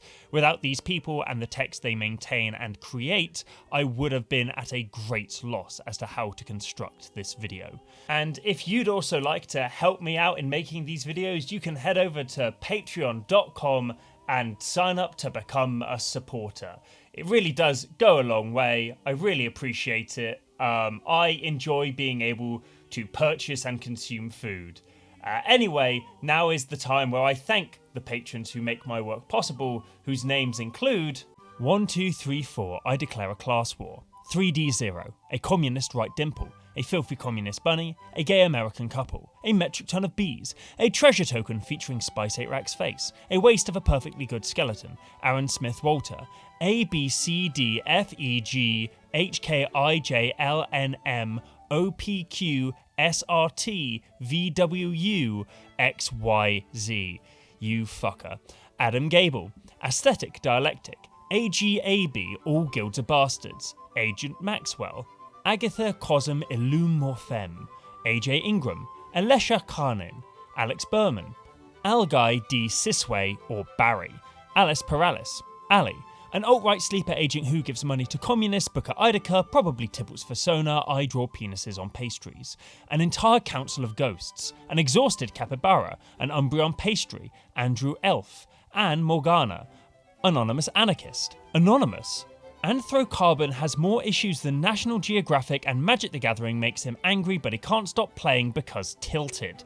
April Doe, Asmoranda Mardika Dustina Kaldaklar's cooking blog, Astra Jade, or Abraxas Siberia, Austin L, Bacchus98, Basu Gasu Bakuhatsu Bakumatsu, Bazinga Bongo's Badonkadonk Needs Love Too, Beefcake, Ben Zimet, Big Tobaccos, okay that's quite funny, Burb Seed, Bits Army, Bitter Cuppa Joe, Blake Evers, Brad Rutherford, Brian Dunn, Brian Rodham, Bridget Huan Tong, but you could call me Thrakazod, Cacophony, Caleb Lake, Kalulu, just Kalulu, Camp Counselor for Rishi's Rehabilitation Centre, Captain Colostomy, Carl, or is it Carl? That's the question, Charles Cohen, Chelsea Talbot, Chromie, Chris DeVos, Chris Kitsune Campbell, Clay, and finally, my very most favourite patron, Clint Oliviares, Cognitive Glitch, Conflicted Psyches, Connor Rents, Cube Artisan, Darius Rudeminer, Dark Yijin, David Reynolds, Deadpan Goth, Duncan Lindsay, Earl Grey T, Edward Gordon, Exidian, Eldritch Changeling, Elish Norn will forever be my #1 waifu, please step on me, Eric Lindole, Erin Slauber, Etienne Champion Masson, Yves Mizgala, Faxel, Felix Mortem, Fucking Daft, Future Beagle, Gavin Verhey, Gayula Queen Among Bears, George Andresen, Georgi Lyubanov, Gitu Nomage, Grey Days, Gregory Smith, Guilty Sonder, Gundy, Have You Considered Human Rights Maybe, Horny Badger, fuck, Hoopered Up, Hypercube MTG, I am Kaz. I am saying this only because our global economic system does not intrinsically support artistic expression. I assume Chandra's rug matches her drapes, but I'd still tap that like the target land of her revolution. Hi, I got a patron for you, Spice. I no longer want Emrakul to dominate me. This whole moon thing just isn't working out for me anymore. God, I need to release more videos. I want to find out more about this lore. Imbecilius Rex. In response, I bolt myself. In response, table flip. In response, I mental misstep your bolt, paying 2 life. Jacc Bland. Jackson Seamayor. Jackson West, Jake Silly Goose Expert, Jason LaRue, JC Kairos, Jennifer Klein, Joel F, Johnny Rifle, Jonah Shih, Josh, Joshua M. Stephan, Julie Bunn, Julius Home, Justin Dempsey, Just Mild Lilac, Carlia Whithard, Kansas DeJesus, Kate B, Kay Sandham, Keno Dies. Khans of Tarkir is anti-Sultai revisionist propaganda. I hope you enjoyed this video. Ku Zombie, Kurd Ape Apologizer, Carl Denley, Leone, Lover of Dragons, Lewis, Lily of the North Star, literally a ghost that pushes over candles, Lonis, Crypto-Marxologist, Lord Carnox, Lysius, Linnea, Madame Monroe, Magic Arcanum, Magic Fellow, Mario Romero, Mars Faye, Mente the Mage, Meow Sarita, Metal Gamer 21, Micha, Moose, Morbid Panda, Miles Melson, Nathan Speepisman Harris, No Bluffs, Nom Nom Nom Nom Nom, Yoshi, Norwegian who call the Professor Volatile Fjord, Nox, a trans, tired and angry otter, Oh Worm, Omar Al-Hibai, One Single Mungus, pronounced like Mungus like in humongous, feel free to read this part out as well. Paper Crane, the Cuddle Demon, Pappy Markov was a mistake, Penguin Flight School LLC, Peter Carter, Filgamesh, Phoenix Swans, P.S. Finch Kersey, Potion Celador, Quality Bear Hugs, Quentin Coldwater, Kwasu, read this in the voice of Werner Herzog, Riley Cornett, Robin, Robson Yukon, Ross Conklin, Sam Cook, Samuel Kona, Scrimblow Bimblow the Lovable Scronko, Sentient Simic Value Engine with no real wincon, Several Goblins in a Trench Coat, Sean, Shy Boy Everest, Skolaton, Sky Johnson, Somewhat Sill, Sorry Zia, Springjacks Fuck, Stephen Christopher, Stupid Pigeon, Swan Hunter, T, Tamio's Defunct New Phyrexian Orphanage, Thanks Wanderer, Thars Refined Grizzly, the A-positive blood type Goddess of Death, the Baron of Ishia, the entire B-movie script, the Ghost of Karl Marx in 4D, the Jellybean Warlock, the Paultism, the Morik, the One Who Plays, Thomas Quinlan, Thomas Saint, To Erin is Human, Totally a Spy, aka He Who Simps for Emrakul, #free her, Travis K, Twilord, Undead Herbs, Velen Belerin, War Crimes, Uwu. Well, you asked for it, Wesley, that rat bastard communist. When I close my eyes, Niall Sylvain is there, watching, waiting, smiling. Whirlwind Abyss, White Orchid Wayfarer. Wilder New Year is making this harder than it needs to be. William Lyndon Smith, Willow, Willow, Willow, Willow, Willow. Wolf and a Goat, a gay Americana love story. Worst in Show, Xenon, Yoinkith McGee, Yuki Akama, Z13 Mia, Zach G, Xanaron, and Zoidistic. Thank you all very much for supporting the continued production of work on this channel. Without you, I would not be able to continue making videos like this. I can promise that my next piece will come out a lot sooner and will not be longer than the Return of the King Extended Edition. You have my solemn word on that. Yeah, thank you. And as always, stay spicy.